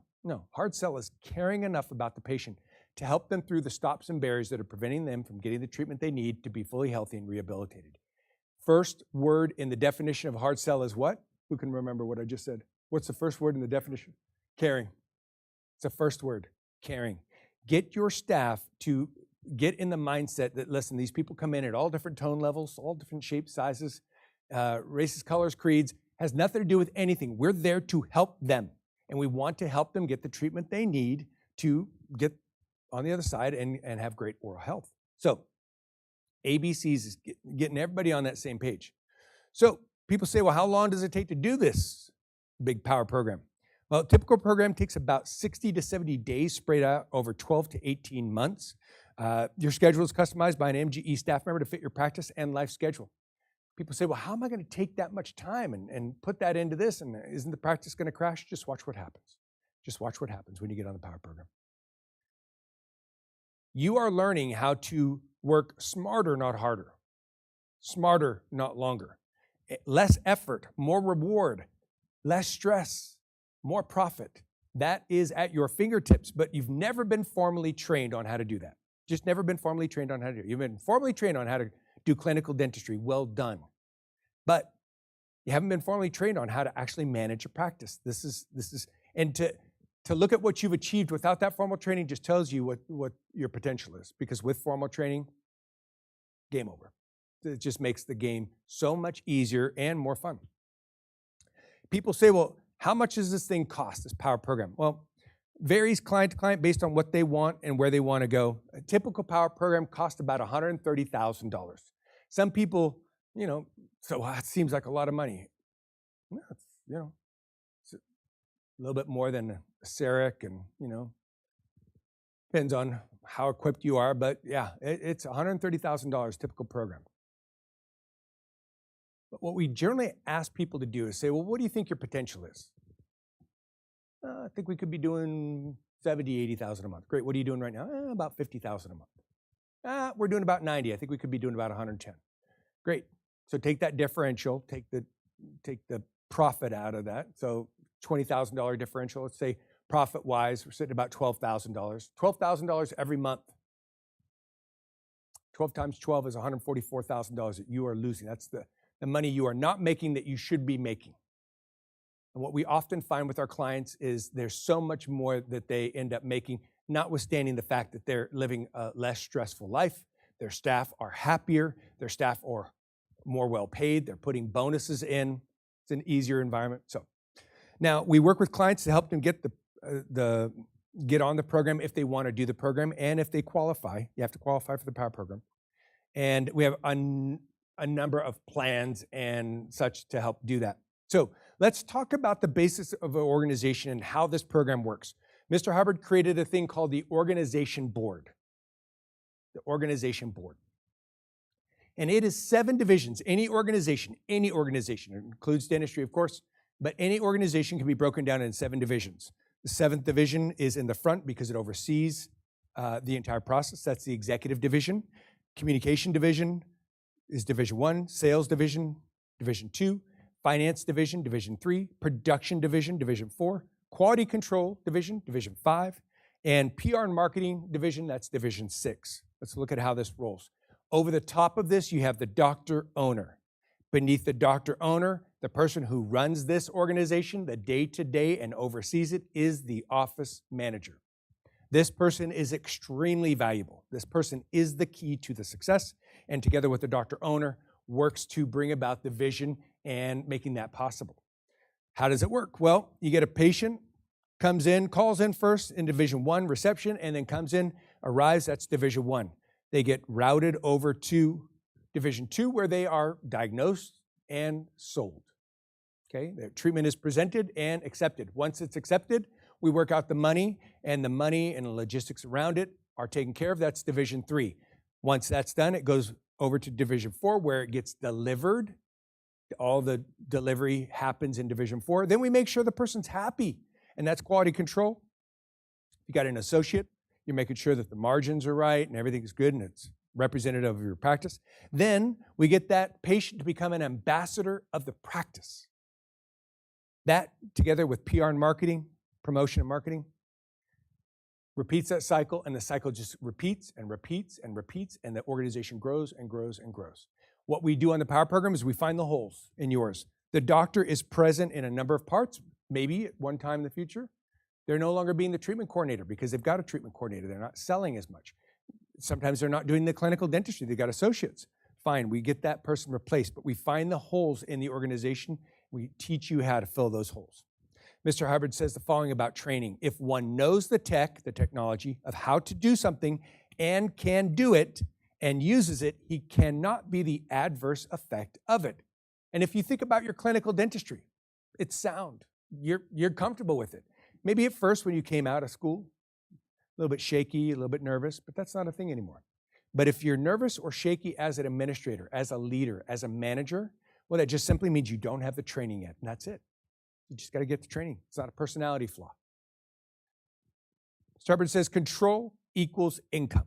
So if you want to increase income, you have to increase the control. How do you control this thing? Are you in charge? Do you feel you're in the driver's seat, or do you feel you're in the passenger seat, or do you feel you're in the trunk? Okay, well, let's get you in control of this machine. How do you increase the control? Well, if control equals income, what equals control? Hatting equals control. What is hatting? Training. Training equals control. So basics of organization. New patient workshop, raise your hand if you went to the new patient workshop. Good. So that's basic orientation on new business and marketing. That's you as Division 6, the PR and marketing person. Here you are at the ABC Sales and Communication Seminar. That's you, Dr. Owner, as the treatment coordinator. You must understand that before you can turn that over to someone. Power program, that's you as the CEO. That's the whole view of the organization. So that's a quick orientation of the Power program. Any questions in the room? Good. How'd I do? Good. Excellent. Thanks for being here. You got a couple minutes before we start officially. We're going to come back here with Mr. Jeff Bloomberg, and you're going to carry on and learn about this tone scale. See you soon.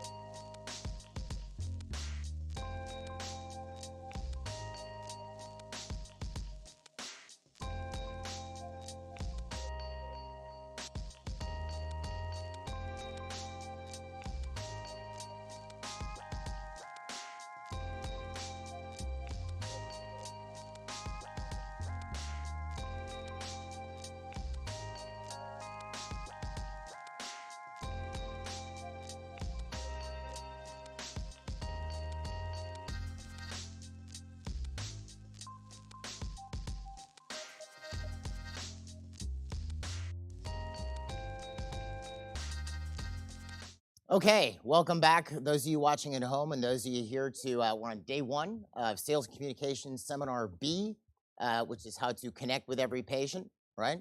So where we're at so far, we covered the basics this morning with Rushi. Oh, by the way, my name is Jeff Bloomberg. I'm the Chief Operating Officer here at MGE. I've run the company since 1998. I've also been on site in about close to 1,000 small businesses, or about 1,000 small businesses, primarily dental practices, applying what you'll be learning. And I just found out this is my 302nd sales seminar. So that just basically means I'm old.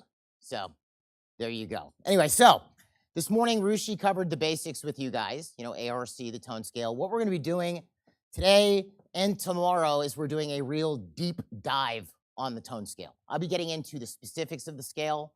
And then tomorrow afternoon, you'll be seeing Dan, who did the new client orientation. And if you've been to New Patient, you know Dan. Dan is going to be getting into how to use the tone scale as a communications tool. Then on Saturday morning, we're going to completely shift gears and cover something called the scale of selling, which is the steps everybody goes through before they buy something. Sometimes it takes a bit longer for some people than others. But I don't know, have you ever had a patient who maybe gets a little irritated when you're presenting a case and so you sort of back off? You ever had that happen to you? Okay, usually we don't get to that point because if they start to get irritated, we know we've really screwed up, right? So we back off. I don't know if you know this or not, that person was this far away from actually starting to desire the product and being ready to close. Just an interesting point. You learn about this. It doesn't mean that everybody has to get irritated. It isn't the point, but you'll learn about this on Saturday mornings. When you go back on Monday, you will definitely have an improved ability to sell. So my objective, you know, it says spotting tones up here. What we're going to be doing is diving into each and every tone level, like really expanding on each so you fully understand them. Mr. Hubbard spent a lot of time researching the tone scale. He referred to it as the subject of how to predict human behavior. So if you know somebody's tone level, you know a lot about them. Obviously, we're going to have a bit of a sales bent because this is a sales seminar. But if you know someone's tone, you know how trustworthy they are, their ethics level, their value as a friend, how responsible this person will be. You will know a lot about a person if you know their tone. So if you can accurately spot it, that's a good place to be able to start in order to work with people. And obviously, we're going to be focusing on sales, but the tone scale has a universal applicability. You can apply it especially if you do hiring. You can apply it in who you choose for friends. You can apply it to dating. You can apply it to pretty much anything. All right, as an executive, it's important. And why are we learning it? Because if you know someone's tone, you also know how to communicate with that individual. All right, if you're communicating the same to everybody, someone who's enthusiastic versus someone who is completely apathetic, your message is not going to get across the same way. So it's like, how do you communicate to somebody at any point on the scale, which is what we're going to be getting into. So before I start, I have two simple rules that I ask we observe as I'm doing a seminar. First one is, if I pass anything you don't understand, I want you to stop and ask a question. If I pass anything you don't understand, I want you to stop and ask a question. Mr. Hubbard studied the subject of study and learning quite extensively, and he found that there were 3 barriers to study or learning, the biggest of which is the misunderstood word. It's the biggest barrier to learning. Where you often see this is, maybe you have an assistant and you just can't seem to get this assistant to give you the correct instrument or set up a tray correctly or whatever. There's a good chance they have misunderstoods on the instruments themselves or something you're asking the assistant, or especially going into a dental environment, there's a lot of new terminology if you've had no experience. Would you guys agree? So the misunderstood word is the biggest barrier to learning. So the whole purpose of this seminar is that you can take the information and go back and do something useful with it. So if I pass it, if I'm passing misunderstoods and you're not getting it, then we've sort of failed at that point, right? And how do you know you've got a misunderstood word? Well, you ever been reading a book and you get to the bottom of a page and you have no idea what you just read? You might even feel a bit blank. You might yawn. There's probably a word on that page you didn't understand. And then the ARC triangle comes into effect at that point. So whether you're reading a book or you're talking to somebody or you are listening to a lecture, could we all agree those are forms of communication? Okay, so if I pass something you don't get, what's going to happen with the communication factor at that point? Drops, right? Well, then you'll notice you don't like the seminar as much. And, what am I learning this stuff for anyway? And then your understanding for it goes down. Like, how many people here have school-age kids? Anybody? Do your kids hate any particular subjects? All of them? That was me. I hated school. But I knew what that meant. But so anyway, I guarantee you your child has misunderstoods in the subject. So there's words they don't understand, so the communication with the subject goes down. Then instead of having affinity for it, they hate it. And then they ask you questions like, why do I need to learn geometry anyway? What's the point of all this? All right? So being that the purpose of this is for you to be able to go back and apply it, it's important to me that you actually understand it as we're going through. Now, if you ask a question, it's going to take me a while to answer. I'll just answer it for you at the break, right? We'll make ourselves available. It's important to me that everybody gets their questions answered before they leave for the weekend. So can I get everybody's agreement on that? Excellent. Second thing, second rule, there's a quote from Mr. Hubbard, which I've always appreciated. I'll just read it to you. And it says, what is true for you is what you have observed yourself. What is true for you is what you have observed yourself.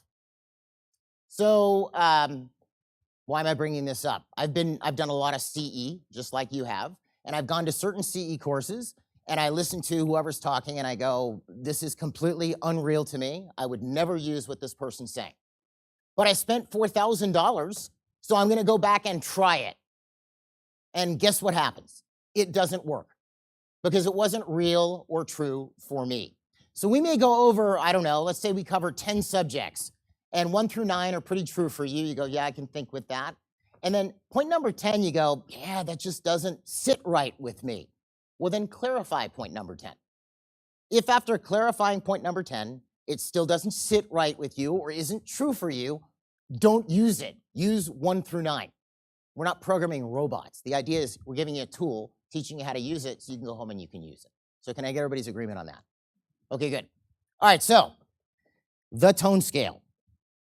This one's always a fun one. It's probably my favorite ABC, tone scale seminar, right? So how do you actually spot a tone? What would you guys say is the easiest way to spot a tone? What's that? Body language. What was the other one? Facial expression, listening. But what's the first thing you have to be willing to do in order to spot somebody's tone?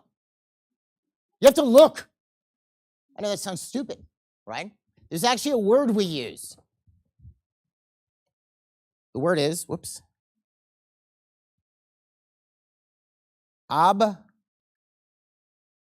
obnosis, which is short for observing the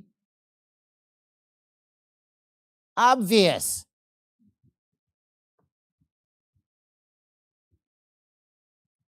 I'll read this to you. This was actually a drill, an obnosis drill Mr. Hubbard used to do with students. I'll read you what he says. It says, obnosis, it's been put together from the phrase observing the obvious. The art of observing the obvious is strenuously neglected in our society at this time. Pity. It's the only way you ever see anything. You observe the obvious. You look at what is actually there. So he'd do this, and it was funny. He'd bring a student up to the front, and then he'd stand to the side and then say, okay, what do you see? What do you see? Right? And the answers he would normally get initially, he looks like he's had a lot of experience. And really, where do you see that? Experience? Where is that?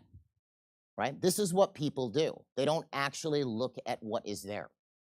Okay? They look at something else or they relate it to something else. Remember in my younger days talking to a friend of mine who broke up with his girlfriend because his last girlfriend was a problem. So his new girlfriend, while they were having dinner, did this on the dinner table. And that's what his last girlfriend used to do. So therefore, this one had to go. Right? So you step back and what does that have to do with the other girl? Nothing whatsoever. But people tend to observe through a strange lens. You ever met somebody who, reminds you of your grandma? Oh, I love my grandma. She reminds me of my grandma. So all of a sudden you like this person, right? But they could be an axe murderer for all you know. They just remind you of your grandma. You see? So the way you spot a tone is you look. You do obnosis. You look at what is actually there in front of you. Okay? And you see what they're doing. Because a tone, and this is good, sometimes I'll get an answer for, when I ask how to spot a tone, it's, I feel their energy or I feel their vibe. Obviously, we're not doing any of that, right? It's something that's observable. You'll spot what their eyes are doing. how they carry themselves, the condition of how they present themselves, what actually comes out of their mouth, the actual nature of what it is that they're saying. These are how you spot a tone. And it's accurate pretty much just about every time. Okay, but it starts with just hypnosis. A couple other things about the tone scale before we get into it is there is a chronic and an acute aspect of the tone scale. Chronic and acute. So you'll have somebody who has a chronic tone. This is the tone level they tend to live at, just in general. But then acutely, that tone level may go up or down. You might have a patient who's, relatively uptoned. They're cheerful, but then they're afraid of going to the dentist. Maybe they had a bad experience at the dentist before. So they come into your office and all of a sudden you notice that they're sort of vibrate-y, they won't look at you, they're in fear. But that's an acute tone. You could also get the reverse to a small degree where, I don't know, let's say somebody's a banker and they're chronically at 1.5 or anger on the tone scale. But if they acted that way at work, they'd get fired very quickly, wouldn't they? Okay, so what do they do when they go to work? They come into the office and they do this.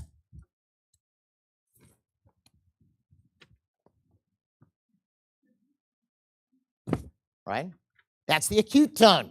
So someone will go up or down acutely. What you're most interested in when you're dealing with somebody's tone level, now I'm not talking about with the personnel, you'll have a better shot at really establishing their chronic tone long term.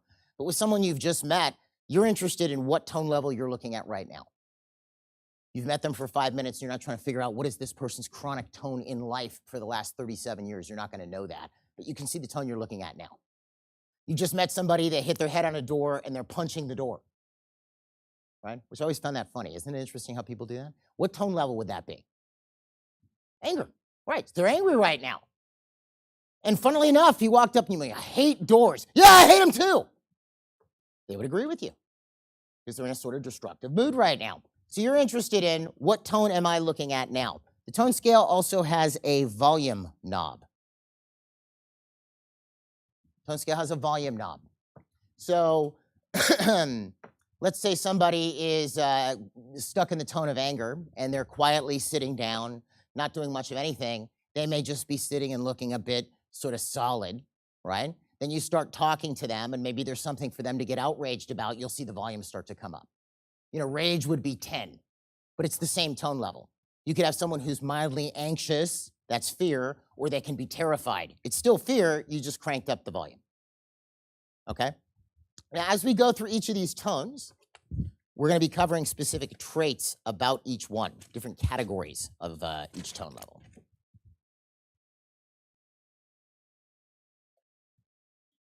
There we go. So now you'll see this for each tone as we go through it. First thing we'll look at as we look at each tone is what the person's eyes are doing. Like for instance, and we'll go over this when we go over the tone of fear, when someone's in the tone level of fear, one of the first things you'll notice is their eyes tend to shift direction very quickly, and they will never include you amongst the things they're looking at. So they're looking. You could even do one of these to try to catch their gaze, and they'll flip out of it real quick. It's like flick. Okay? We're going to talk about their affinity level, how this person expresses emotion or affinity. We're going to go through the reality level and how they communicate, meaning what type of communication they'll listen to, as well as what type of communication you'll be hearing coming out of their mouth. Now, remember, this is a sales seminar. What essentially would you say if I'm selling you something? What's your name, by the way? Michelle? Jeff? Nice to meet you. So if I'm selling Michelle something, what am I trying to get her to do? I want her to buy this pen. What am I trying to get her to do? Say yes, but what does that mean she did? She agreed. What is reality? You learned it this morning, right? I mean, this is reality. But essentially, what is reality? It's agreement. The reason why this is reality is we all say this is a podium. If someone said it was an elephant, they put them in a padded room, right? So reality is agreement. Reality is agreement. So if you think about it, this one here, when it comes to selling, is kind of a big deal, reality. But what does this mean? This is essentially, if let's say I'm in apathy, and you want to know what my reality is, this is what I think is real or true. It's what I will agree with. Just like you say this is a podium, I say this is a podium, we have reality. So what would someone's reality at apathy be? We'll get into that in a minute. But to give you an idea, if my reality is there's no hope in doing anything, what's the point of trying anything anyway? And I'm in apathy. That's as real to me as this. So now I want you to imagine you walk up to somebody like that and you say, oh, well, yeah, you have gum disease, but we could probably save at least, most of your teeth here. You should really try. You should work really hard. You practice proper home care. You come here, you get this procedure done. We can save your teeth. But in their mind, are they saving their teeth? No, what's the point of saving their teeth? They're going to die anyway. So your reality, that's like someone telling you this is an elephant. The reality doesn't match. So someone's reality at a tone is very important because that governs how you communicate with them to a degree. We then have handling of truth, which tells you how truthful the person is at each tone. And this is a big one. Method used to handle others. And I'm just going to read you. These are different categories of tone we're going to go over. This is what Mr. Hubbard says about this. He says, the means or way used by a person to control or live with the people around them. So how a person controls or lives with the people around them makes an easy and accurate index of the person's position on the tone scale. If you look at how a person interacts and handles other people, how they get them to do things, right? Or how they interact with people, that's an accurate index of their tone level. It says this is unfortunately enough a precision column. No matter the guise used on the lower levels of the tone scale, observation indicates that individuals at these levels use these methods uniformly to the considerable harm and detriment of others. So you could have somebody, because I've had people do that. They'll bring somebody, they'll introduce me to somebody. Oh, you got to meet this person, Joe. He's really enthusiastic. He's a 4.0. You know what I'm talking about, right? You guys all have a copy of the scale? Okay. And then you meet Joe, and Joe's about as covertly hostile as they come. I go, how did you think this guy was enthusiastic? Well, he smiled. Right? So how someone handles other people, the means with which they handle other people is an accurate index of tone. And the reason, he brings that up is you might have somebody who you're kind of questioning. You go, well, he's got all these other traits of an angry person, but he does this. Right? Now, this one will never fail you. If you look at how someone handles others, that is the index of their tone. We then have state of possessions. This is, you'll notice it doesn't say cost of possessions or, oops, sorry. There we go. State of possession, which means the condition of their possessions. So what's a possession? It's something you own. Your clothes, your car, your desk, your this, your that. What condition are these things in, right? And usually I give a little bit of a buy to moms with little kids because your car is probably trashed. True? Yeah. It's probably pretty gross. I saw what my kids did. But it's the condition of possessions. It's not how much they cost. Someone could have very little money, but they can iron their shirt and wash it, can't they? And you've probably seen this. You get somebody who's really low-toned and maybe you've met them, maybe they're a patient or someone applying for a job, and they come in and they look like they didn't brush their hair and they slept in their shirt and their pants are on the wrong way, and you go like, what is wrong with this person? That's the condition of their possessions. It's a reflection of their awareness of the things that they call their own. They don't have to be fancy or expensive because that can fool you. It was funny, we had a client who had just come to Seminar B, and he goes home and his staff had come with him.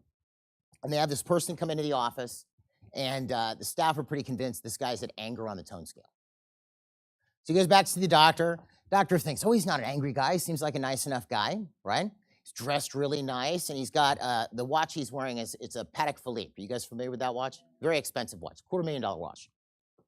He's wearing a Patek Philippe. So the doc looks at the patient, and he looks at the watch, and he compliments the patient on the watch. That's a beautiful watch. You know what the guy's response was? Yeah, thing's been broken for 6 months. Interesting, right? So here's a person wearing a $250,000 watch. That's essentially just a bracelet, right? Obviously, if you can buy the watch, you probably have the means to fix the watch. So again, it's not how much money somebody has, it's the condition of their possessions. Then we have our next one, next category, which is motion. Now, what do we mean by this? Well, first off, what is motion? It's the change of position of something in space. If I move this from here to here, that's a form of motion, right? Like here, everybody look around the room real quick if you don't mind. Okay, so did you see all the heads turning? Okay, that was motion, okay? So motion tolerance is an index to tone level. Motion tolerance is an index to tone. Meaning, if a person is higher toned, they can deal with a lot of motion. Like, let me ask you a question. Is the phone ringing a form of motion? Absolutely it is. Is someone switching points on the appointment a form of motion? Yeah, anything is a form of motion. Anything going on. Bunch of patients in the reception area, that's motion. So motion tolerance, how well somebody tolerates this motion, is an index to their tone level. High-tone person can tolerate a lot of motion. Low-tone person can hardly tolerate any. As a matter of fact, as an example, let's say you take somebody at anger on the tone scale again. Here's dad. He's stuck at anger on the tone scale. Walks in the house, and the kids, he's got little kids, are all running around, right? Running around the house. What's the first thing dad does? Shut up and sit down. True? Why? Because they're moving. Motion. Can't tolerate. At anger, a person tries to stop all motion. It's interesting, right? So motion tolerance is an index to tone. Also, you'll see in a person at a tone level a certain amount or type of motion. You know, if I'm in fear and you're meeting me, let's say I'm in the reception area and you're calling me back into the, back into the back, and I'm in fear, I get up, Jeff, I look around like, are you really talking to me? I point to myself, right? And then you, come on, and I might move hesitantly towards walking back with you, right? That's how I move. If I'm in antagonism, it might be, Jeff, you want to talk to me? Where are we going? Over here? Okay, how a person moves. The amount of motion you can expect out of the person is an index of tone as well. So as we go through each tone, we're going to talk about the level a little bit, and then we're going to discuss how these appear with each point on the tone scale. Cool? Okay, you guys ready? Okay, good. Let's just do this. So we're starting at the bottom. We used to start at the top and go down, and that ended the seminar on a real downer. So I'm not kidding. We actually did that way back when. It's a bad idea. To our credit, I think we only did it twice. All right. So here's apathy. Now, I want you to really get what apathy is. First off, you are not going to see a lot of patients in this tone level. This is not a super common tone. Someone could be apathetic about something, like someone could be apathetic about relationships or apathetic about jobs or something like this. But I'm talking about somebody who's really in apathy. Normally, if they're going to show up in your practice, someone is going to bring them in. So I bring my brother. Here's my brother. Plop. Right? That's how you'll normally see the apathy case, or they're in pain. This is not a common patient that you're going to see as far as sticking at this tone. Because essentially what apathy is whatever I have to do to fix a situation or address a situation, if I'm in apathy, is so big and so overwhelming, it's not worth bothering. Let me give you a window to it. And it's a stupid example, but I'll give it to you. Imagine you work in a practice. This is for the staff people out there, different team members here.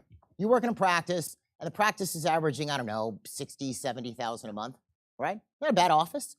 Then one day the doctor comes home, not from one of our seminars, from somebody else's seminar, I don't know, whatever. Comes back and says, okay, folks, we're doing about 60, 70 a month. We're on track to do, probably about 8 something this year.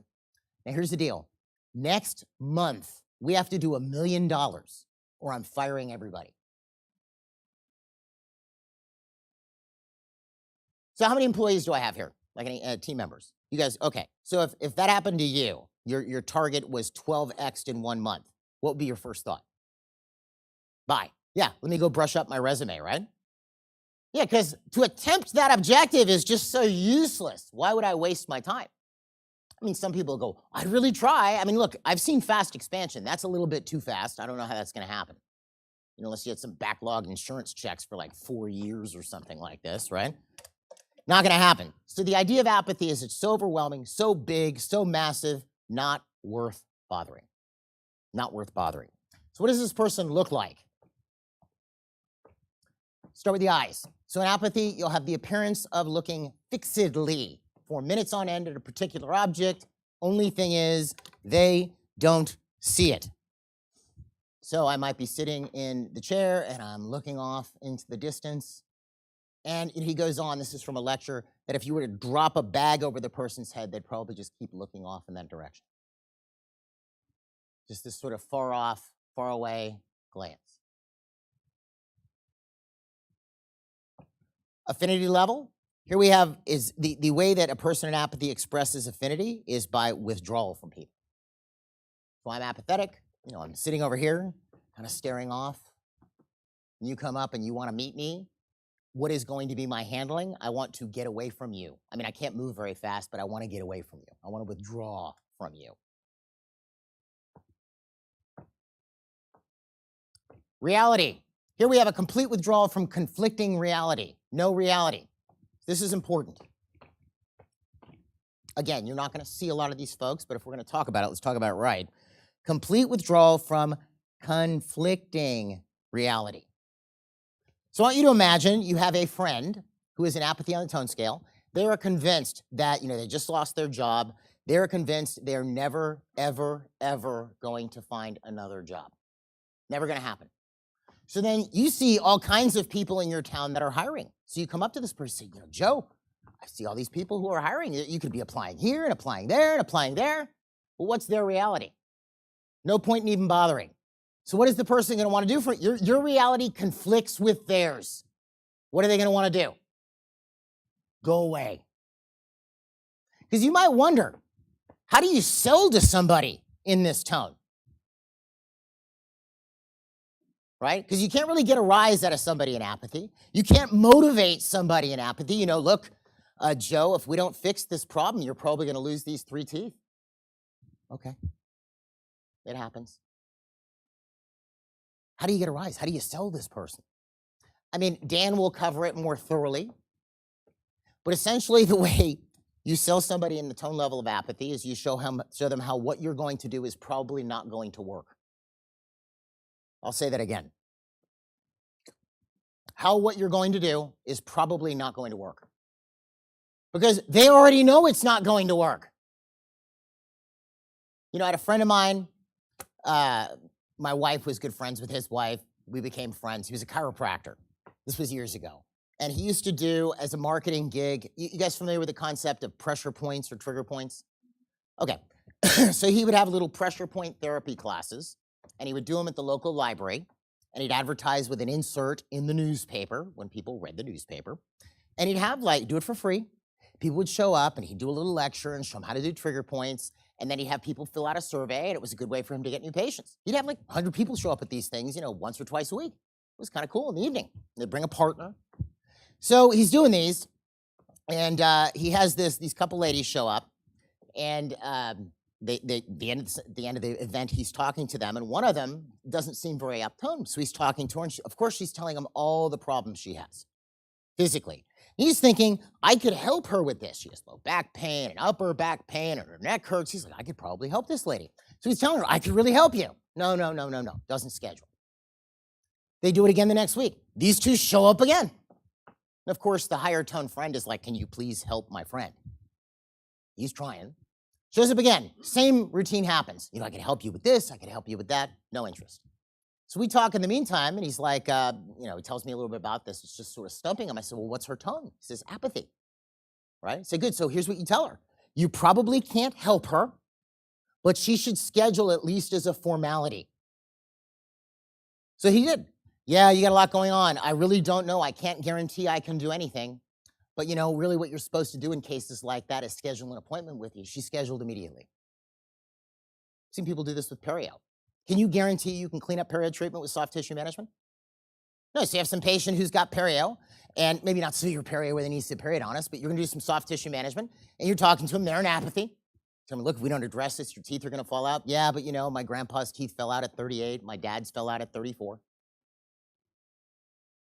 But I could really help you. Probably not going to go anywhere. Instead, if you go, well, look, I can't guarantee that I can do anything for you, but we should go ahead and schedule an appointment. It's just what you're supposed to do. A lot of them will schedule that way because that's what you're supposed to do. It's silly, isn't it? But this, because again, you're matching right up with that reality, which is if I'm an apathy, there's nothing you can do for me. So you're basically just parroting back to me that there's nothing you can do for me. Gladly, this is not most of the cases you're going to be doing, okay? Communication. What's the use? All is lost. An apathy case will talk about death, claims things are hopeless and impossible. They'll tend to extend this to their friends too. If you have an apathetic friend, you go, hey, I'm looking at starting a new business. You're going to be asked why, because most small businesses fail anyway, and they should just, at least get through life without stressing themselves out, because one day they're going to be dead, and they knew this person who did this and died at a young age. But this is it's not necessarily what's exactly going to come out of their mouth. What's the use? All is lost, but that's going to be the character of their communication. Handling of truth. Doesn't tell the truth. They're completely careless about any fact. Truth, who cares? Now, what's interesting about this is how many people here have ever told a lie? Shame on all, I'm kidding. Now, everybody's told a lie at some point in their lives. Now, did you know you were lying? Absolutely you knew you were lying. Even if it was something stupid, you didn't want to talk to this person and they knew you were available. Oh yeah, I had something, you lied. You knew you were telling a lie. We call that, your moral compass or your conscience, right? Okay, this person does not have that. So that little twinge you get if you were to lie, there is no twinge with an apathetic case. They could, technically they might even tell the truth one day, but there's no value associated with truth. So if they lie or they tell the truth, it's sort of like, who cares? Not a big deal. Method used by subject to handle others. Remember, this is the true index to the tone. The person in apathy, excuse me, their method of handling people is just to pretend they're dead. That doesn't mean literally, where they're like this, right?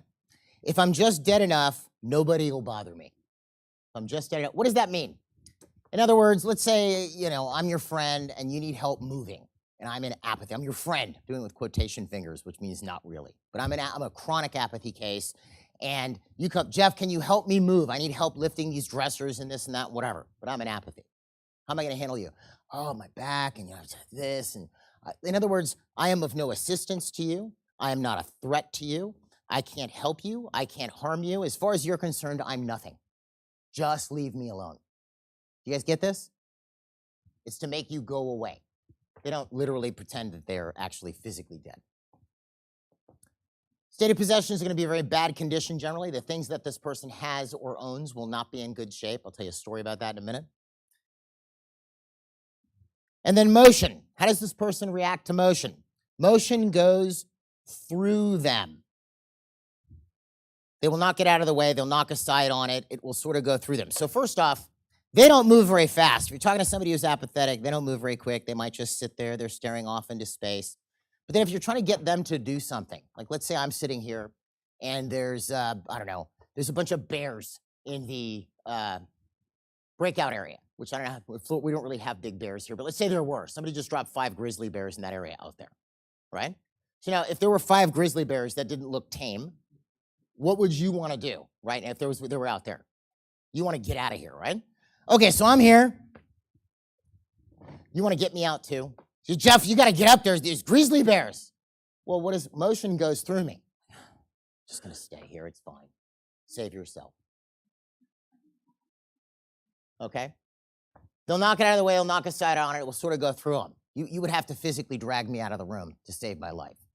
Otherwise, I might just wait till they see the door moving. Here come the grizzly bears, and I'm just waiting to be eaten. That's the viewpoint. Motion just sort of goes through them. If this was a receptionist, I doubt they would answer the phone.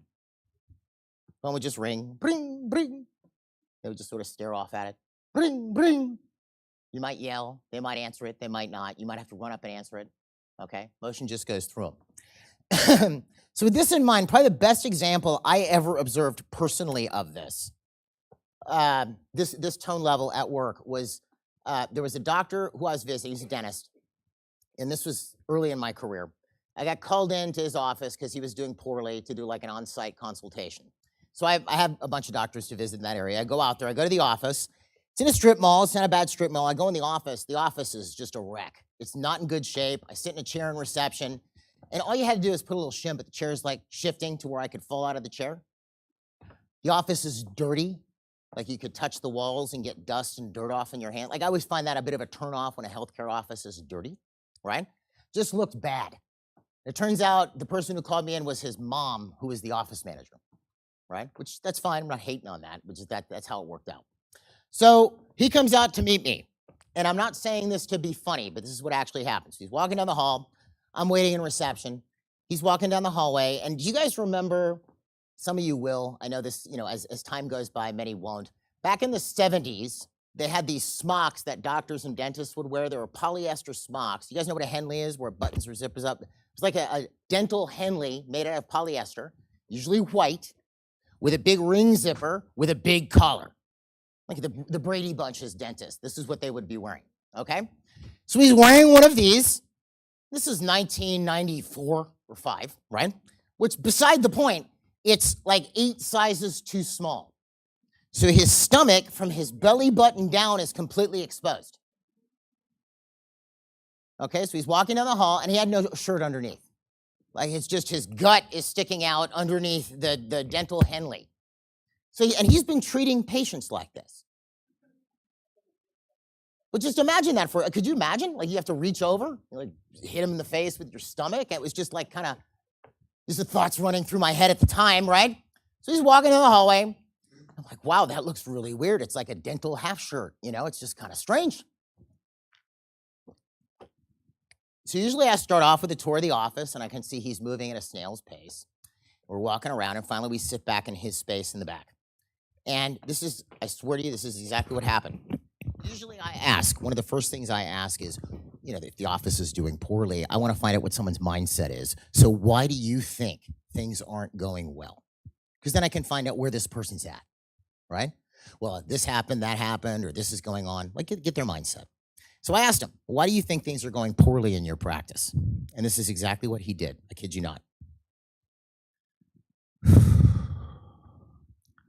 Fluoride. Fluoride ruined dentistry. This is not a joke. He actually said that. Fluoride, the fact that there was fluoride in toothpaste, that there was fluoride in water, as a result, dentistry was no longer a worthwhile profession. You couldn't make any money at it anymore because nobody had decay anymore. This was in 1994 or 5. Okay? So again, if you want to see apathy, right? So first off, the condition of his office is terrible. At one other office I visited like this where, lights in the handpieces didn't work. The nitrous tanks roll across the floor. He opens his door to his office. The nitrous tanks roll across the floor. It's dangerous. But in this guy's mind, because fluoride was so prevalently being used in society, it was not worth being a dentist anymore. So if that was your mindset, can you do anything about this proliferation of fluoride? There's nothing you can do. It's everywhere. There's probably fluoride in the air we're breathing. Okay? So that's true apathy. There's just so big, so huge of a problem that there's absolutely zero that you can do to fix it. Cool? And like I said, this is not going to happen a lot. You're not going to see these patients a lot, but that's what it looks like. Any questions on this one? No? Okay, good. Let's move on to the next tone. Grief. Now, obviously, there is acute grief, and there is chronic. Chronic, let me spell it correctly. Wow, okay. Chronic, there we go, my hand's working now. Chronic grief. So, what is grief essentially? Why does somebody go into grief? It's due to loss. It doesn't have to be a loss of a loved one or a pet or whatever. It could be a loss of a job. It could be the person failed. They were trying to pull off doing a business and it didn't work out. Like that's what grief comes from. Grief comes from a loss, right? Now, what does it look like when there's the obvious look when somebody is in grief where they're crying, but remember the tone scale has a volume, right? So let's take a look at this. Eyes. The person in grief does look downcast. And you'll see it. If someone is sad, where do they normally look? Look at the floor. If your kid's upset about something, where do they look? They don't look in your face while they're crying. They look, yeah, right? It says a person in chronic grief tends to focus their eyes down in the direction of the floor a good bit. So if you meet somebody, they're not very quick moving, and they tend to look at the floor all the time, that might be chronic grief you're looking at, not just an acute situation that happened that threw them into grief. Even though when somebody goes into grief acutely, you'll see they still demonstrate some of these same traits.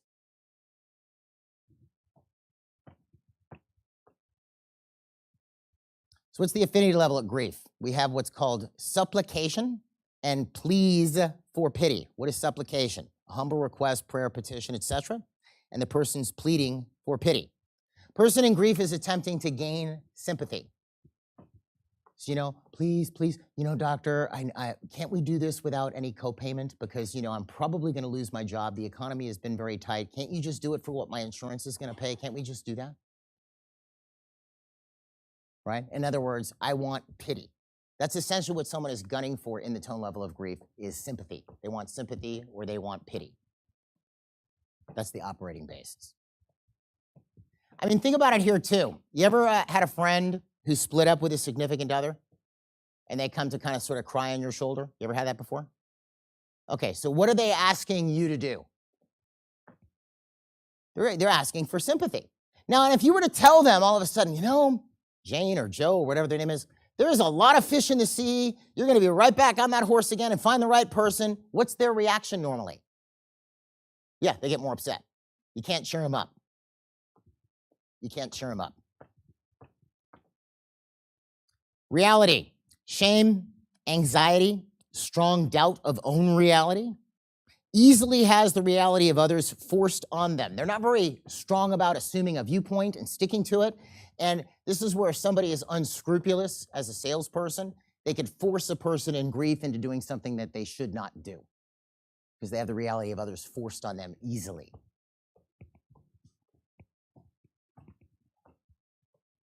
Communication.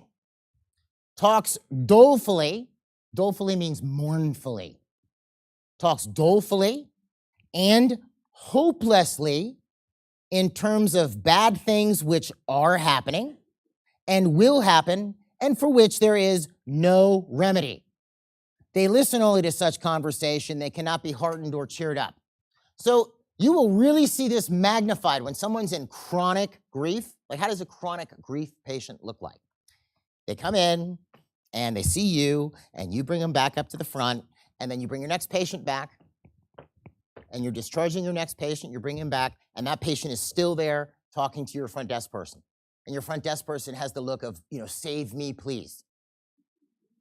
Because what is this person saying to your front desk person? They're not saying, oh, they built a beautiful park. They're saying, yeah, my next door neighbor's son was shot yesterday. And then, this place was robbed. I think we're all going to die soon. It's just all bad. There's nothing good coming out of their mouth. And your front desk person looks like, can I go on break? Can I run away, please? Can I get out of here?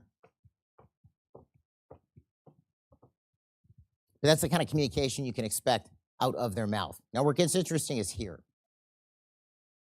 Handling of truth. Here we have strange perversions of the truth intended to achieve pity and support of others. Here, let's give me an example of this. Who here in the audience here schedules patients? Anybody? Okay, can I do a little demo with you? Can we get the mic on? You didn't know you were going to be on mic, did you? Okay. Okay, whatever. Okay. So I want you to imagine right here that I'm a patient. You're at the front. And I was supposed to be, let's say the doctor's doing a very involved procedure, high production involved procedure. I was late the last time I came in by about 10 minutes, and you and I had a discussion about it. You wanted to make sure I understood that I'm not supposed to be late. So then here I am. I roll in 15, 20 minutes late again after confirming and saying I would be on time, right? So how would this conversation go? Yeah, so I walk in. Oh, hey. Jeff, you're late again. I know. What happened this time? Oh, I have heart trouble. Oh, I'm sorry to hear that. Yeah, you can't give me a hard time anymore, can you? No. Yeah, killed it right there, didn't I? Yeah? So this, you'll sometimes see this at this tone, strange perversions of the truth to achieve pity and support of others. And Mr. Hubbard even says, he says this, I've seen people do this.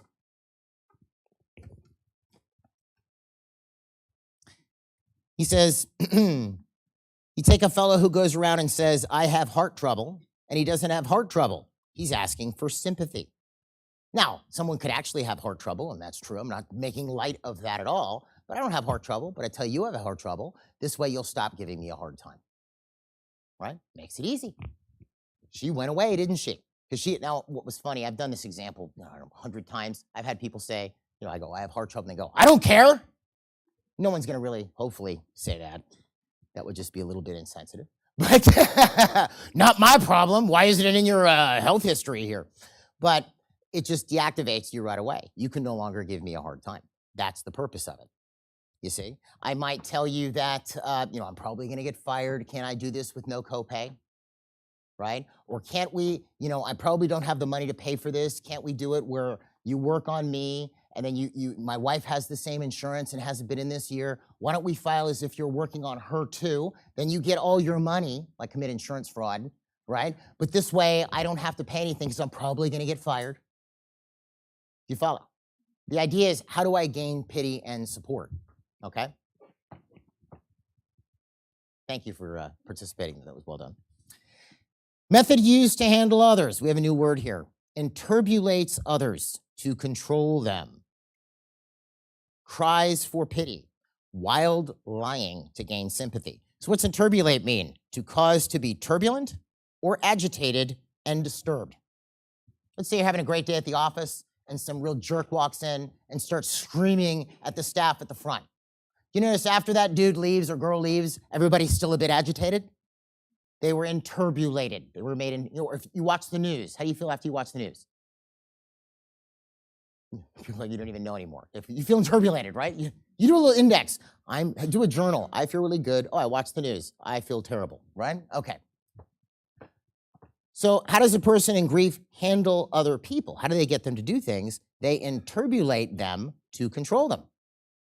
You'll see this even acutely. You see it when they used to have toy stores, before all the toy stores closed, right? You'd see, if you were in there, the Toys R Us, right? And there'd be that one kid who got a doll already. Now they want another doll, so what are they doing?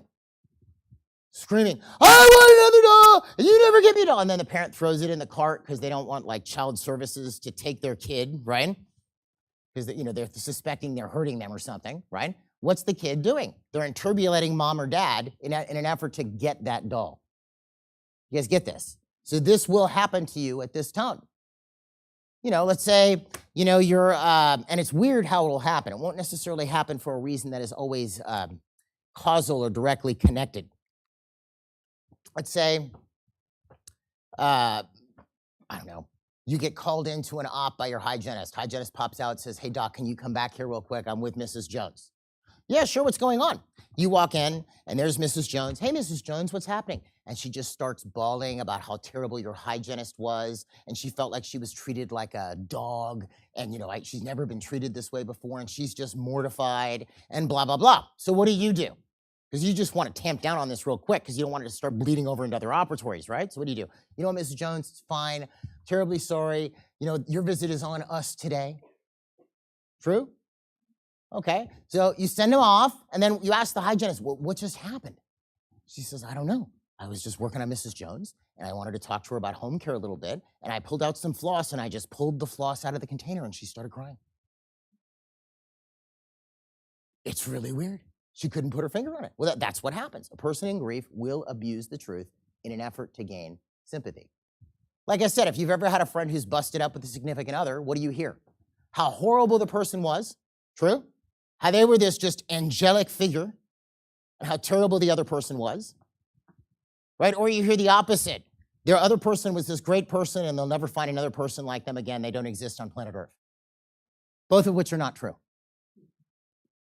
Okay? A person will alter the truth in order to gain sympathy. At this tone. Maybe you've seen this. Patient tells you, I'm going to lose my job, this, that, the other. You give them a discount or some kind of a weird break, and you're walking them out, bye, and they get in their BMW 7 Series and drive off.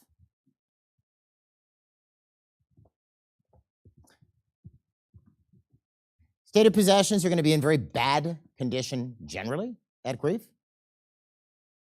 And then motion. Here the person is molded by motion. Slight motion, agitation in one place, suffer. So let's talk about this one for a second. So first, how are they going to appear? Person in grief will not move very fast. I mean, if you want to just observe this for yourself, spot somebody you know that was in chronic grief or that you've observed in grief, do they move very fast? Do they run around and act very animated? No, they're upset. Okay, but how do they react to motion? They're molded by it. They suffer through the motion. So let's say you had a receptionist who is in grief on the tone scale. Like that was just their tone. And I've called offices like this where, the phone rings. Because in this case, they're at the front, the phone's ringing. Someone in the back might go, "Can you please pick up the phone?" And they'll pick up the phone. It's a great day at ABC Dental. My name is Gene. Can I help you? Like they're suffering through, where it might be, they almost sound like they're stapled to their desk, right? You ever called an office like that before or walked into an office like that before or into a business and the person looks like they just don't want to be there? That's what that looks like. All right. So that's that tone. Any questions about that one? Yeah.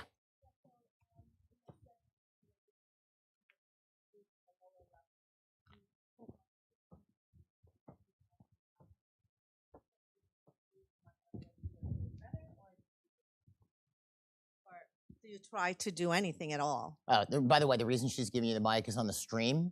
Oh, If sorry. you're not on the, no, it's not your fault. If they don't hear, all they see is me standing there like kind of like 60 minutes. You could probably prefab it. Okay, so that was a good question, right? Are they part of the 20%, right? Is it someone that if it's an acute situation, is it something where you might want to wait, right? That really is situational. Let's say you have somebody and they just lost a parent and they need an implant done or they need, a couple crowns done and they just go, "Look, my head is not in this right now. Give me a month. Let me get stuff under control. My dad is a mess right now. My mother just passed away. Let me just sort this out and then can I come back in a month?" I'd probably be fine with that, Like as long as I knew it was true, because obviously I have a kind of a covenant where I'm supposed to take care of this patient, but sometimes people need those things, right? If it's somebody who's just in this tone, would that make them part of the 20%? And the 20% you're referring to are problem patients? No, it would not. It would not make them part of the 20%, right? So how would you handle them? How do you handle them? We're going to teach you that tomorrow. This way you come back.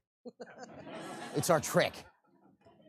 Now, Dan will get into that in that section. I mean, I can kind of give you a little bit of a window into it. What is a person in grief? Think about a time you were really sad, right? Even acutely. What did you want at that point in time? Someone to understand and listen to. And to sympathize with you. Yes. Yes. Okay, so the way you technically sell to somebody in grief is through sympathy. You wouldn't do it by because people talk about, do I communicate in their tone? No, you're not going to go, "You really need these crowns." You're not going to do that, right? You're going to sympathize with them because that's what they're looking for. Especially, it's a really unique case, and this is just not something Mr. Hubbard says. This is my own personal observation. When you see somebody who's really in chronic grief, like life has just really kicked the heck out of this person. Because again, a person goes down tone as a result of loss, right? Go down, down, down. So they're just in chronic grief. And this person will just talk forever on end about how terrible everything is. And they just go on and on and on. And you might, if you try to explain solutions to them, like, I can't possibly make it here by 2 tomorrow. I get up in the morning and my back hurts. And then the front desk says, "Oh, but my back used to hurt and I got my back fixed and then I was able to get going." "Oh no, but you don't understand." And it's just going to go on. It's a no-win situation. It could be more like, "I totally understand your back. We'll make sure we get you in it too. We're going to take care of you." Right? You just sympathize with them. The 20% is a specialized case. She's talking about, we go over in Seminar A, the antisocial personality. They're not antisocial. They're just not very high-toned. It's not like somebody you're going to go out with on a Friday night, like, let's have a great time with someone in chronic grief. Right? But you can help them. Yeah. Does that answer your question? Yes, thank you. Okay, good. Okay. Any other questions about grief? All right. Now, this is one you see a lot, fear. maybe acutely more often than not, where someone, for whatever reason, is afraid of going to the dentist. So let's give you, let's paint a scenario here. I came into your practice. I needed about, I don't know, $12,000, $13,000 worth of work, you know, some crowns, maybe a root canal, maybe whatever, right? And I come in and very complimentary about everybody in your office. I talk about how I feel like karma led me to your practice. Like I'm overly complimentary to the point where you go, I mean, it's nice to get a compliment, but I'm way over the top with this, right? And talk about how awesome you are, and everybody says how great of a practice you have, and I'm so glad to be here. I feel like fate drove me here. I go on and I go on and I go on and I go on. You notice that I don't really look at you, right? And you notice I seem a bit ill at ease, but I'm very complimentary. So you present the treatment plan to me.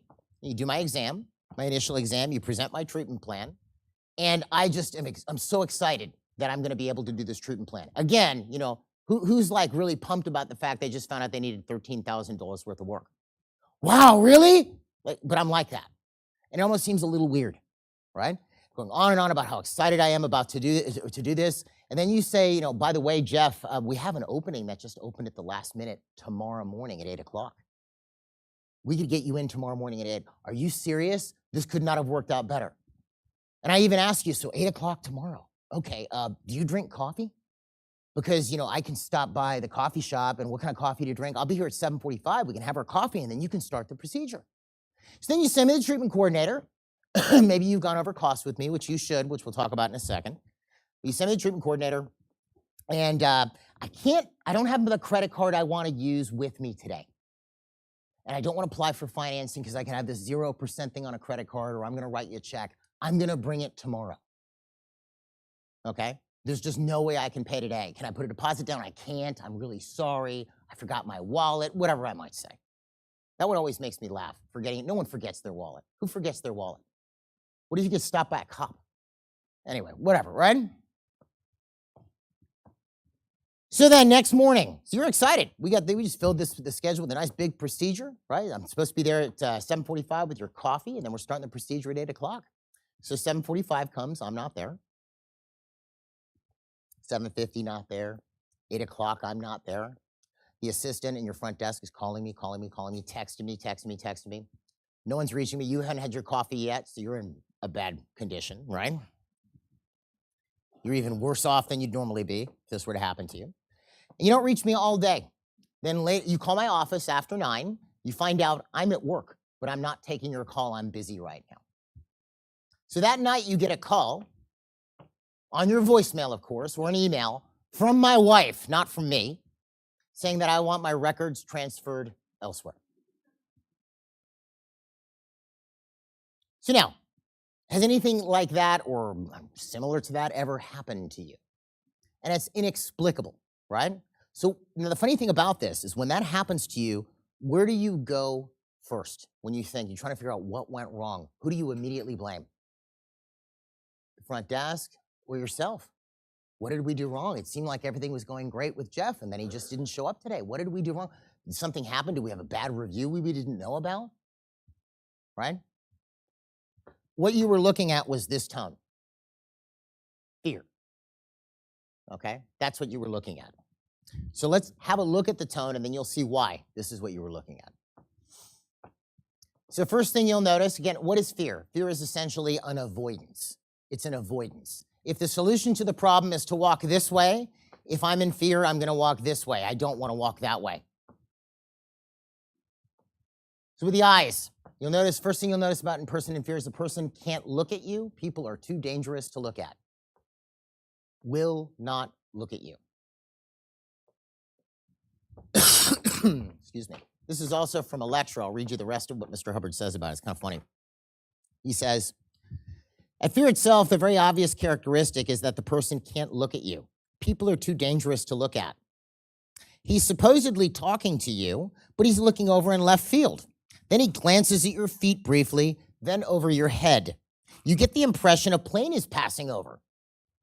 But now he's looking back over his shoulder. Flick, flick, flick. In short, he'll look anywhere but at you. That's the first thing I notice when I meet somebody in this tone. And I've always been a bit of a student of human behavior. That's why I've always been fascinated with this. And I remember the first time I encountered this after studying this, I had a person sitting in front of my desk, and I looked at them, and they wouldn't look at me, so I tried doing this. I'm not kidding. I actually did this. Maybe I could do this. Look at me this way or this, and it did not work. He always looked away. Anyway, so now you've learned I'm a little bit strange. So, affinity level. Here the person expresses affinity through acute shyness or propitiation or withdrawal from people. So what is propitiation? What is propitiation? It's trying to please or make somebody calm that is upset or angry. Okay, so I'm worried you're angry. What's your name? Kane? Yeah, so I'm worried Kane's really upset. Kane, I'm so sorry. Are you okay? Are you comfortable in that chair? I just want to make sure. You're not comfortable? Tough. No, I'm kidding. I mean, I got to stand up, okay? Yeah, but you get what I'm saying. Like, oh, are you okay? Like, is the temperature okay? You're trying to please or make somebody calm who's upset. That's propitiation. Someone is worried that their teacher is going to fail them. So, they buy hey, I bought you an iPad. Oh, hey, I just got lunch. Do you want some lunch? Like they're doing anything they can to make their teacher not fail them. That's propitiation. But that's what somebody in fear does. They propitiate. That's why you saw all the crazy compliments. I feel like I was just led here by fate. I've heard amazing things about your office, better than I've ever heard about any business in my whole life. Reality. Reality is poor and is agreed upon for covert purposes. So let's look at this for a second. Agreed upon for covert purposes. I was just in your practice. You told me I needed whatever my treatment plan was. It was $11,000 or $13,000. And I said yes, and I was going to bring you money tomorrow. Why did I say yes? Because that's how I could leave. When I said yes, I could get out. So that was the covert purpose. I said yes because now I can go.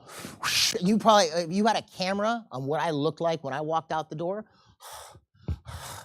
I was so excited.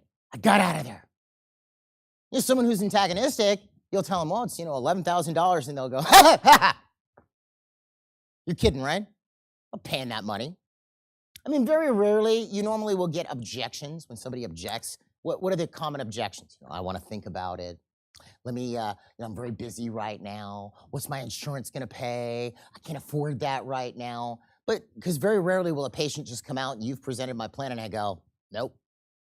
And that happens probably once in a blue moon, but you're normally going to hear an objection. Person in fear finds it easier, rather than saying, I'm really busy right now, they find it easier to say, yes, let's book 4 hours on your schedule and walk out the door and not show up again. That's easier, more confrontable to them.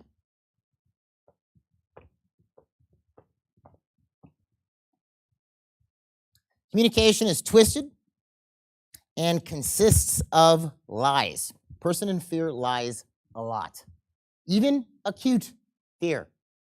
Something to think about. If I'm petrified of the dentist and I come into your practice, there's a good chance I may lie to you.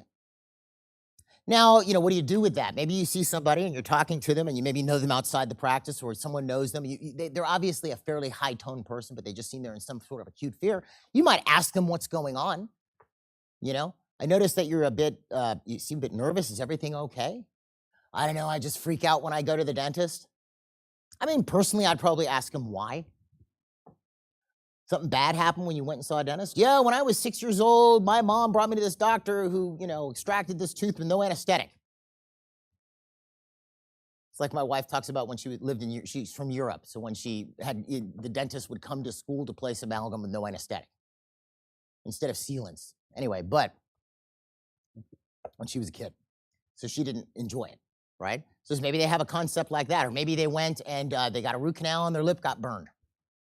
In which case you can go, hey, I understand. Listen, let me just show you. We're going to do things real slow. I'm going to show you everything I do. I want you to be comfortable while you're here. And then they might actually come along and then stop being in fear. They might snap out of it because that's not their actual tone. Someone who's really stuck in this tone, you're never going to get them out of it. Ever. Ever, ever, ever. All right. Handling a truth. There's all sorts of lying at this level. And then method used to handle others. We're going to spend a little bit of time on this. they will nullify anything you tell them that is enthusiastic. And anytime you're enthusiastic, they'll nullify you. Furthermore, they'll nullify anybody above them on the tone scale. So, I'm going to go back to this. Let's talk about this for a second. Nullify. So, I mean, we are probably familiar with the concept of nullifying a law or a rule or something along these lines. What is he referring to as far as nullifying? So first, let's define it. When you think of nullify, what definition comes to mind? What's that? Reject. Okay. Yeah, when you're making something null, it's zero, null, right? Here's the definition. To reduce to nothing. To reduce to nothing. To reduce to nothing. To counteract completely. So to reduce to nothing. To counteract completely the force, effectiveness, or value of. Force, effectiveness, or value of. To counteract force, effectiveness, or value of. But we're not talking about nullifying a law or a rule here. Let's look at this again. They will nullify anything you tell them that is enthusiastic.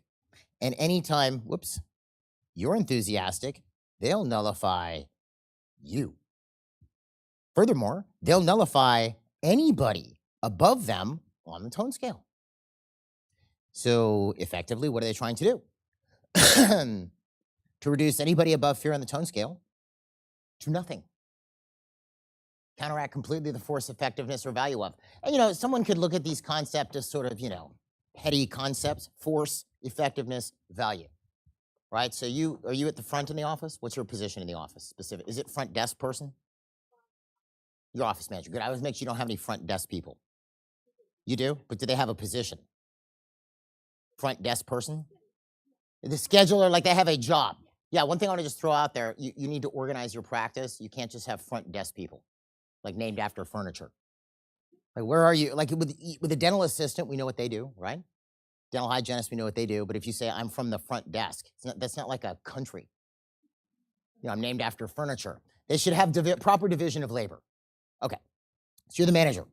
Okay, now if you take a look as a manager, you can exert or you have a certain amount of force or influence over the practice, right?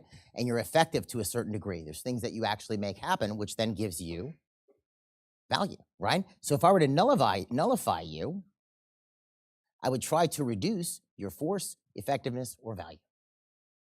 You're not important, you're not valuable, you don't really get anything done, and you're not super effective, okay? So this brings us to, this is usually where I cover this. There are, on the tone scale, because we have to go over this as we're covering this concept, there are three, let me pull this up here real quick. There are three categories, or what we might call bands, a band on the tone scale. So what do we mean by a band? Like in a radio, you guys remember radio for you younger people, what us old people used to listen to in the car? But you turn the dial and you're going through a band of tones. So you could say there's three groupings or categories of how people handle others on the tone scale. Three general categories. Like for instance, if you look at the tone level of anger and antagonism, they are different tones. But that being said, there are similarities in how somebody who is angry and someone who's antagonistic handle other people. Do you guys see that? So if I'm antagonistic, I might be kind of a bully and I'm bossy, whatever. If I'm angry, I just yell a lot. There's similar behavior patterns, aren't they? They're not exactly the same, but they're similar. They fall into the same band or category on the tone scale. These categories specifically apply to how the person handles other people. Okay? So I want to go through these real quick because now is about the right time. So Mr. Hubbard says the methods of handling others could be assigned to 3 general categories. The highest category would be enhancement. And this runs from 3.0, which is conservatism, to 4.0, which is enthusiasm. So from 3.0 to 4.0, you have the enhancement band. Okay? So what does this mean? Let me read this to you. So in the enhancement band, whether the person is, and obviously how they demonstrate this will be different from 3 to 4, but the concept is similar. So in the enhancement band, an individual seeks by example and good reasoning. So through example and good reasoning, to lift the level of those around them to the point where they will partake of the projects of living with them. So if I'm in this tone band, how am I going to handle other people? I'm trying to lift people around me up so that they can work with me and we can accomplish things. That's how other people, so if you have an executive in the enhancement band, what are you trying to do? You're trying to make your team more capable, more able, so that they can do more and they have better prospects in their lives and they can improve themselves, and like that's what you're after. You're trying to enhance the people around you. That's the enhancement band. It's a tone band. The second band, below enhancement, is what we call the domination band. Domination band. That runs from 1.3 to 2.0. 1.3 to 2.0, the domination band. Whoops. So what happens in the domination band? And first off, I don't think you have 1.3 on your tone scales, do you? No? Yes? You have 1.5, and then I think below that, was it go 1.1? Okay, I'll draw a separate slide, but I'll go back to this. Hang on. So you got 1.5 is anger. Below anger at 1.4, you have hate. And at 1.3, you have a tone called resentment. And I'll draw one other one for you. At 1.2, you have a tone level called no sympathy. And then you got 1.1. Which you have on the scale, which is covert hostility. So how do these tones operate? Obviously, everybody can think with anger. Hate is pretty self-explanatory. Would you guys agree? Then what is resentment? It's a feeling of bitterness towards somebody. Feel resentful. What's 1.2? No sympathy. No sympathy is, I don't know, let's say you have a kid and they slam their finger in the car door, right? And mom is freaked out. Mom and dad are there. Mom's freaked out. Oh, are you okay? And what's dad doing? He's in no sympathy. Told you not to put your fingers in the car door. There's no sympathy. So those are those tones. So back to this. Domination band runs from resentment up to antagonism. So what happens in the domination band? It says the second category will be the domination band. Here, the individual uses alarm, threats, and the general promise of pain. So in the domination band, a person uses alarm, threats, and the general promise of pain, unless compliance is given by others around him. Alarm, threats, general promise of pain, unless compliance is given. You know, I'm an antagonistic boss. How do I handle people? Why do you people move so slow? What is going on? I should just fire all of you and hire people who are younger and cheaper. Slamming desks and banging things around, right? Alarm, threats. We're going to go bankrupt at this rate. Alarm, threats, general promise of pain. Unless compliance is given by others around them. Once compliance is given, the alarm, threats, and the general promise of pain stops. So I want you to look at the two different ones that we have so far. We have enhancement, which is we all work together. If I'm an enhancement, I want you all to become more capable so that you're able to do what you do, and I don't have to do what you do. You're more capable. If I'm in the domination band, I get people to do what I want by threatening them with alarm, threats, and general promise of pain.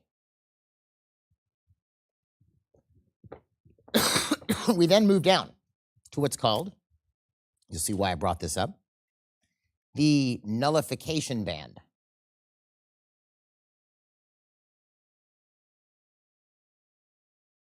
Nullification band. This is from 1.2 on down. 1.2 on down is the nullification band. So what happens in the nullification band?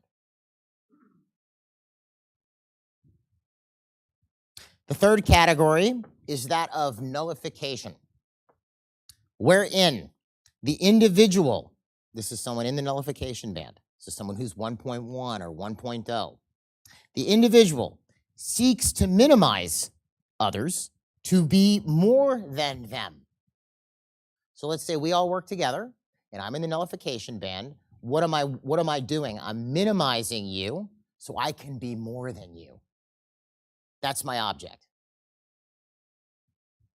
And so, I'll read this again. Third category is that of nullification, wherein the individual seeks to minimize individuals to be more than they, and so to be able to control them. You look, nullification, domination, they're control mechanisms.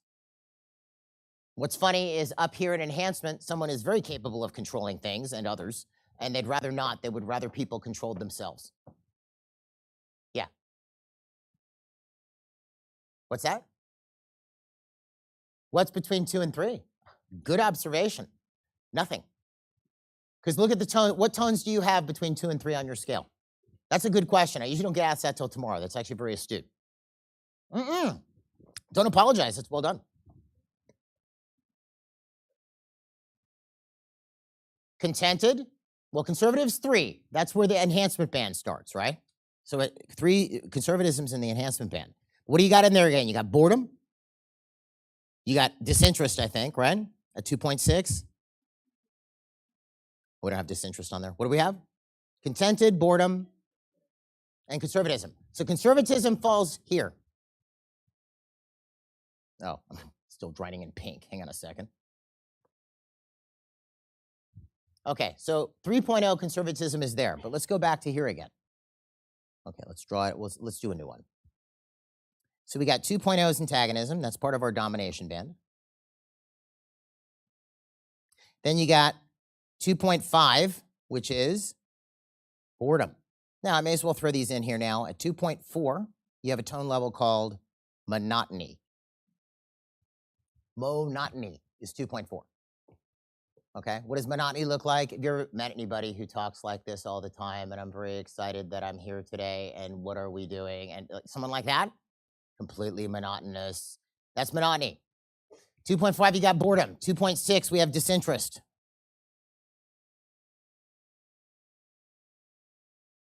And 2.8, we have contented. So these, antagonism is part of the domination band, and 3.0, conservatism, is part of the enhancement band. So that's enhancement, this is domination. These don't fall in a band of any kind, because if you look at, and again, we'll get more into this as we go, if someone is truly at boredom on the tone scale, because this all has to do with how they handle other people, remember? Has to do with how they handle other people. If I'm in domination, I'm trying to, people do what I say. I threaten them until they do what I say, if I'm in the domination band. And if I'm in the nullification band, I'm trying to make them into nothing so they're easy to control, right? But this is all an attempt to get someone else to take action. If I'm at boredom on the tone scale, you ever been really bored? Did you want anybody to do anything other than leave you alone? Nope, you just wanted to be left alone. You didn't want anybody to do anything. You'd rather just hang out, right? So there is no attempt to control others. That's why it doesn't fall into this a handling others band. But that's a very good observation. Does that answer that question for you? Okay, good. So now, let's get back to this fun one, the nullification band. But that's a very good observation. So back to our nullification band. I'll read this again. Third category is that of nullification, wherein the individual seeks to minimize individuals to be more than they, and so to be able to control them. That's what's happening in the nullification band. This category would rather see a person sick than well. This category would rather see somebody sick than well, because sick people are less dangerous than well people, according to the thinking that takes place in this band. I'll read that again. So third category is that of nullification, wherein the individual seeks to minimize individuals to be more than they, and so to be able to control them. This category would rather see a person sick than well because sick people are less dangerous than well people, according to the thinking that takes place in this band. You're just thinking in quotation marks. So if I'm in the nullification band, keep in mind I'm already very low toned, right? And there is sort of, domination occurs on the basis of one skip. Someone who's antagonistic is going to control somebody who's in fear very easily, okay? So let's say I'm really low toned, you're high toned, I work with you, right? So I'm in the nullification band. Let's say I'm covertly hostile or I'm in fear. What am I going to do? I'm going to attempt to nullify you, turn you into nothing, minimize you, because I want to drive you down the tone scale because then you're easier to control. Interesting, isn't it? But that's the object at this tone. If I can drive her down tone, heck, if I can get her into a confused apathy, I did really good. Now she's easy to control. Sounds like narcissism. I wouldn't label it in that sense. It's just that's how the person is operating, right? Because someone could be really full of themselves and really nice to a bunch of other people too. I know people like that. They love some of themselves. They really dig themselves, but they're really cool to a bunch of other people too. Right? But that's the whole object. If I can get other people around me into a confused apathy, now I got things under control. I can sort of manage what's going on here, right? Because keep in mind, remember, higher tone person is going to win. I'm already pretty low tone to begin with. We've seen this. You'll have an office with 10 staff, and they'll hire number 11. Before that, everybody got along great. They loved each other. It was awesome. Most uptone office you ever walked into, they hire staff member number 11, and everybody hates each other. People want to quit. Like what did you add to the recipe of staff? You added employee number 11, who's going behind the scenes and creating problems. That's this. So remember, when someone is nullifying you, what they're actually attempting to do is to turn you literally into nothing. That's the object, to turn you into nothing. Okay? It's kind of not the easiest thing in the world to confront, is it? And usually it's tough to confront because, and you might not think it's very real or true, because would you want to do that to somebody else? Someone's like, yeah, that one person I met, I really hate it. No, but seriously. No. So then the idea that someone else does it, there's like an out reality. Oh yeah, that's from a movie or a book. No, this happens. That's the object. Nullify somebody to get them down. It gets a lot worse at covert hostility, but you see it in fear.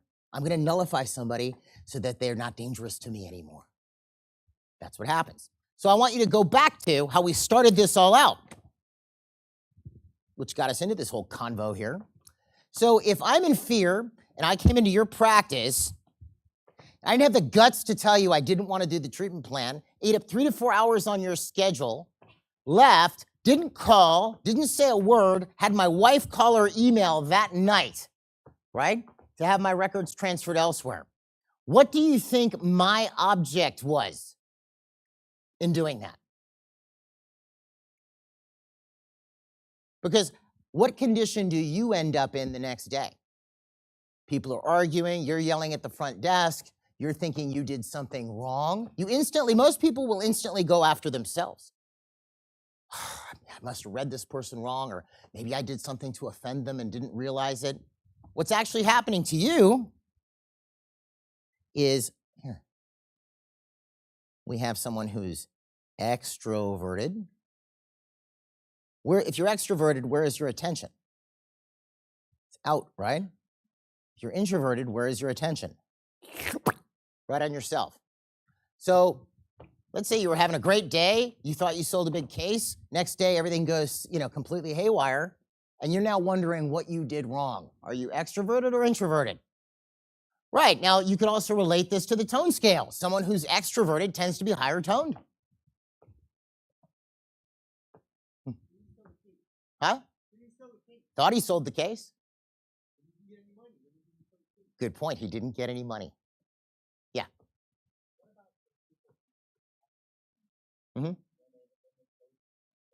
Somebody gives you money, they ghost you, they call a week later to get their money back. First off, a couple of things I would just throw out there. Is that ever going to happen after this seminar? Yes. Right, especially if you sell more, because there's more opportunities for that to happen. There are, you know, if you look at people in general, most people, 80% of people, they're all over the place on the tone scale. Some are in apathy, some are in fear, some are in enthusiasm, but they're decent people. 20% of people are not, okay? 17.5% of that 20%. I don't mean 17.5 to 20, meaning, what would that be, 3 point? I don't mean like that, but like you got 20, 17.5, are, you know, chronically, they're not in good shape, right? 2.5% of people are completely just, you know, I don't know what word I could use, but just really bad, nasty, okay?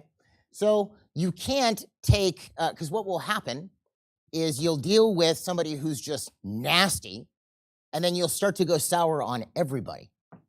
And you forget all the people who were cool. You know, if you see 20, 30, 40 patients in a day, and one is super nasty, who's everybody talking about later? The nasty one. You're not talking about this other person you just delivered their veneers and they cried and they gave you a hug because that's what you were supposed to do anyway. No, but that was a really nice win. You just changed their lives. That's what we should be talking about at the front, don't you think? Not the person who was a complete jerk and we wanted to get out of the office. You know? But so that is going to happen to you. It is going to happen. Now, can you detect them a little sooner knowing what you know from this? Yes, you can. But is it going to happen? Maybe, who knows? Maybe I did that. I went home and my wife screamed at me and I had to call you for a refund. Maybe that happened, right? Maybe my circumstances changed. I'm all excited, you know, and then I'm supposed to come in next week to start the treatment and I get fired, right? Depends on the circumstances, obviously. But what that does tell you is one thing you want to do is if you sell a case, you want to deliver it as close to instantaneous as possible. You sell it today, deliver it tomorrow. You know, and we'll talk a little bit about this. I think I have to take a break. I'm getting the signs in the back like I want to. But we'll talk about this a little bit too, because you may have cases. Who's booked out a week in advance? I'm talking doctors here now, not hygiene. How about 2 weeks? Okay, how about 3 weeks? Yeah, that is dangerous. That is super dangerous. If you sell a case, you should be able to get them in within 48 hours. 48 to 72 hours. We'll talk about that a little bit. But we'll get into this a little bit more just to answer that before we wrap this thing up. I do have to take a break. I'm kidding. Alana gets nervous. I promise I'm going to take the break, Alana. All right, so here's what we're going to do. It is 3:30. We're going to take a half hour. Is it an half hour or a half hour? But it has an H. We're going to take an half hour break, and we'll come back at 4 p.m. I'll see you guys back at 4 o'clock.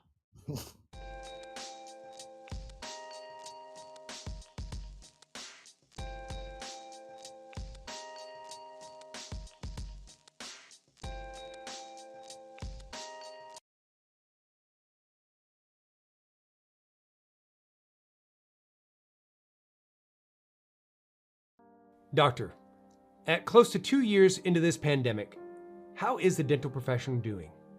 Well, according to a recent survey by the American Dental Association, 34.1% of dentists in the United States, more than 1/3, are seeing lower patient volume now than they saw pre-pandemic.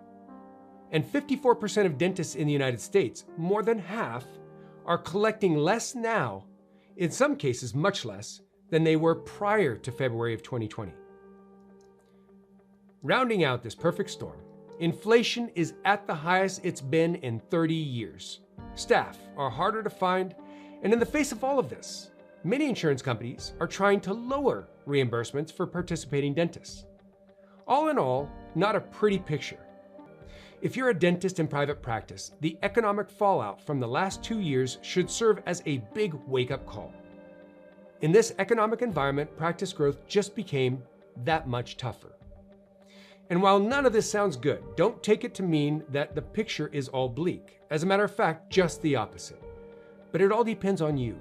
If you really know what you're doing and you have the right systems in place, there is tremendous opportunity right now for practice growth. And you might ask, how do I know this? Well, I've seen it with my own eyes. Despite being shut down for anywhere between 1 and 3 months in 2020, many of our clients had their best ever collection years, and they've carried this forward with new best ever collections in 2021. So, how have all these dentists done this? Well, they've done the MGE Power Program. Since its inception, the MGE Power Program has helped thousands of your dental colleagues collect over $10 billion in additional revenue. And yes, that's billion with a B. The MGE Power Program is a revolutionary combination of education and coaching on practice management systems that not only work, but that continue to work again and again as your practice grows. It works when times are great, and as we've seen the past 2 years, it continues to work when times are tough. To give you an idea, after the first year of doing the program, the average MGE Power client sees an 89% increase in collections. Within 5 years, it's a sustained 232% increase. So you might ask, what would that mean for you? Well, let me say this. If you're collecting an average of about $50,000 a month right now, that takes you to about $95,000 per month after just 1 year. And then to $166,000 per month 4 years later. And beyond the financial success, MGE Power clients are able to focus on patient care, doing the type of dentistry they love, not just what insurance covers. They have great teams and enjoy coming to work in the morning. They've assumed control of their practice and schedule and are able to take time off and not work excessive hours. And finally, they're relatively stress-free, knowing their future is secure. And as an added bonus, 80% of our services are now available online. You can now enjoy MGE courses, seminars, and coaching from the comfort of your office or home with the same incredible results. So, is the MGE Power Program right for you? Well, there's only one real way to find out. And I'll leave you with this. I can't tell you what the future is going to look like. But what I can tell you is that if you have the right systems and effective business skills and support, you can have a thriving, profitable practice in any economic conditions. You've spent hundreds of thousands of dollars becoming a dentist. Shouldn't you invest a little time and energy into learning how to have a successful practice? A lot may be riding on you and your success, your family, your team, your future. Make it a good one. Find out more about the Power Program today. We really look forward to hearing from you.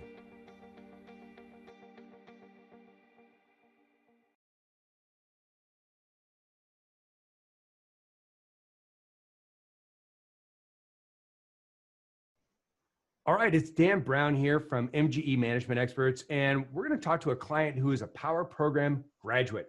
And with me today is Dr. Mercado. Dr. Mercado, if you would be so kind as to kind of introduce yourself and who you are and where you're located, and tell us a little bit about what the Power Program did for you. Sure. So I'm Gerardo Mercado. I'm out of Los Angeles. My practice is in the city of Los Angeles. I started with MG about 3 years ago. I went on 4 years now this December, and that's it. Fantastic. Good. And tell me a little bit about what things were like prior to becoming a Power client and the training that you had at MGE. Definitely. Before MGE, I worked as a sole proprietor. I was my owner of my practice, but I always felt like I was the associate. I took over the practice from the previous owner, and it just sort of stayed that way. I just came into work, the staff took care of the things. There was no real control. And that's sort of how it was. It was just me working and going home and coming back to work and going home. And there was no real change from the moment I bought the practice. Even a year later, it was still sort of, each staff member had their old role. There was no progress. There was no real control that I wanted it, and have the practice be my own. Makes total sense. Good. And then what are things like now? Give us a little idea of what are things like now? Things are much different. Night and day would be sort of an understatement. Definitely now, I operate as a owner, as a business owner first, and not necessarily second a dentist, but definitely there's more purpose and there's more control over the practice and over the business. And that creates a lot of good feelings, a lot of good energy. and there's progress happening. There's progress happening. That's a big thing.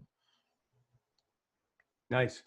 How would you say that the program specifically, how did the program actually help you address some of those points? Definitely.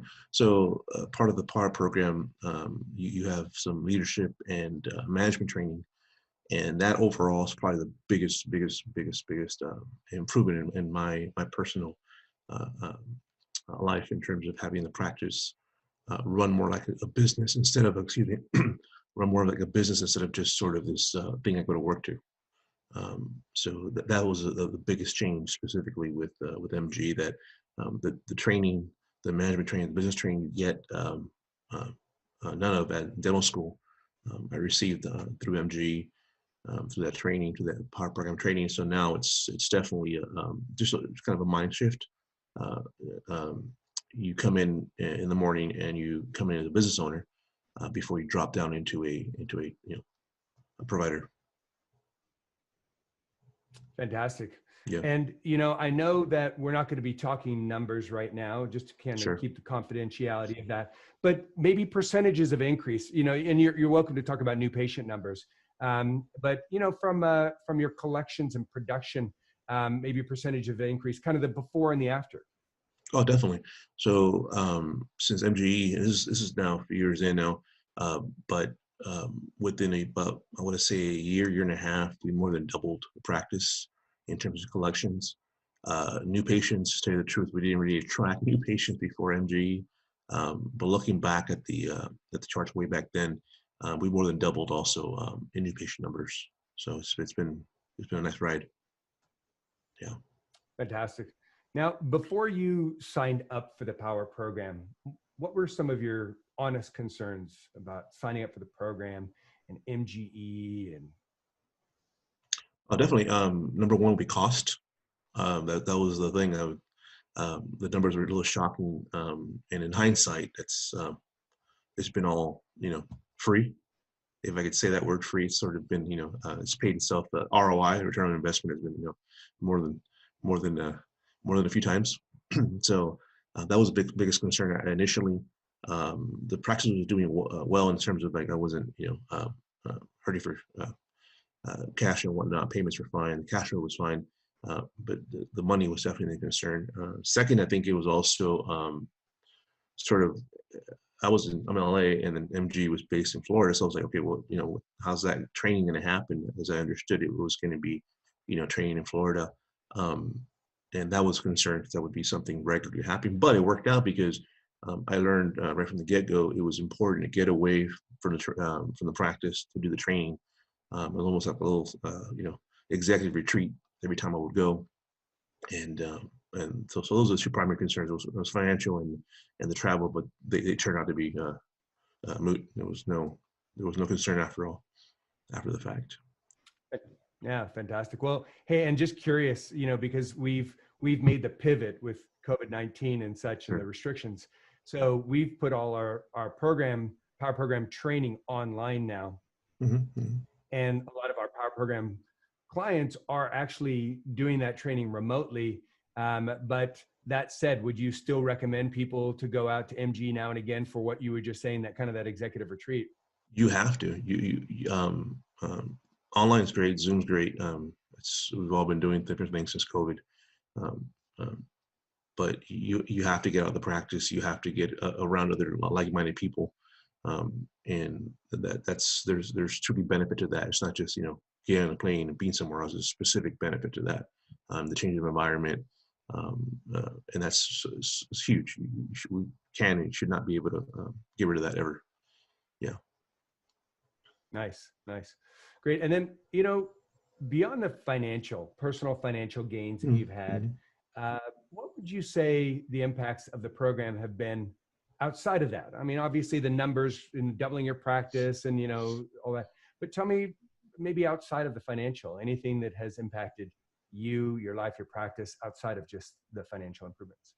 So the biggest thing, I guess, I've sort of already been working through this as a dentist and as a person and all that, but I guess having a focus on helping people, it's really kind of kind of showing through now with the practice, because that was all in my head, wanting to help people and be a benefit to society and all that. That was there, but now through the training, it's sort of been this. Now it's kind of permeating the practice. It has permeated the practice. It's the purpose is there for everybody, not just me doing what I want to do, and then patients and then staff doing something. That's big and the biggest shift, and that makes me feel better as a business owner, as a dentist, and that's what kind of permeates throughout my life, because I walk around with a sense that I'm helping, in a very real sense, I'm helping people, and helping my little part of the world, my community. That's one of the biggest benefits, and it's there. So it's real nice, real awesome in that perspective. Yeah. Fantastic. Thank you. And then kind of a last question. Now, we haven't paid you to do this. You're not being incentivized to do this. No, I'm not. Can you confirm that? Yes, I'm not being paid. So- It's 7 a.m. here in LA. We're not on the clock. I think you do pretty good for 7 a.m. Quite honestly, appreciate you taking the time to do this in your schedule. Now, for other doctors from the heart, why would you tell them to or encourage them to consider this? From you. Sure. So there's something that happened. I realize now after the fact, but dental schools do not teach us how to be business owners, and that may rub some people wrong. Like, I want to be a dentist, I don't want to be a business owner. The thing, your practice, your effect on your practice, what you want to do, that path, and I'm sorry, whatever you want to do in your practice, your goals, that road is going to lead through some sort of management. You're not going to be able to achieve your goals fully until you understand your practice from the perspective of an owner, of a CEO, of a manager, if you will. So it's unfortunate, whether it's time, whether it's just dedication, but dental school just will not prepare you to completely be able to spread your wings as a dentist. So you have to take on some sort of management training. It's not going to be there fully. And I get it. There's people that just they're savants, and they go from owning practice and just read a book and understand everything. But you have to have some formal training in it, however it is. And that's why I encourage MGE. I mean, I really wish at some point in time I would have received training in dental school, or even before dental school, but it should probably be better. But we all need this. And if your goal is to improve your practice, improve yourself, and do more for your staff, your patients, for your own personal family, you have to find a way to get this training done. Couldn't recommend it to the extent that I can verbalize. It's beyond even words. You have to get this done, and you'll be better for it. And you'll say, you're after the fact, yeah, you're right, Dr. Mercado. I should have done it way before. Yeah. Really fantastic. Doctor, well done. Thank you for taking the time. I really do appreciate that. And, well done on your success, and continue. Thank you. Thank you, Dan. Awesome. Now, for you watching this, you too could have this same success. The MGE Power Program has helped over 1,200 of your dental colleagues make a combined $9.9 billion in additional revenue. And yes, that's billion with a B. And to give you an idea, after the first year of doing the program, the average Power client sees an 89% increase in collections. Within 5 years, it's a sustained 232% increase. What would that mean to you?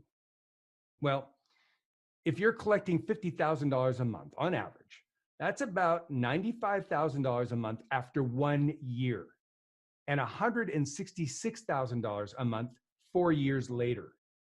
Even better, these doctors are doing these numbers while focusing on patient care, doing the type of dentistry they love to do, not just what the insurance covers, having a great team and enjoying coming to work in the morning, assuming control of their practice and schedule, being able to take time off and not working excessive hours, being able to sleep at night because they feel secure about the future of their practice, and knowing that they always have unlimited access to a top MGE consultant to get help and solve problems together. And what makes this all possible? revolutionary education and coaching on practice management systems that not only work, but that continue to work again and again as their practices grow. It's truly a case where some extra work now makes your life and the rest of your career far more rewarding. So what's next? Well, you need to find out if the MGE Power Program would be a good fit for your practice. And listen, don't wait. Enrollment for this year is limited. So go to mgeonline.com/power program and fill out the form today to learn more. Or call us now at 1-800-640-1140. We're here and we're ready to bring these same results to you. We want you to succeed, and we know how to make that happen.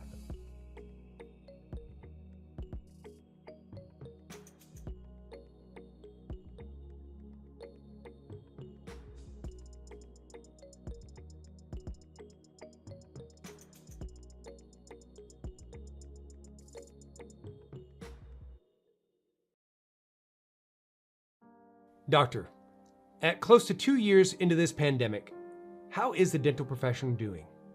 Well, according to a recent survey by the American Dental Association, 34.1% of dentists in the United States, more than 1/3, are seeing lower patient volume now than they saw pre-pandemic. And 54% of dentists in the United States, more than half, are collecting less now, in some cases much less, than they were prior to February of 2020. Rounding out this perfect storm, inflation is at the highest it's been in 30 years. Staff are harder to find, and in the face of all of this, many insurance companies are trying to lower reimbursements for participating dentists. All in all, not a pretty picture. If you're a dentist in private practice, the economic fallout from the last 2 years should serve as a big wake-up call. In this economic environment, practice growth just became that much tougher. And while none of this sounds good, don't take it to mean that the picture is all bleak. As a matter of fact, just the opposite. But it all depends on you. If you really know what you're doing and you have the right systems in place, there is tremendous opportunity right now for practice growth. And you might ask, how do I know this? Well, I've seen it with my own eyes. Despite being shut down for anywhere between 1 and 3 months in 2020, many of our clients had their best ever collection years, and they've carried this forward with new best ever collections in 2021. So, how have all these dentists done this? Well, they've done the MGE Power Program. Since its inception, the MGE Power Program has helped thousands of your dental colleagues collect over $10 billion in additional revenue. And yes, that's billion with a B. The MGE Power Program is a revolutionary combination of education and coaching on practice management systems that not only work, but that continue to work again and again as your practice grows. It works when times are great, and as we've seen the past 2 years, it continues to work when times are tough. To give you an idea, after the first year of doing the program, the average MGE Power client sees an 89% increase in collections. Within 5 years, it's a sustained 232% increase. So you might ask, what would that mean for you? Well, let me say this. If you're collecting an average of about $50,000 a month right now, that takes you to about $95,000 per month after just 1 year. And then to $166,000 per month 4 years later. And beyond the financial success, MGE Power clients are able to focus on patient care, doing the type of dentistry they love, not just what insurance covers. They have great teams and enjoy coming to work in the morning. They've assumed control of their practice and schedule and are able to take time off and not work excessive hours. And finally, they're relatively stress-free, knowing their future is secure. And as an added bonus, 80% of our services are now available online. You can now enjoy MGE courses, seminars, and coaching from the comfort of your office or home with the same incredible results. So, is the MGE Power Program right for you? Well, there's only one real way to find out. And I'll leave you with this. I can't tell you what the future is going to look like. But what I can tell you is that if you have the right systems and effective business skills and support, you can have a thriving, profitable practice in any economic conditions. You've spent hundreds of thousands of dollars becoming a dentist. Shouldn't you invest a little time and energy into learning how to have a successful practice? A lot may be riding on you and your success, your family, your team, your future. Make it a good one. Find out more about the Power Program today. We really look forward to hearing from you.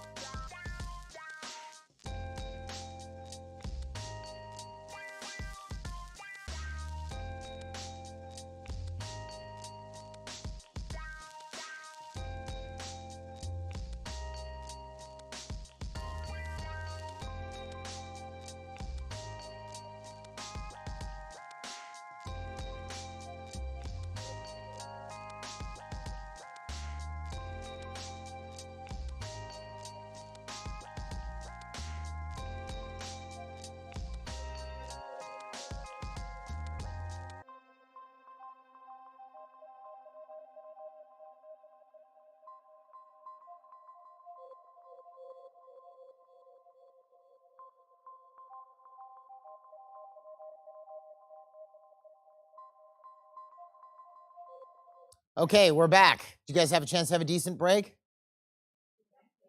Okay, like it was an okay break. Yeah. Fine. All right, so we left off, we were talking about this nullification concept. We were discussing how that patient who came in and then didn't show up the next day, that essentially that was the object, it was nullification. It potentially introverts somebody. When you introvert somebody, you actually drive them down the tone scale. If you think about it, if you're introverted and your attention is fixated on self, your tone is lower than if you are extroverted and your attention is fixated outwards. I mean, for that matter, if you look in society, if you were to pick the highest tone subset of society, let's say a cohort or group of people, who would you say is the highest tone group in society? Don't say actors or politicians. I've had people say that before. Those are wrong answers. It's gonna throw it right at you. Like, what? No, but think about it. How about kids? Little kids. Little kids generally tend to be very uptone. Well, where is the little kid's attention normally? Is their attention on themselves? No, their attention's out. What's this? What's that? They're not sitting on their steps going, I have such bad self-esteem. True? You don't see a 5-year-old doing that. Their attention is out. When your attention is out and you are extroverted, you will be higher tone. So if I can I can introvert you, I've driven you down the tone scale, which is the object. You start wondering what you did wrong. All right, to that end, there's a little example here. It's from a lecture given by Mr. Hubbard in the 50s. He actually gave a lecture on the tone scale to a group of industrialists. So a lot of his examples had to do with machinists. This was in the 1950s. But he's giving an example of what would happen if you had an angry person sitting next to a person in the tone level of fear.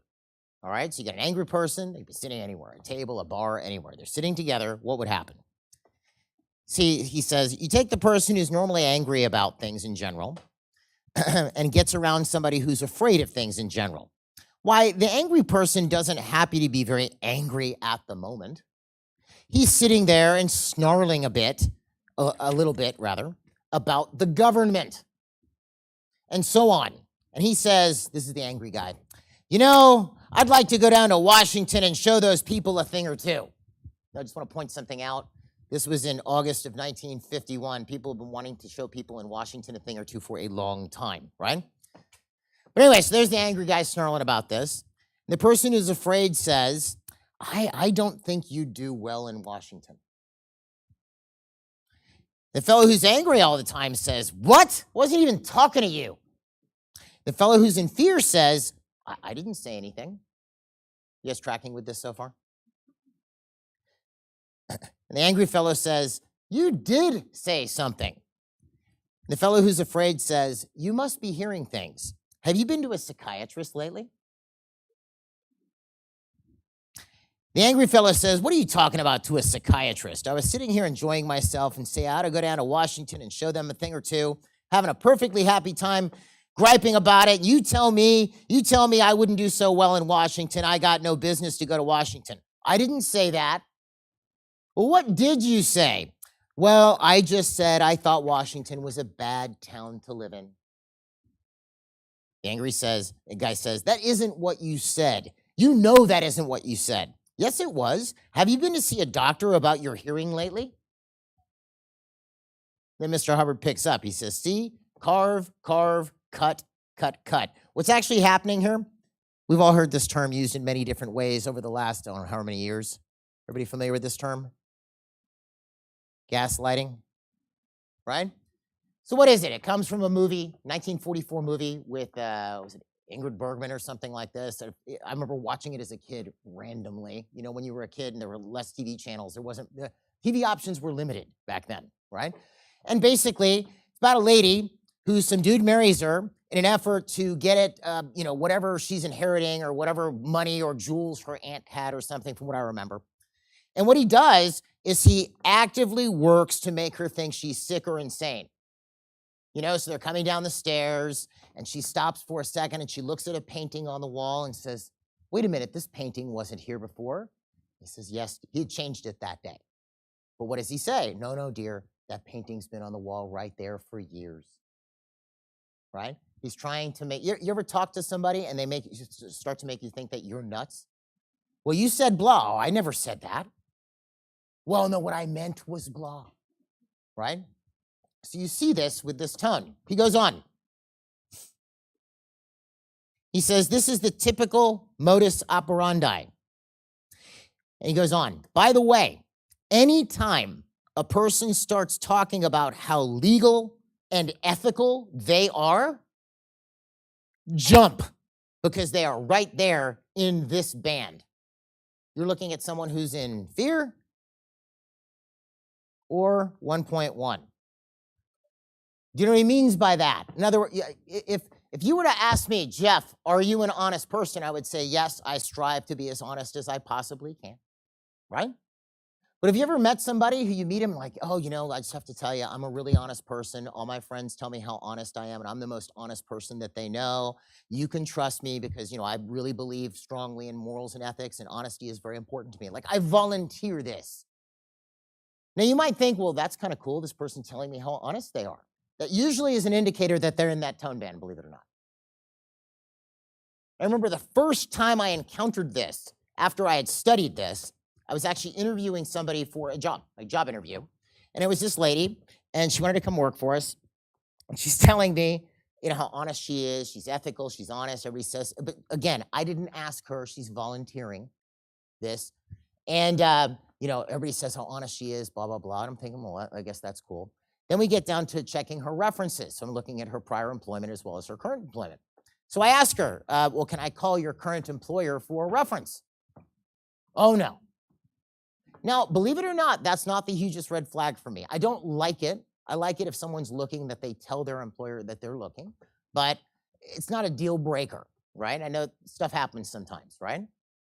But she did.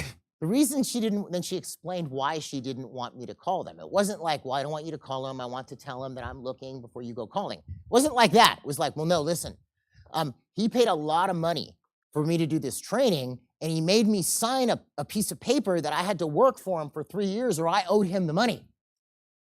And it's only been 3 months. So I'm talking to a lawyer about how to get me out of that contract. This is mishonesty. You see? So I found that fascinating, but that's what you'll see. And you know, I often wonder too, why is this way? If you met me for the first time and I said, you know, how you doing? I'm Jeff. I breathe air. What would you think? You think I'm kind of like a little bit touched is the word we used to use, right? A little off. Okay, well, why? Because that's kind of obvious. I'm a human. I probably breathe air. You wouldn't expect me to volunteer that. Well, you sort of expect when you're interacting with people that they're going to be honest. That's part of the social contract.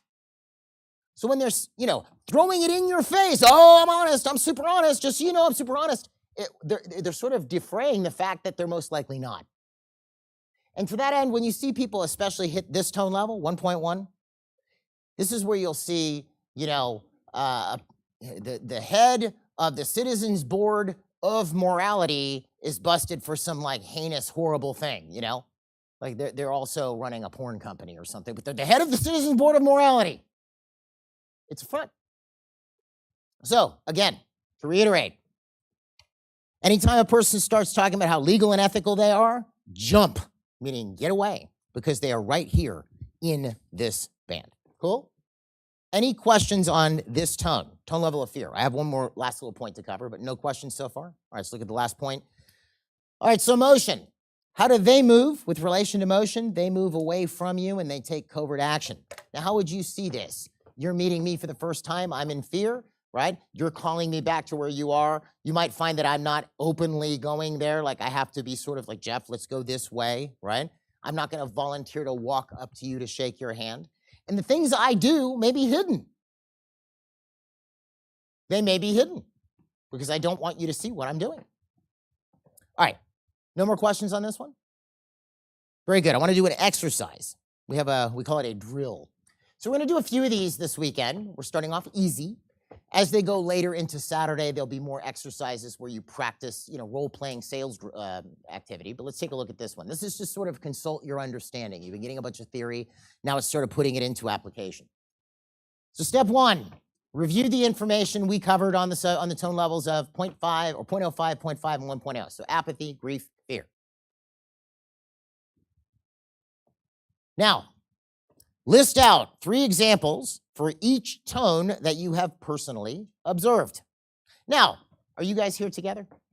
Yeah, you might just do this verbally. This isn't a test. So you might give her 3 examples you've seen of apathy, 3 examples you've seen of fear, and 3 you've seen of grief, right? And then you do the same. It doesn't have to be written down. No one's going to check this, right? But then also, as you're doing it, note what it was that you observed in each of these examples that gave you insight into their tone level. Yeah, I think this guy was in fear. I noticed he couldn't look at me. And it seemed like, the slightest little thing, they almost jumped out of their chair, right? If you're watching via live stream, if you're watching from home, when you're done, type done in the chat. If you're here, just you'll be done. Okay, good. Any questions on this one? Right, so if you want to work with the person next to you, you can. If you want to do it on your own and note it down, you can. However you guys want to do this. Are you guys ready to start the drill? Wow, let's try that again. Those 2 people are ready to start. Are you guys ready to start? Oh, come on, you can do better than that. Are you ready to start? Good, start. We'll give it a few minutes.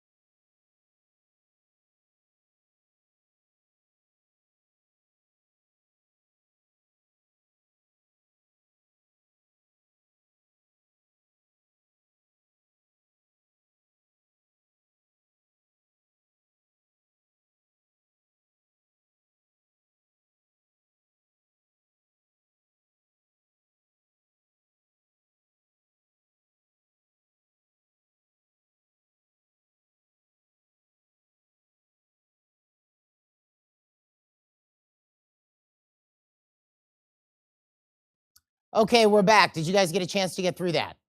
So for some real world application, taking a look at these tones in action in the real world. Okay, any questions come up as you were doing the exercise at all? All right, then one thing I did want to pick up that I did not pick up on after the break, I was asked a question, what about these patients who, you know, pay and then a week later they don't call you and then a week later they call and ask for a refund, right? As well as I wanted to get into the sales process just a little bit. So, and we'll get into this more as you go through the seminar, but let's look at the basics of the sales process. And there's a couple points where we differ. So you're going to diagnose whatever you're going to diagnose. Let's take a new patient initial for simplicity's sake. So you've seen a new patient, you do the initial exam, you've diagnosed whatever work you're going to work or you're going to do. But let's look at how this normally runs in a practice, okay? Is you've done your diagnosis. You may or may not, most likely you will tell the patient what the diagnosis is. You'll give them 5 or 10 minutes of your time, and then you'll send them off to go sit down with your treatment coordinator to figure out how to pay for it. That's the usual, correct? And you notice the close rate isn't that high. Now, there may even be some defects in that process where I've seen cases where you get a new patient, they need a ton of work, and some people are afraid that if they tell them they need all this work right now, the patient's gonna blow off.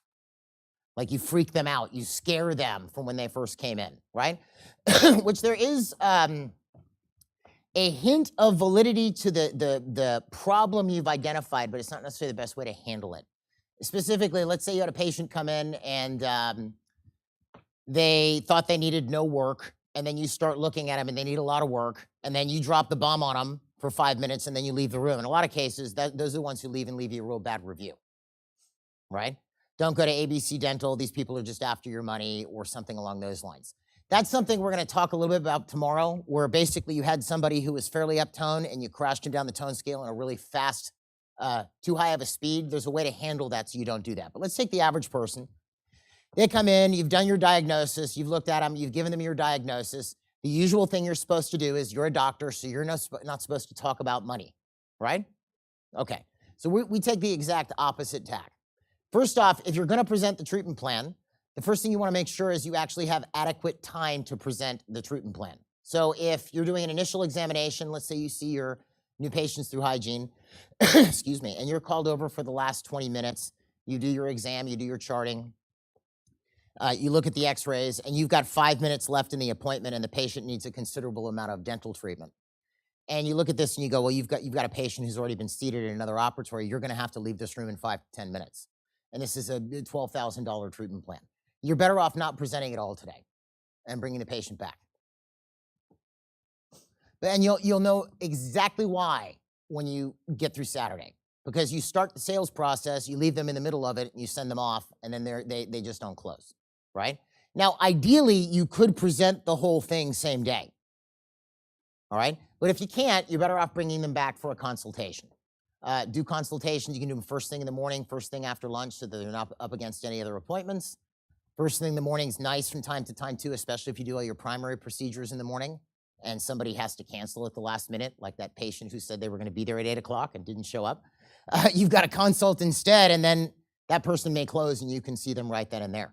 If you're gonna present, think about this for a second. Let's say this patient makes $80,000 a year and their treatment plan is $10,000 and they have $1,000 of insurance participation, right? So you're asking them for $9,000. That's more than 1/10 of their income. And you're doing it in 5 minutes. Like, do you think of what 1/10 of your income is? If I talk to you for 5 minutes, you'd have to really want it in order to pay for it, true? So you need adequate time to not only present it, this is the doctor now, to present it, answer any questions the patient has, and the doctor should tell the patient how much the treatment plan is going to cost. This treatment plan will be $11,000. Was that the number that I was throwing out there? 10,000, sorry. This treatment plan will be $10,000. You may go, well, I'm the doctor, I'm not supposed to say that. You absolutely are. Who's the patient? Let me ask the staff in the room here real quick. Who is the patient most apt to listen to in the practice? Yeah. Yeah, they listen to the doctor. So when you tell them, yeah, it's 10,000 bucks. But also, what can happen sometimes when you talk about money? I've seen, who collects money in here? Anybody like the treatment coordinators or whatever? Have you seen people like almost full-on change personalities when you tell them how much something costs? Yeah. People have money buttons. They could be the nicest person in the world, and then you tell them how much something costs, and it's like, who is this person I'm talking to now? I don't know who this is anymore, right? So money is a very passionate subject. I mean, people get killed over it. Wars are fought over it. Marriages break up over it. It's a very passionate subject. So yeah, it's not sometimes, I mean, it's a bit silly. If you look at what is you have every doctor, if you own a practice, has 3 basic hats that you're supposed to wear if you're a practice owner. You're an owner, executive, you are a doctor, and you are a salesperson. Now, you've done all your formal training here. That's what got you your doctorate. What's made it possible to take the boards and have a profession. But if you think about it for a second, so there's a very specific outcome we expect from a doctor. You know, a properly done procedure, a well patient, restored aesthetic function, right? Those are the things we're expecting, and elimination of disease, right? But what's the expectation we'd expect of an owner or an executive? What do you guys think? Successful business, but how would you grade success in a business? It's profitable, it's expanding. That's how you, if you go, wow, that's a really good business. Well, how do you tell if it's a really good business? If if the owner's broke and the place is crashing and burning, you don't think it's a good business. But if the place is expanding and the place is profitable, you go, oh, that's a decent executive, right? Volume is increasing. That's how you tell if a person is a decent exec. So whether you like it or not, unless you're an associate doctor, if you own your practice, you are an owner/executive, whether you like it or not. Now, you do go hire an office manager. Why? Because the majority of your time is spent being the doctor. You can't very well watch the store if you're occupying this much space the majority of your day in a patient's mouth. So you hire somebody to run the practice with you, but you run the office manager. That's how that's supposed to work. But then you also have this other hat here, salesperson. What would be the expected outcome from a salesperson? Person would be closed and paid and started on whatever service they are supposed to be doing. If a patient comes to you and needs 6 crowns, and they have dental insurance, and they tell you, yes, I want to do this, doctor, but I only want to do the 2 that insurance will pay for this year. How many crowns did you just close? 2. Some people will tell you 6. Oh yeah, they said they want to do all 6. The next year you go, you ready to do those other 2 crowns? They go, I thought we already did them. Did we do this last year? No, you had 6. What? What are you talking about? I have to pay again? They're not closed. Closed means I've paid. And the salesperson's job does not end when a person has paid, because it is useless if they've just paid. I could pay you and just not show up and call and get my money back, true? So no, a salesperson's job ends when the person is actually in the chair, ready to consume services. That's when the salesperson's job ends. Maybe you bought a new patient workshop from us as one of your first things. The salesperson wasn't done with you until you showed up at the new patient workshop. That's when their objective was met. Same thing if you bought the ABCs from Jeff or Andrew or one of these folks upstairs, their job was not done until you were here or watching from home. Because otherwise, all you're doing is borrowing money at that point. True? So that's the outcome you expect, and you can't deliver as a doctor what you don't sell. Now, do you have a treatment coordinator? Absolutely. Do you have to sit there and run the patient through 6 different financing applications, or, okay, you've got $2,000 available on this credit card and $1,000 over here. We can call for a credit line increase. No, you don't have to do that. But you should know how. You absolutely should know how. Because if you don't, and you have a really good treatment coordinator, one day that treatment coordinator comes in and says, oh, by the way, I'm moving across the country. You're in trouble. You should absolutely know how to do these things. But so as a doctor, you present the treatment plan with adequate time to present. You tell the patient how much. What I would expect is sort of the bare minimum is you tell the patient, yeah, this treatment plan is $10,000. Then they start to sort of like wind up the patient and you run. No, I'm kidding. That was a joke. You guys get way too serious about this, right? No, you tell them it's $10,000. Now, what is a patient normally going to say when they see your treatment plan on your tablet or piece of paper that it's a $10,000 treatment plan? What are you normally going to hear? What might you hear? Huh? Ah? They don't even say a word. They just go, ah. What might they say? Wow, that's a lot of money. That's really expensive. I was not expecting it to cost that much. These are the kind of things you're going to hear, right? Wow, that's a lot of money. So you could say something real simple. I understand. How would you normally take care of something like this? If you want to, as the doc, you can go this far. Minimum, I would expect you to say 10,000. They go, wow, that's a lot of money. And that's great. That's why we have our treatment coordinator, Diana, here. You and Diana will go off and talk about it. You're going to close less that way. But if you actually say it's $10,000, you say it's a lot of money, and I go, good, how would you normally take care of something like that? What might you say? Credit card. Okay, which credit card would you put it on? Care Credit? Well, okay, your Care Credit credit card. But the reason I bring this up too is if you take a look at the larger cases, and just so you know, I love patient financing companies. I think they're really, really cool. I think that a lot of doctors have gotten, and I hate to use this word, lazy about them. Maybe lazy is the wrong word, but too dependent upon them, right? Like that's the go-to, right? $10,000. And you go, wow, that's a lot of money. And I go, oh, but it's okay. You know what? We can put it on Care Credit or Proceed or Alpheon, and I just throw them all out at you. Some did, right? The big problem that I have with that is I've just told you this is $10,000. You say that's a lot of money, right? First off, whose problem is this? Mine? Or is it the patient's? Right. Shouldn't they participate in solving it? Why don't they tell me how they're going to pay? Maybe they go, wow, I just don't have that kind of money. Could I do a payment plan? Sure, we could do a payment plan. How much could you pay per month? Well, I could pay $1,000 a month. Okay, so you can pay it off within a year. Well, I'm probably going to run one-year financing at that point, aren't I? Or find whatever program fits. What's your credit score like? You can ask questions like this, just telling you. You don't even have to go that far. If you find this uncomfortable, start with at least saying, this will be $10,000. And you can work it out with the treatment coordinator. That will increase your close rate from saying nothing. But the idea that you shouldn't say it, you're the doctor, that's true. You are the doctor, but you're also these two other positions. There's no magic exception that you get because you're a doctor and own a business. You still own a business.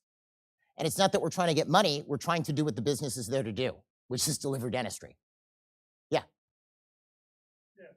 Over the years, I've heard others say, when you present the fee, you zip it. Just like that. That is one heck of a bark, by the way.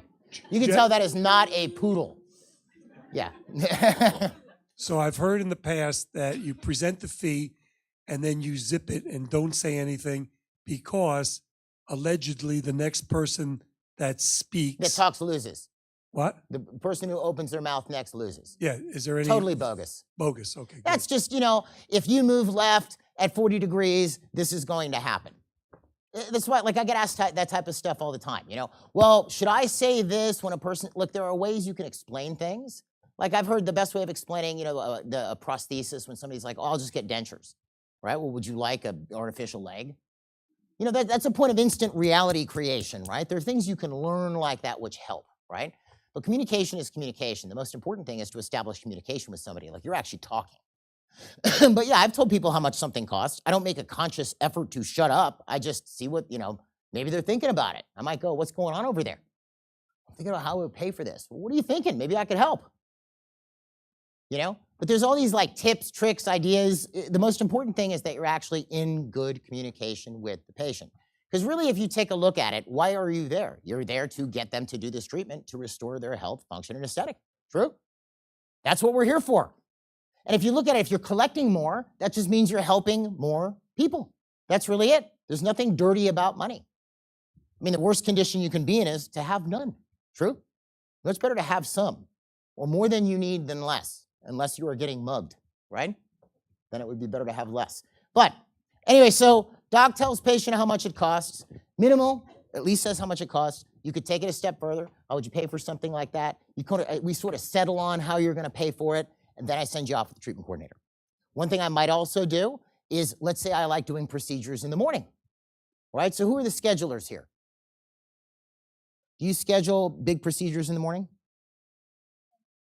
Okay, so that's mandated in your schedule, right? Now, did you find when you first started doing it was a little difficult? Because I'm saying things to you like, well, I have to work, or I can't take off work, but then you learned how to handle it, right?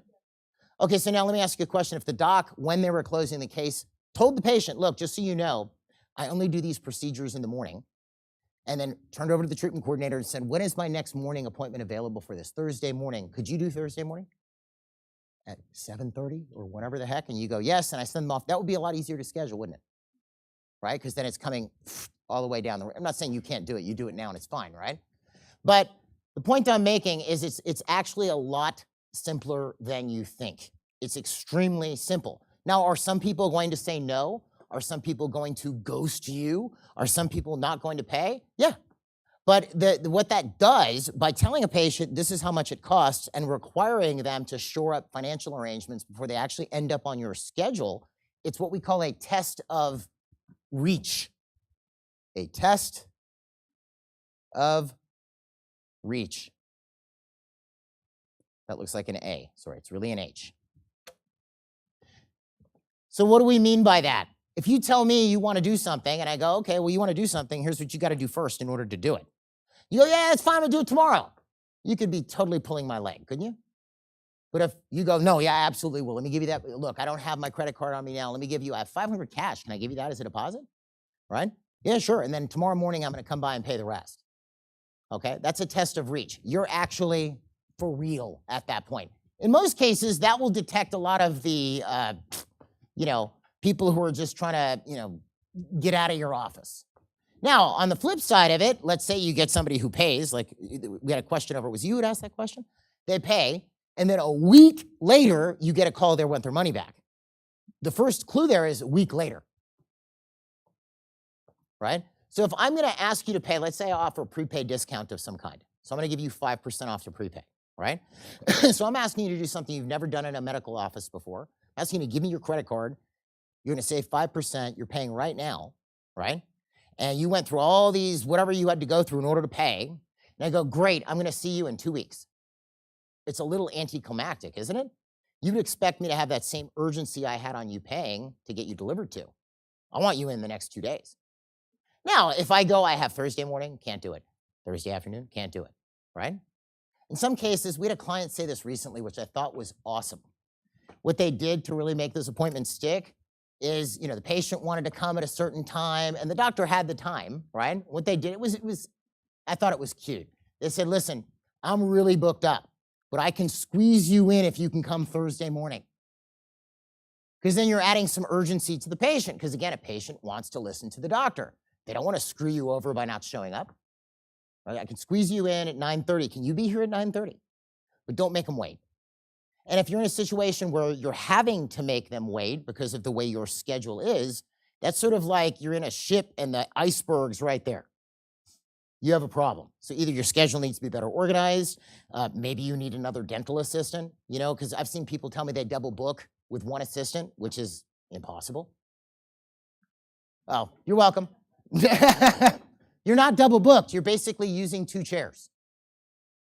That's like if I had 2 chairs at my desk and I'm sitting in one for a couple hours and I'm like, oh, I'm tired of this one. Let me sit in this one over here. That's not double booking. Double booking is an assistant is running each room. They're responsible for what's going on in that room because then the assistant might be able to do some cool things that whether or not they can remove some sutures, they can deliver a night guard, whatever they're allowed to do in their state. Really depends on where you practice, right? But they can do things while the doctor's in the other room. They're seating the next patient while the doctor's wrapping up the last procedure before they're about to dismiss the patient, while the other assistant is with the doctor. They never leave the doctor alone. It might be something like that where you could expand, because I could show you example after example where you look linearly, 2-hour procedure, 1-hour procedure, 3-hour procedure, and then you schedule it appropriately based on doctor assistant time. You can cut 2 hours or an hour out of your day. So it might be that. Right? Or you may validly have a situation where you're just so booked that you need an associate doctor. Which I think that's a good problem to have. But then there's a couple different ways you could go with that as well. Like how many people here are involved with PPOs? Yeah, I'm going to expect to see the majority of the hands, right? Okay. You said you were involved in PPOs and coughed. Are you okay? Like PPOs. Ah. Okay. So just who raised their hand? PPOs. Okay. So what kind of a write-off are you taking on? Let's say a prophy, like 1110, huh? Embarrassing, that's not a number. We're all friends here. 40%. That's actually not embarrassing. It's usually 50%. Oh, you're being generous. That was the some PPOs, not the bad one. Sure, but let's say you're doing your normal crown fee is $1,300 and you're getting $780 or $800 for a crown from a PPO. That's more than $300-400.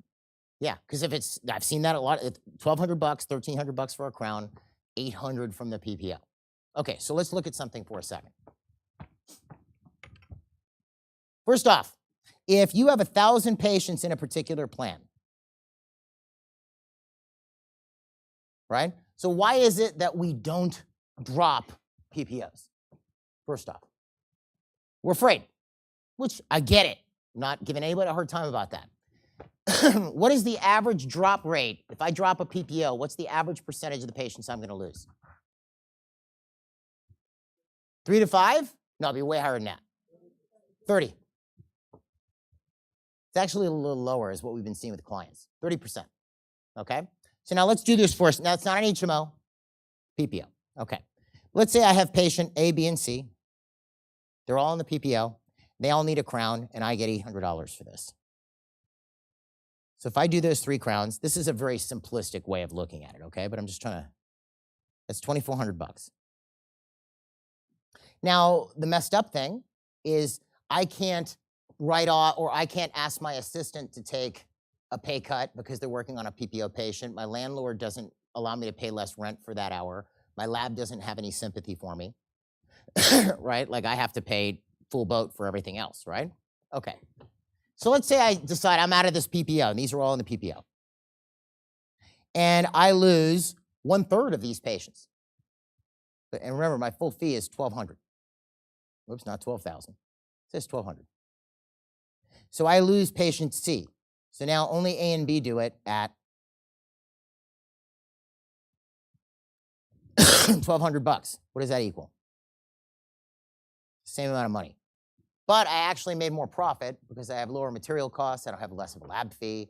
I had less labor costs. I got to hang out for that half hour, 45 minutes. I would have been prepping that crown at that point, right? So, but it's scary because I'm going to have less volume. So that's the other thing I was bringing up is if I'm in a situation where I'm so jam-packed with everything that I can't get a patient in for weeks, and I'm involved in a lot of managed care, I might start looking at dropping plans at that point, okay? Because there's no reason to continue to participate because I'm busy. And if I lose 1/3 of the patients, I'm still going to be okay. You see? Huh? You've dropped 6. Excellent. The other joke of it, too, is since, and I haven't checked the CPI. Everybody familiar with the term CPI? Consumer Price Index. You know the number you always hear for inflation? It's 5%. It's 4%. And it's just the dumbest thing in the world. We're just going to throw a number out. Oh, it's only 2% this month. Oh, it's only 3%. What that is a number where they take a number of categories of goods, like cell phone bills and rent and housing and cars and gas and electric and all these things, and they average out the price increase. When you get that number, the 3, 4, 5, remember it was 9 a couple years ago? That's what's called a year-over-year increase. YOY, year over year. So in other words, if we say inflation was 9% this month, when it's year over year, that means that on average, prices went up by 9%. Let's say this month is January of 2024. That means that since January 2023, prices have increased on average by 9%. Okay, so now that's an average of a bunch of different categories. Fuel, housing, I don't have them in front of me right now, electricity, food in, food out, right? So, but it's an average. So things that really haven't increased are education and telecom. Those have been pretty low. You know what other category hasn't increased much? Healthcare services. Not much at all. You know what has increased?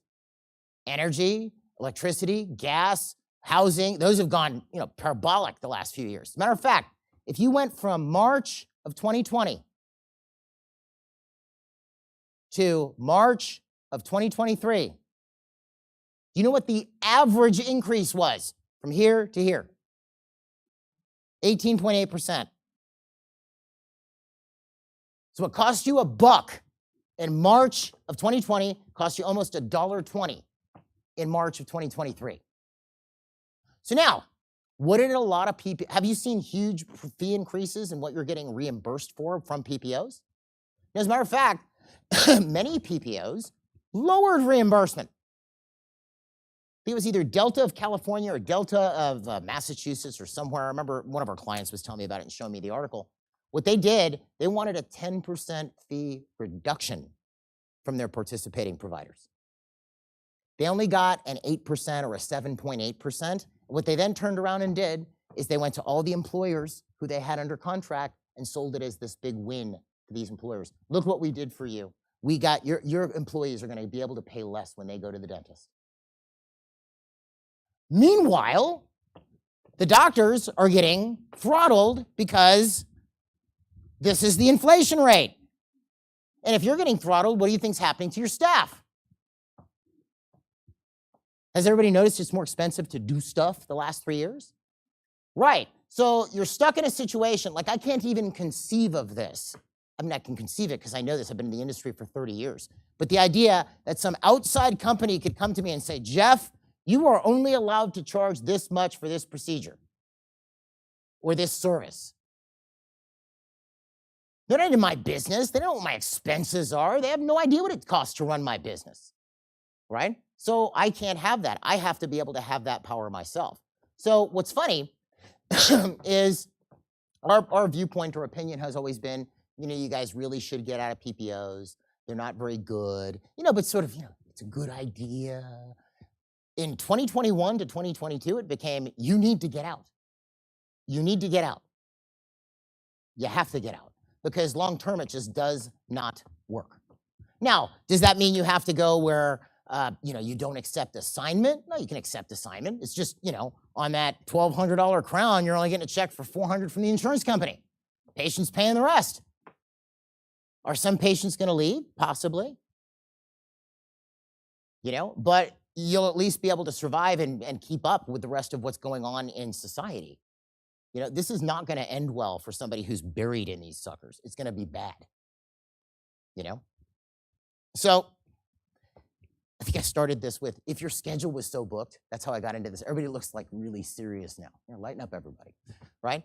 But if your schedule's so booked that you can't fit anybody and you got a ton of PPOs, that might be time to go, I might need to get rid of a few. Might be time to start phasing my way out. And the joke of it is, in certain cases, you may be so immersed in them, it may take you 2 years to get out. So you got to start at some point, right? But I would not be in them. And it's not difficult, folks. We have a client who actually bought a practice down here. He's got a practice. You'll see him, Dr. Filliman. You'll see him at Seminar C, right? And he practices in Washington Heights in New York City. He bought a practice down here, got his Florida license. He's got associates in the practice, right? That practice does like $280 a month. They're dropping all their plans. Like he's not even there. His associates, and he's got trained office managers in the office. And the point I'm making is you don't have to be this really special, fantastic, they're great staff, but you don't have to be this like special, fantastic person to make it work. You just have to, it's very simple what to do. It's not very difficult. Anyway, I can go on this about a long time, so I need to stop. But you guys get this. That's what I would do to make sure you don't get ghosted. Get him in quick. Get him in fast, right? Now, will you still get ghosted? Yeah. Probably, most likely from, let's say I come in your office, I'm petrified of the dentist. I'm petrified. You somehow close me. You schedule me for tomorrow or the day after, and I'm sick. And then I'm sick again. And I probably won't even call you for a refund. I'll just leave the money on account for like 6 months to the point where you call me and go, Jeff, I'm giving you your money back. Right? But for the most part, you won't have that type of a situation. Cool? Okay, good. You guys ready to move to the next tone? That was kind of a little bit of an intermission there on the tones. Now we'll move to everybody's favorite tone level. I love this. I love the photo. Isn't it great? Hey, wow, it's great to see you. All right, so let's look at this one. What does covert mean? Secret, hidden. What is hostility? What is hostility? Having or showing ill will, unfriendliness, a bad feeling toward, desire to harm. These are hostilities. So we have a hidden, secret feeling of ill will, unfriendliness, and desire to harm, but it's hidden.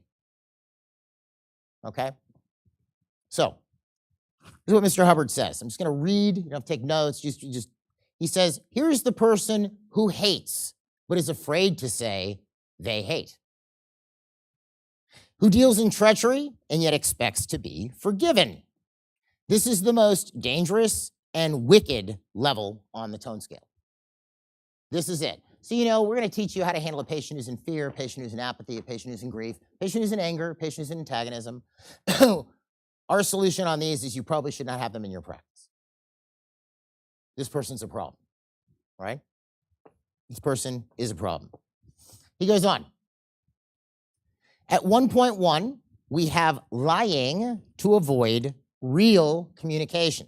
We have lying to avoid real communication. What is real communication? Let's say we have Joe here, and we have Bill, because I want to clarify this. Real communication, let's say Joe's upset with Bill. Real communication would be, I'm upset with you. Now, does everybody do that? Heck no. They'll see Bill and go, gee, isn't the weather nice, Bill? Right? They just don't want to get into it with Bill right now. That does not make them covert hostile. Covert hostile is, Joe hates Bill. Hates Bill. And as far as Bill is concerned, I'm your best friend.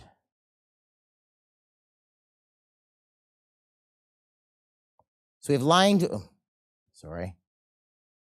we have lying to avoid real communication. It takes the form of pretended agreement, flattery, verbal appeasement. Is everybody familiar with what appeasement is? It's like giving in to someone's wishes. Oh, you're so right. You're always right. Or simply a false picture of the person's feelings and ideas, an artificial personality.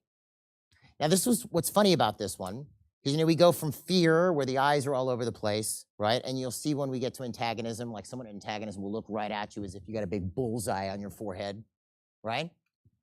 This person, when we talk about the 1-1, there is no specification of what they do with their eyes. None whatsoever, because they're playing a role. They're playing a role. They may be hateful, covert, but they're playing a role. So, of course, I'm going to look at you because that's what I'm supposed to do. It says, here's the level of covert hostility, the most dangerous and wicked level on the tone scale. Here's the person who smiles while he inserts a knife blade in your vertebra.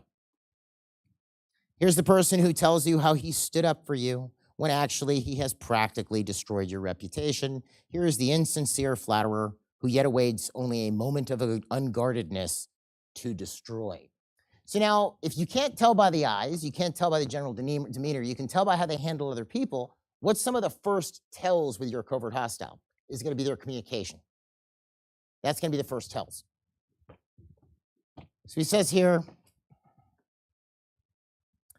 the conversation of this level at 1.1 is filled with small barbs. What's a barb? It's a sarcastic remark, a little biting remark. So the conversation, what you'll hear out of a 1-1's mouth is little barbs.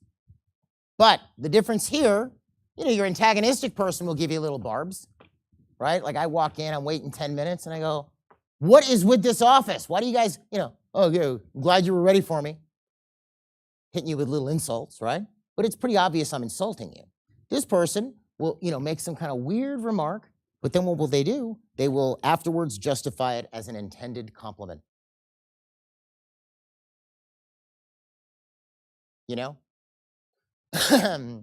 One of my favorite examples, they see somebody playing a piano and they're having a rough time and they go, listen, it's okay. Not everybody was born with talent. It's okay. If you were to call them on that, what would be their reaction? What are you talking about? I'm your friend. Why are you getting all upset? I just don't want you to be upset. Talking with such a person is the maddening procedure of boxing with a shadow. One realizes something is wrong. but the guardedness of a 1-1 will not admit anything wrong, even as all the while, excuse me, they do their best to upset and wreak havoc. From such a person, one should never expect an outright frontal attack. The attack will come when one is absent, when one's back is turned, or when one sleeps. A 1.1 can be accurately spotted by their conversation, since they seek only to enturbulate. They seek only to enturbulate those around them, to upset them by their conversation, to destroy them without their ever being aware of their purpose.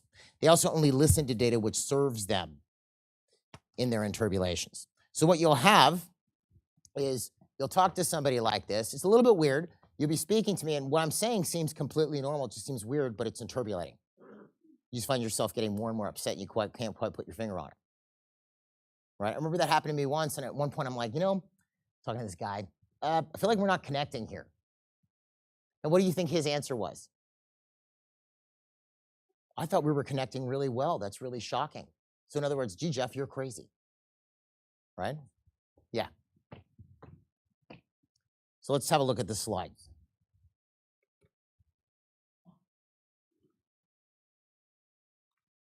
So remember, we have no eyes trade because a 1-1 will look at you.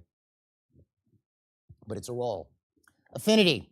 Here the person's hatred has been socially and individually censured, which means condemned, to a point where it has been suppressed, and the individual no longer dares demonstrate hate as such. They will never be openly hateful, ever.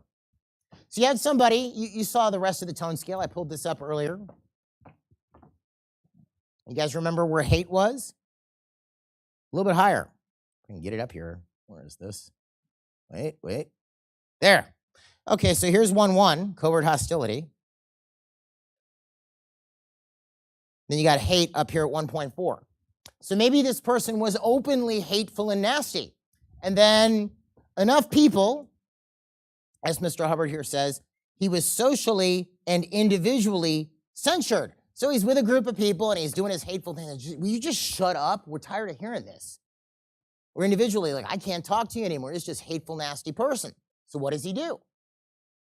He now suppresses the hate and will not demonstrate hate as such, which meaning hate as actual hate. It's suppressed. The reality level, here we have a doubt of own reality, insecurity, and doubt of opposing reality. So I want you to imagine something for a second. Because people have a tendency to place themselves on others. You ever had somebody accuse you of something that you know you did not do, but like really went after you on it? Like, I know you just want my money. You guys just take people's money and you don't care about them and you're lying and you just want something like this. What they're essentially doing for you is showing you, like, I'm doing this, that's what I do, so therefore I'm assuming you do it as well. You guys get it? You kind of in a totally different area of life. You maybe have seen this with friends where you have a couple, and one person's accusing the other person of cheating.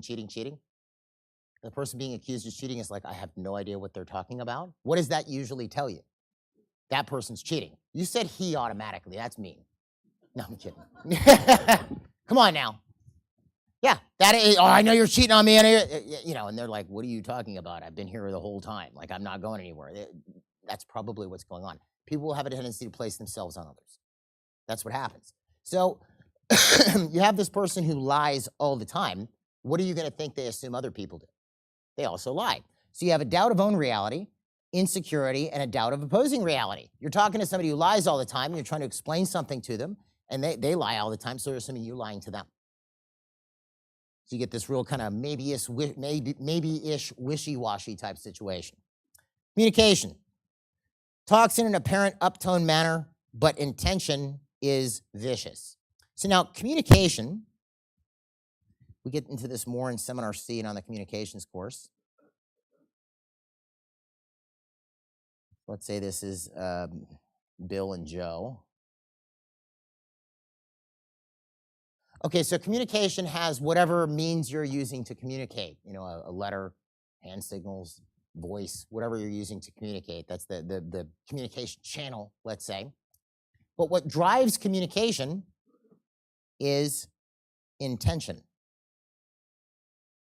That's what actually drives communication. So as an executive, if I give somebody an order that they're supposed to comply with, I have to actually intend that they do it and they actually understood me and that they're going to do it and that they get it. That's what drives that communication from point A to point B. So where it gets weird is someone could say something nice to you, like, those are nice shoes, right? What's the intention in that case? To tell you, I like your shoes, right? They're nice shoes. Or I could say it with an intention to be introverted, but the words don't match the intention. They're nice shoes. Do you always wear those to seminars? You see the intention's different? Words are very similar, aren't they? They're cool shoes. I'm just giving you a hard time. That was just role playing. Yeah, but not, no, I'm kidding. Anyway, so intention, you have somebody whose intention is nasty, but the words don't match the intention. That's where it gets weird when you're talking to one of these folks. You go, what is going on? There's another aspect to communication here I'm going to just read to you. This specifically has to do with how a person at this tone reacts to communication to them. This is what Mr. Hubbard says. He says, at 1.1, we have a lack of acceptance of any remark. At 1.1, we have a lack of acceptance of any remark. Now, he says the individual is likely to seem to have difficulty in hearing. That does not mean someone who actually has difficulty in hearing is 1-1. You guys get the difference, right? But I want to just point something out. I want to show you the effect created. So let's say I'm covertly hostile and you're talking to me. Just talk to me maybe about, did you fly here this weekend? Okay, tell me a little bit about your trip.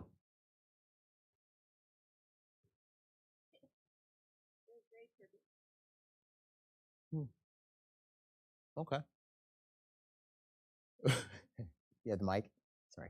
Here, I just want to point this up. So go ahead. It was very rocky. Yeah, it was very turbulent. We were a little bit nervous. What? But other than that, it was pretty good. But what? I don't know. I don't understand. What do you mean? Now, I just want to point something. That's irritating, isn't it? Yeah. No, I get it. I'm sorry that you had a bad flight, by the way. But you got here and it's okay, right? You're safe. But the point being is, like, what that does, it sort of leaves you hanging. Like, what's going on? Did he hear what I had to say? Like, what's going on here? That's intended. Okay? Like, I'm not willing to receive. Because communication is almost like playing catch. You throw a ball, a person catches the ball, throw the ball back. That's two-way communication. Throw the ball back, they catch the ball. Okay, good. They got the ball, I throw it back to you. Well, I'm not receiving the ball. I'll never receive the ball. You see? He goes on. The 1.1 corrects remarks made to them. They are very concerned sometimes about the meaning of words and remarks. So you say, hey, Jeff, can I do blah, blah, and you meant to say, may I, right? That's what you meant. That's what you really meant, right? So this means that all English teachers are covertly hostile. No, I'm kidding. Anyway, there you go. Finally, I got back at my English teacher. All right, so no, the point being is, like, I'm not willing to receive that comm. Like, I'm not willing to receive it, so it leaves you hanging. It feels weird, right? You don't know what's going on. That's intended because it creates a serious amount of discomfort with you, okay? It's one thing to realize, too, if you're just normal and you're doing your everyday thing, you're talking to somebody and you're like, this communication is going really weird, what we all have a tendency to do is go, there must be something wrong with me. True? It's probably not you. It's probably them. Open your eyes a bit more and you'll see it. Handling of truth. Here we have ingenious and vicious perversions of the truth. I would say 99.8% of the embezzlement cases I've seen in my career were easily detectable if someone was actually looking. Most people don't actually look at their day sheet every day and balance it against what business they did that day, you know, or if they have a cash box, they don't actually make sure the cash box reconciles. That's how they got embezzled from. But then you get that, 1.1 or 2% of embezzlement cases where you go, wow, that was really fascinating. That's usually when you have one of these folks doing it. A really crazy, ingenious way to get the money.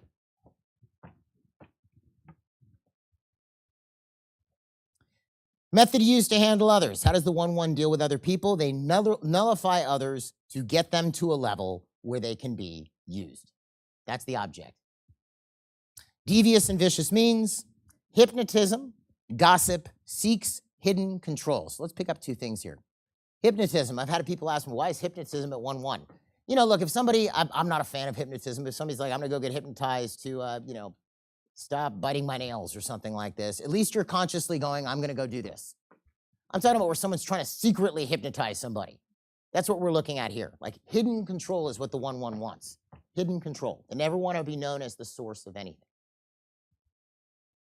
State of possessions are going to be in poor condition, but there's a unique qualifier I'd give to that just based on my own observation. I would imagine everybody has a story like this. I've seen them over the years, where someone has a team member that the rest of the team members really don't get along with, and this team member is a problem, but on the surface, everything looks really good. They should have fired them 6 months ago, but then something goes wrong and the person finally leaves. Then they go to their workstation to figure out what's going on. And that's when they find all the stuff. Here's all the insurance forms that had questions. Here's the statements that were supposed to go out last month. Here's the bills the doctor never received, which are now late. They were all stuffed in a drawer. But from the outward appearance, everything looked great. So you sort of got this outward shell of everything looked awesome, but when you start digging through things, that's when you realize where the rot really was. So that will happen with your 1-1. On the surface, everything looks smashingly awesome till you start digging a little bit. That's when you find the nasty stuff, okay? Then motion, person who's 1-1 will try to get away from motion and covertly stop it. So, again, motion detectability. You meet somebody like this, they may be so out of it that they're, hi, how are you doing? And they're right there. Naturally, what you would see is if they're meeting you, they're going to want to move away sooner than later, right? But where you're going to see the actions they take are going to be covert actions. I mean, I remember, I could give you tons of stories like this. Remember one client in particular who was having trouble. New patients crashed. So finally, we called his office, and the receptionist hung up on us, right? And called again, receptionist hung up again. So we called the doctor's cell phone. This is when cell phones weren't as, prolific as they are now. We called the office and told the doc, look, it sounds like your office is hanging up on us. I said, no. Well, he's like, no, but my phone's broken. The phone in the office isn't working properly. We can't take incoming calls right now. So then we said, okay, hang on a sec. We're going to call. Stand by your phone. He called, picked up. It was no problem. The receptionist had told him his phone wasn't working so that she could hang up on people. You guys follow this? We had another client in South Florida. She's on her third ABC. She was doing about $20,000 a month when she first comes in. She's doing like 24 after 2 ABCs, which for us, I'm not saying this to toot our horn, but we usually expect to see at least, $15,000, $20,000 increase over the course of a month or two after the person starts. So we start digging into why, what's going on. So she's here with her husband who had his own business, but he was coming up with her for support. We're sitting down with him and we start going over her schedule. And we find out that her schedule is completely empty between 4 and 6 p.m. at night. Like that should be what's booked out 2 months in advance, right? I mean, the rest of the day wasn't that booked either. But 4 to 6 p.m., she just couldn't fit patients in there for the life of her. So we cook up this plan. The husband's going to have his friend call the practice and talk to her front desk and try to get an appointment for 4:30, which we know there's lots of appointments available for. So he calls the office. Front desk answers. He's a new patient, does all his paperwork. Oh, yeah, I'd like to come in after 4:30. I'm sorry, we don't take any patients after 4. But now, meanwhile, this staff member is going to the doctor because the doctor's going broke. Doc, I'm doing everything I can to help you. I don't know what's going on. Maybe patients just don't want to come here right now. Dentistry is very expensive, but I'm here in your corner. I'm supporting you. Meanwhile, she's blowing off patients at 4 p.m. and later every day and lying to the doctor about it. Like, I would have respected her more if she said, this was years ago, look, I need to go watch Dr. Phil, so I'm not taking appointments after 4. I would have respected that more. Like, I hate you, and I want to go watch Dr. Phil. Okay, respect. You're fired, but whatever, right? Go watch Dr. Phil all day and reruns. But the lady was taking covert action. The way, and this was also, she was on salary, so it wasn't an hourly gig, so she got paid whether she was there till 6 or not, right? The way this was being worked was by blowing patients off, she got to go home early. And she was lying to the doctor about it. So she wasn't taking overt action, she was taking covert action. Yeah. So, anywho. So that's always the fun tone. Any questions about this one? It's a pretend friend. Yeah, it's a problem. Any questions about this one at all? Anyone? No? Whoops. I'm stuck on this really nasty picture there. No? Okay, good. I normally spend a little bit more time on this one because this is the one that always gives people the head fake. You know, they think they've got somebody who's uptoned when they're really not. But remember, just watch what the person's doing and you'll start to pick up on them. All right, let's move on to our next tone. Love this one. That's a little bit higher than a 1 or 2 volume there, right? Okay. So now, I often get asked, what's the difference between anger and antagonism? Well, let's talk about anger for a second. I want you to imagine for a minute a time when you were really, really angry. Like you were angry. What did you want to do at that very moment? Take action. But like you were red in the face mad. What did you want to do? What action did you want to take? Break stuff? Kill somebody? Smash something? Destroy it? Yeah, that's about right. If you look at where it's at on the tone scale, what's right below anger? Hate, right? Anger is pretty nasty. So usually it's break, smash, destroy. Antagonism is a little bit just more of being annoyed, irritated with something. This anger is destructive. Acts of brutality happen at this tone. When you see two people beating the heck out of each other, that's the tone level you're looking at. All right? So, let's start with the eyes. So now, he says, in the lower bands of anger, they will look away from you deliberately. It's an overt communication break. Lower bands of anger will look away from you deliberately. It's an overt communication break. So I never got this. It's not fully clarified in the material that I pulled it from. Lower bands could mean, in my view, a couple of different things. Number one, it could mean like when the volume's down with anger, you know, like a lower volume anger. Or it could mean, when we're talking about the lower bands of anger, we might be looking at this tone, like resentment or hate. Does that make sense?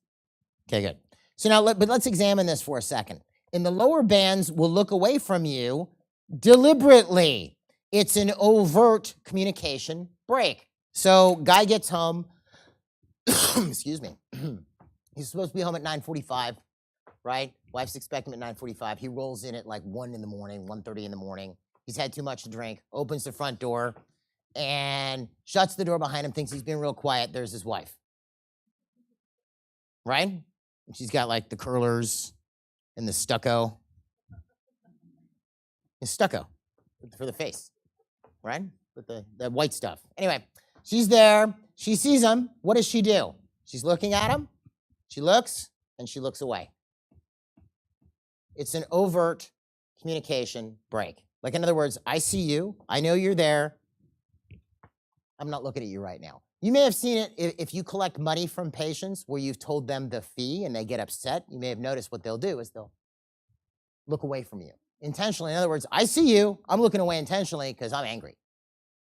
Okay? The affinity level of anger, here we have it as has almost reversed itself. It's hate, violent, and expressed. You'll find that this peppers an angry person's language as well, right? When they talk about something. Especially if they're stuck in that chronic anger band, you tell a person, well, look, your insurance is only going to pay this much. Oh, I hate those insurance companies. They should all go to jail, or they should be killed, or this type of stuff they're going to say. I hate them, right? Whoa, dude, it's just dental insurance, right? They're going off about it. Reality. Here we have a destruction of opposing reality. You're wrong. Disagrees with the reality of others. So it's a destruction of the opposing reality. So if I'm an angry guy and, I'm just an anger on the tone scale, let's say I kind of live there, and you agree with me, like they're doing something with the road we think is a bad idea. stupid. This could be about anything. You agree. That is terrible. Those people should be prosecuted. And that's what I think too. We're in good shape. Wow, that's really smart. See, that's what I was saying. But if you think the opposite should happen, I'm going to lose it. Right? Any reality that opposes mine gets destroyed. Okay? Any reality that opposes mine gets destroyed. This could be the dumbest thing in the world you're talking about. You are talking to your cousin. He's from out of town, and your uncle lives in town. Your cousin's visiting, and he wants to know the best way to get to the airport. And you tell him how to get to the airport, and your uncle's listening in, and he goes a different way to the airport, and he disagrees with you. He's going to lose his mind. Don't listen to him. He was always stupid. Just shut up. Shut up. He's going to lose it. So any reality that opposes an angry person gets demolished. But keep in mind, you have that volume concept, right? And you know what's funny? I should probably bring this up now. We talked about volume of tone. What turns up the volume knob?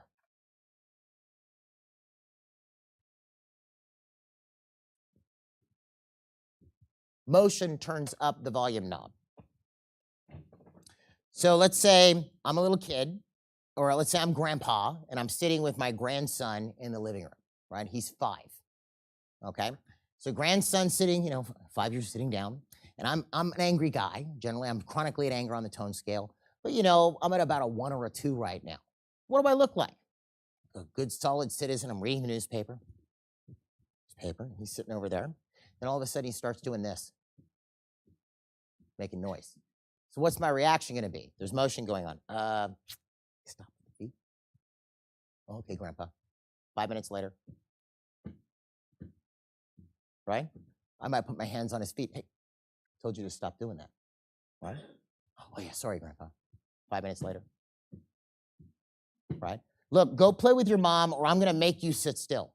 Okay, I'm trying to read my, just stop it. The volume's going up, isn't it? 5 minutes later. Which I don't agree with or condone. But I'm first going to intimate, then I'm going to, hold his feet, then I'm going to make him stop, then destroy the motion source eventually is what happens when somebody's in anger. Okay? But a person the volume knob goes up with relation to motion. We talked about the patient who's in grief in the hygiene op, when the hygienist pulled out dental floss. It's just too much motion. She finally lost it. Oops. All right, communication. Talks of death and destruction only. Hate. At this tone level, we have a shutting off of other people's conversation, a complete refusal to listen, and efforts to destroy incoming conversation. Person in anger tends to say things without thinking that if I say this is going to happen. There's no thought involved with anger. Well, like, wow, if I say this to you, that's going to happen. There's no thought like that. What is a person after they're angry? They've said things that they know they shouldn't have said. What do you always say? I'm sorry, I didn't mean it, right? Which isn't 100% true. You meant it at that time. You just don't mean it now, okay? But that's what happens. A person gets extremely destructive when they hit this tone. Handling a truth, blatant and destructive lying. Person in anger lies like it's no problem.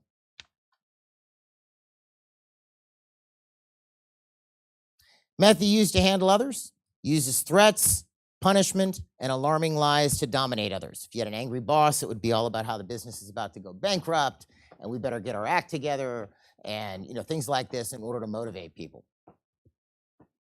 What's really funny, we have an online on-demand platform, DDS Success. You may have it or you may have seen it, right? So we filmed some demos on tones, and we're using real life examples. But it was basically about an angry patient who'd been presented with a treatment plan and didn't do it, right? And then they were presented the correct way to do it, right? Or the correct way in order to get them to do it. It was kind of funny. This was from a real story. So to tell you a little bit of the background on this story. So this guy needed, I don't know what he needed. He needed some restorative treatment. Didn't do it 1 year or 2 years in a row. So the doc finally comes back to him, second or third year, and says, listen, because the guy hadn't used any of his insurance other than his checkup appointments. So he's using, and he's got a $1,500 max, and this was years ago, because I think it's still $1,500 or $1,000, isn't it? Isn't that a joke? Yeah, I remember in 1994, it was $1,000 or $1,500, and prices haven't changed at all. Anyway, so this patient's not doing the treatment plan, So finally, the doctor asks him, "Listen, do you have to pay for any of your benefits?" "Yeah, I have to pay for some of my benefits."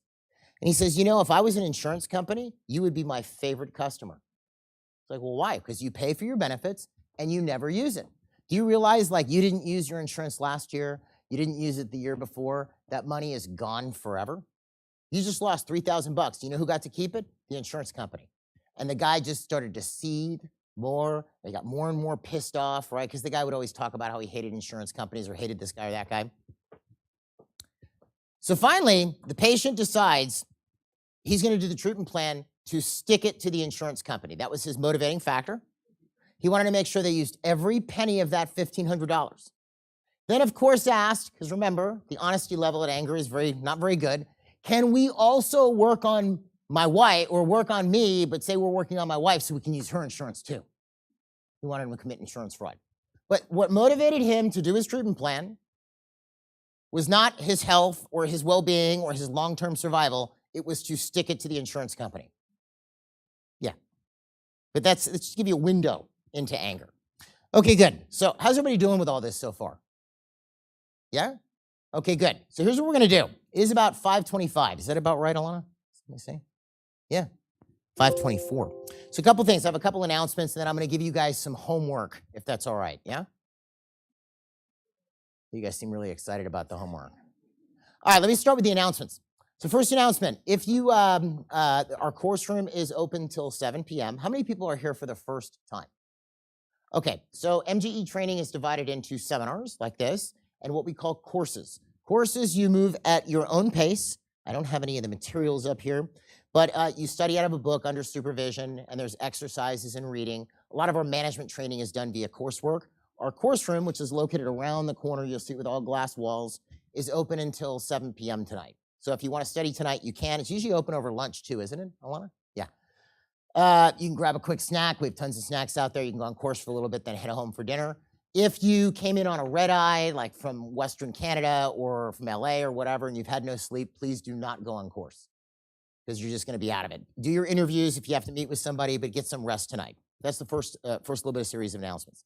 The seminar will start again tomorrow morning at 9:30, but I want to have you guys get some, when you go home tonight or when you go out, you go after dinner, whatever, here is your homework. It's actually very simple. I want you to start obnosing. Start looking, but don't make it weird. Don't be at the restaurant. Don't do that, right? That just gets weird. You're from MGE. Okay, no.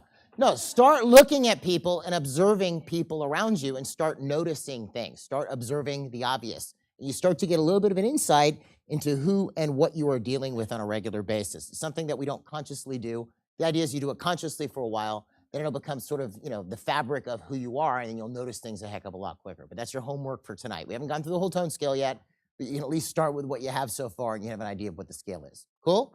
Otherwise, tomorrow morning, we will resume at 9:30 a.m. We're going to knock out the rest of this thing, and then after lunch, we'll get into how to use this as a communication tool. Guys, you've been great. Have a great evening. I will see you guys first thing in the morning. Thank you. 9:30.